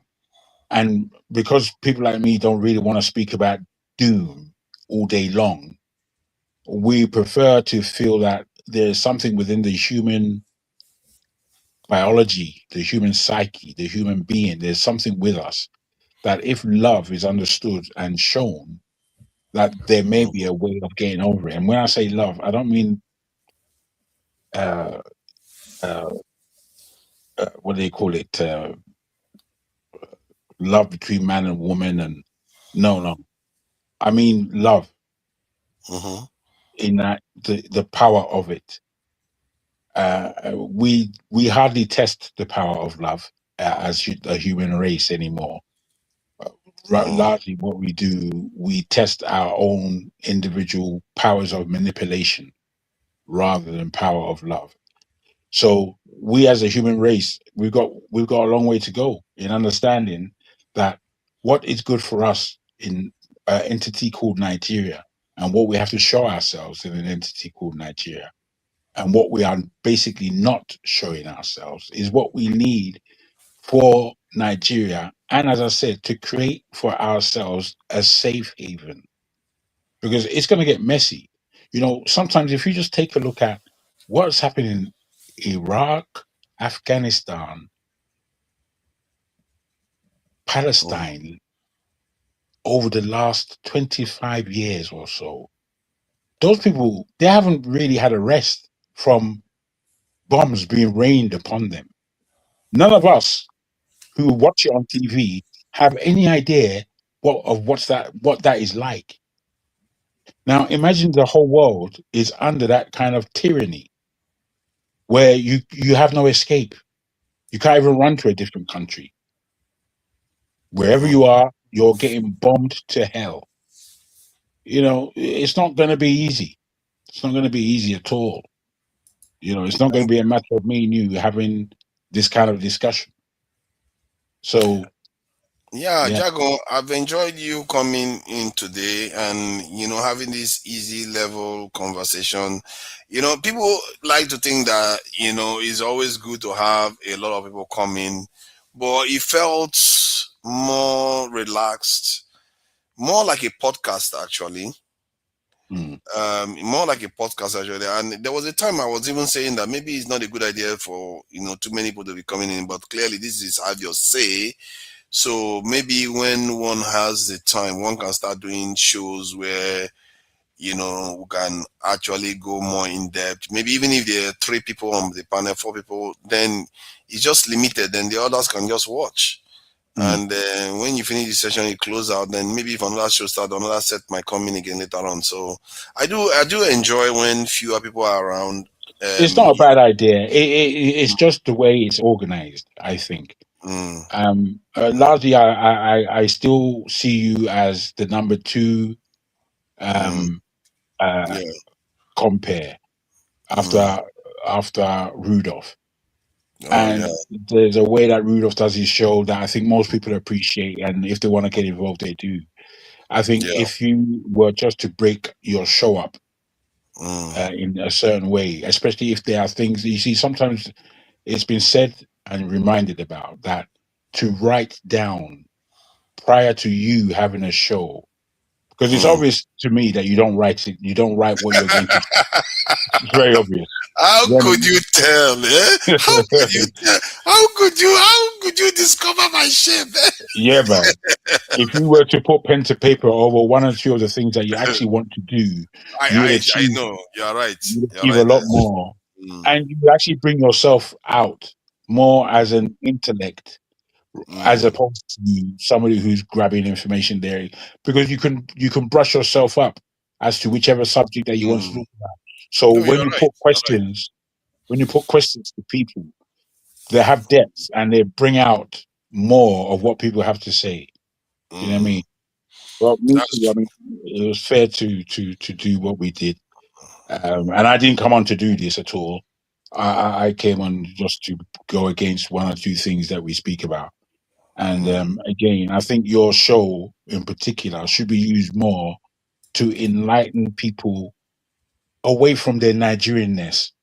Our Nigerianness is what's that terminology? Your momo too much. That is what it is to be a man. Their momo is too much, mate. It's too much. Yeah. You know what I mean? It's too strong. It's just terrible. It's like, where are you going to go with that? Where are you going? Where are you going? Who are you going to spellbound into that rubbish rhetoric you're speaking? Who? It's ridiculous. I was on this panel one day, and I was talking to some panel. I know you don't like him, one man, and but if you think one man was bad, you need to hear these people that were on this planet with him. They were shouting at me, or like, this is a Yoruba panel, and all. They were talking about it. Were just they were doing that, but it was, you can tell it wasn't like hard. It wasn't that serious. They were just jousting you, and if somebody didn't know, they would take it seriously. So we were talking, and I was having a go at them. They were having a go at me. Or like, then later on, we started talking, and then I said, "Oh, it's very interesting that we're here having a go at each other, but because we have trouble. Some of you have trouble managing your identities, but the identity that you forget is the identity that brought us all here, that you chose not to acknowledge. That is why we are on this panel together, that Nigerian identity." While they were busy arguing this thing. So there was a kind of micro silence that acknowledged that point. They don't know I can hear it, but it was there. Because sometimes awareness is not there amongst our people. You are literally sitting in a panel with your fellow countrymen while saying you are not part of them. Well, this is what I hear. What I hear when I listen to a lot of our shows that are black, we are typically black. We are typically Nigerian. It's just typical. This is how we speak. And that typicality it's what we complain about our leaders. It's the same thing. You are trying to oppress me because you think that the one who has mouth. You idiot. I can't help but to curse when I come across such things. It Yeah. means it's like such an entanglement the way we behave. Rubbish. Just read the comments, you will see that we're behaving like a leader. Somebody will now, because of what I said, that this man is Tinubu or this man is Sunday Boho. So I mean, where do you get all these things from? Where? Yeah. And you want us to take you seriously? Go and kill yourself. I'm sorry, but that's my. No, come on, man. You always have to go too far. Don't do that, please. You're going to Sorry, get man. Sorry, I can't. I mean, sometimes it's like that's the best thing that they can do for all. You know what I mean? Thank you for coming in, Jago. I really appreciate it, and I enjoyed the conversation, like I always do when we have these our conversations. And thank you. Let me thank the people in the chat, and I hope you like, share, and subscribe. I didn't do enough of that. I probably should have reminded the people more, and donate to the channel. Even if you don't donate live right now, after the video is the live stream is ended, you can still donate. Don't always donate only when they can read out your comment. You can donate in silence, and Dr. Damage will acknowledge you when we come on live next time. So equity, fairness, and justice, thank you for joining us. A for real, thank you for joining us. Don Anthony, I see you there. Thank you for joining us. Kenry Bar, Light B2, thank you for joining us. B21, Chana, thank you for joining us, Chana. Boom Boom Ray, I see you there. Thank you for joining us too, Boom Boom Ray. Pansat, I see you there too. Soji, you're on the panel. Jagon, thank you for joining us. OBO, I see you there. OBO, thank you for joining. Obino, actually it's Obino, thank you for joining us. Mini Stable, thank you for joining us, Mini Stable. DKO, thank you. I see you there, DKO. I appreciate you. Kulata, I think I've sent Kulata already. Thank you all for joining us today. Till tomorrow, Dr. Damage is going to be on. Actually, today, Dr. Damage is going to be on, and he will be speaking to one of the early founders of the platform, and try to join him and KJ for the after show. That would be a great look at Panza. Panza is saying that I had an epiphany. The only time you agree with me is when I say something about people that is really, really, really positive. That's when the Panza agree with me. Juicy G. I see you there, Juicy G. I don't know who that is actually. Crimson Nebula. I see you there, Crimson Nebula. Thank you for joining us. I think that's from my Nigeria channel. Just Reason. Thank you for joining us, Just Reason. Appreciate you. And let me put the channel that you need to subscribe to on the screen so that anyone that wants to subscribe can feel free to subscribe to this channel. Let's see what that is. That's it there. All right, let me put that on so that you can check it out. Check the channel out for subscription. Feel free to subscribe to True Nigeria's channel. We need a subscriber base, and also subscribe to Dr. Damage's. I like to assume that most of the viewers of this channel already subscribe to Dr. Damage's channel. So also subscribe to True Nigeria's channel, and whenever we are live, you'll be able to get notification that we are on. Remember to click the bell too, as they say. And till next time. Hybrid wants a quick shout out. Oh wait, Hybrid 10. Hybrid 10 is around. Oh, look at that. This is Hybrid 10. This is very petty of you. I like him though. He's a cool guy. He's a cool guy. I did hear. Hybrid 10, I see you. Thank you for joining us. You're welcome. Thank you. Yeah, he's been very supportive. He's always been around. And it's not very negative. Okay, you see, the moment I thought negative, I thought about Tatawu. That Tatawu is super negative. Where is he? Tatawu is super negative. He hardly says anything positive about anything. Anytime he opens his mouth, it's like Motown too. Motown is always very negative with everything anybody says. So thank you all for joining us. I will find a nice. Okay, let me just play. I want to find one song. Okay, I will play the South one today. I'm going to be doing is to do the one for Taraba State. Nigeria is a, and let me say this. Nigeria is a very strange country sometimes. Taraba State in Nigeria, there was this lady, she made a video about Taraba State. She literally had to try to teach people where Taraba State is in Nigeria, because according to her, they get tired of telling people they are from Taraba State. People will be like, where? Where is that in Nigeria? And even on the chart where she put it, some people said, who snuck Taraba into Nigeria? Like they don't know Taraba is even part of Nigeria. She was literally teaching them, but this is where Taraba is. So they're like, I don't believe you. This is not part of Nigeria. And it's a massive state. And it turns out that state is where the Mambila Plateau is. I'm telling you, Django, you really need to follow Nigeria. If you follow these things that I'm doing, it reveals things to you that you would not normally perceive. And these people, do you know that some of these people I think the Koteb tribe in the Mambila Plateau, they look more like South Africans than the Congolese. You know those shapely women that we talk about? That's how they look. I see how you laughed about that one now, because we are talking about shapely women. But my point is because of how they looked. I was like, whoa, these people look more like South Africans than it looks like those people moved all the way from Mambila Plateau to South Africa without changing that much. That's how it felt. It's crazy. And that is the area they said the Bantu expansion actually started, because they actually speak a Bantoid language. You can't even make it up. They speak a Bantoid language in that region of this in Nigeria.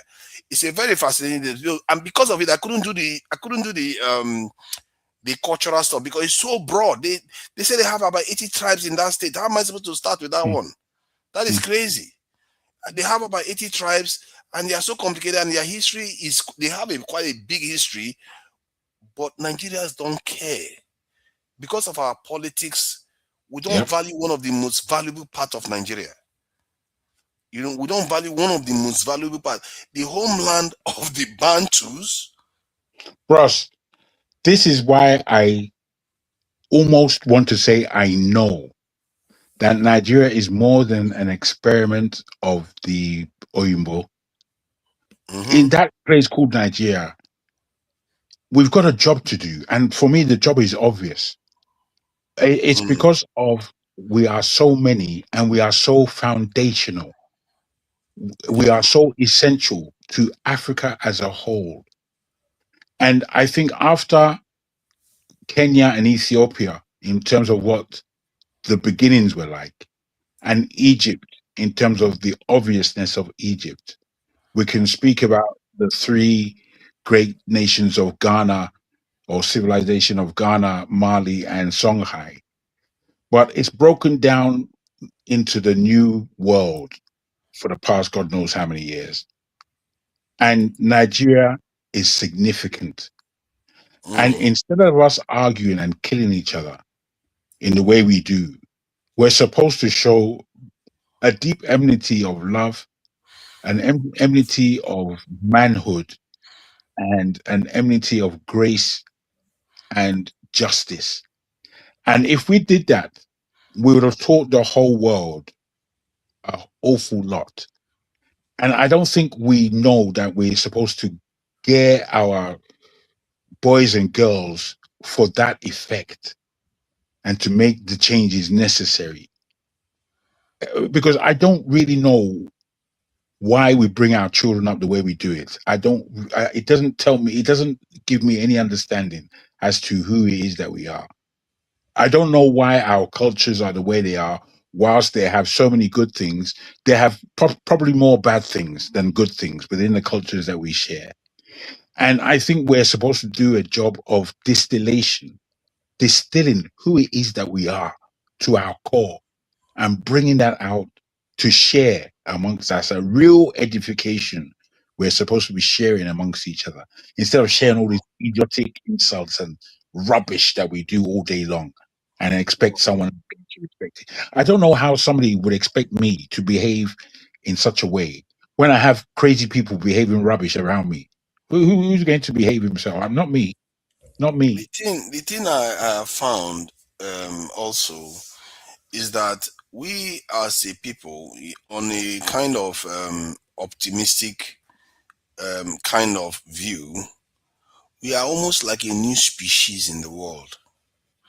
Because even if we've existed for, just as long as all humanity, let's face it, but we've been restricted to the continent. We didn't have any need to leave the continent because we dominated the continent by and large. So this is the first time in the last 400-500 years was when we actually truly spread all over the world. Mm. And from that point of view, we are like a new introduction into the globe.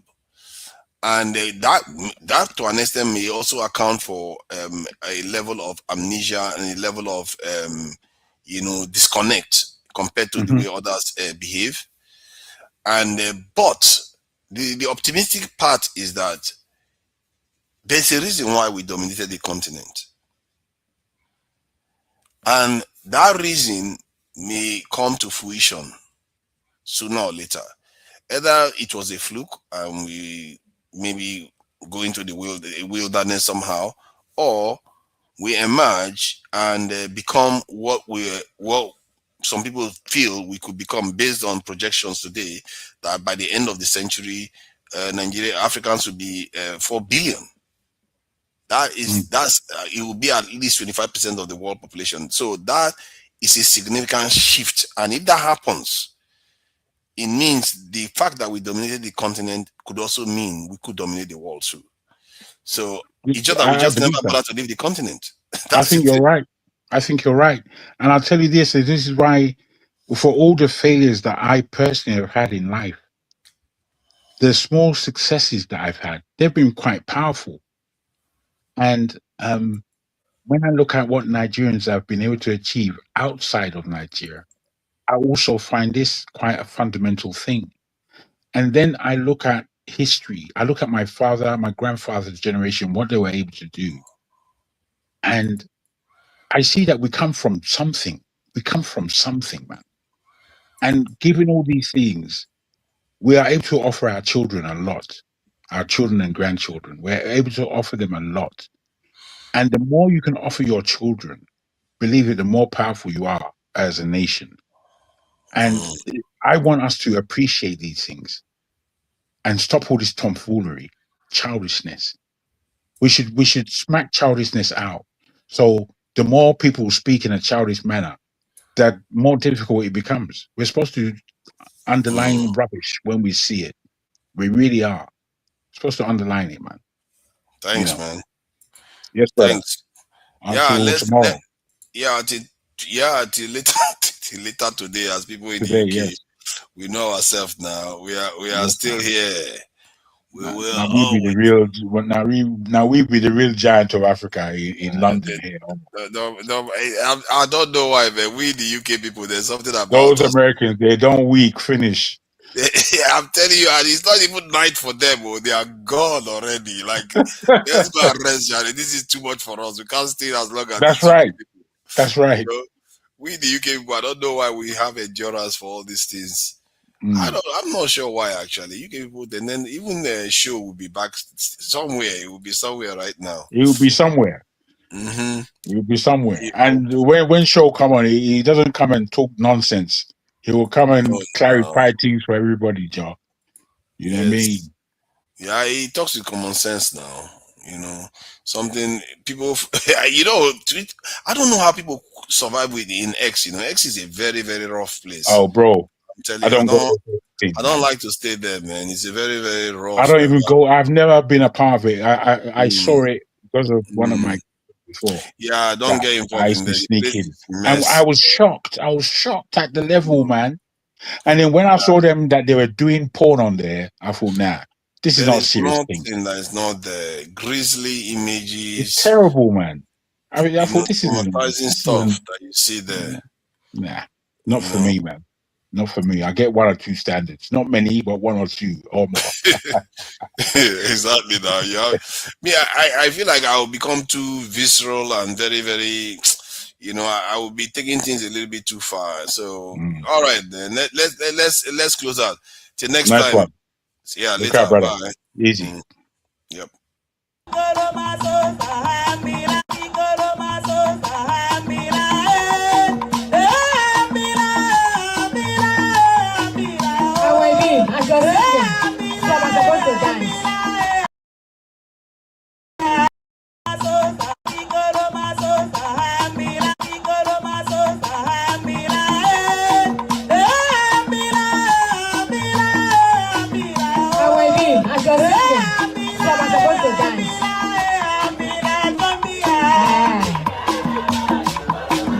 You dance especially for me today.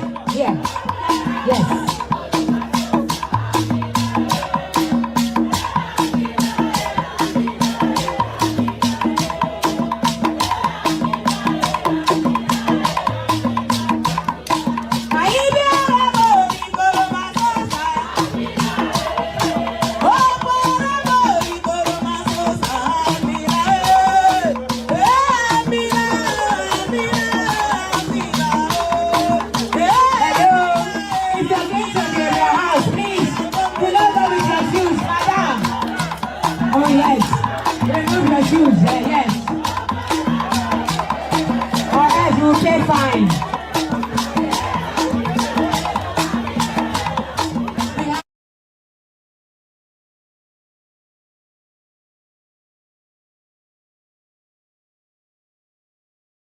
Holy Lord.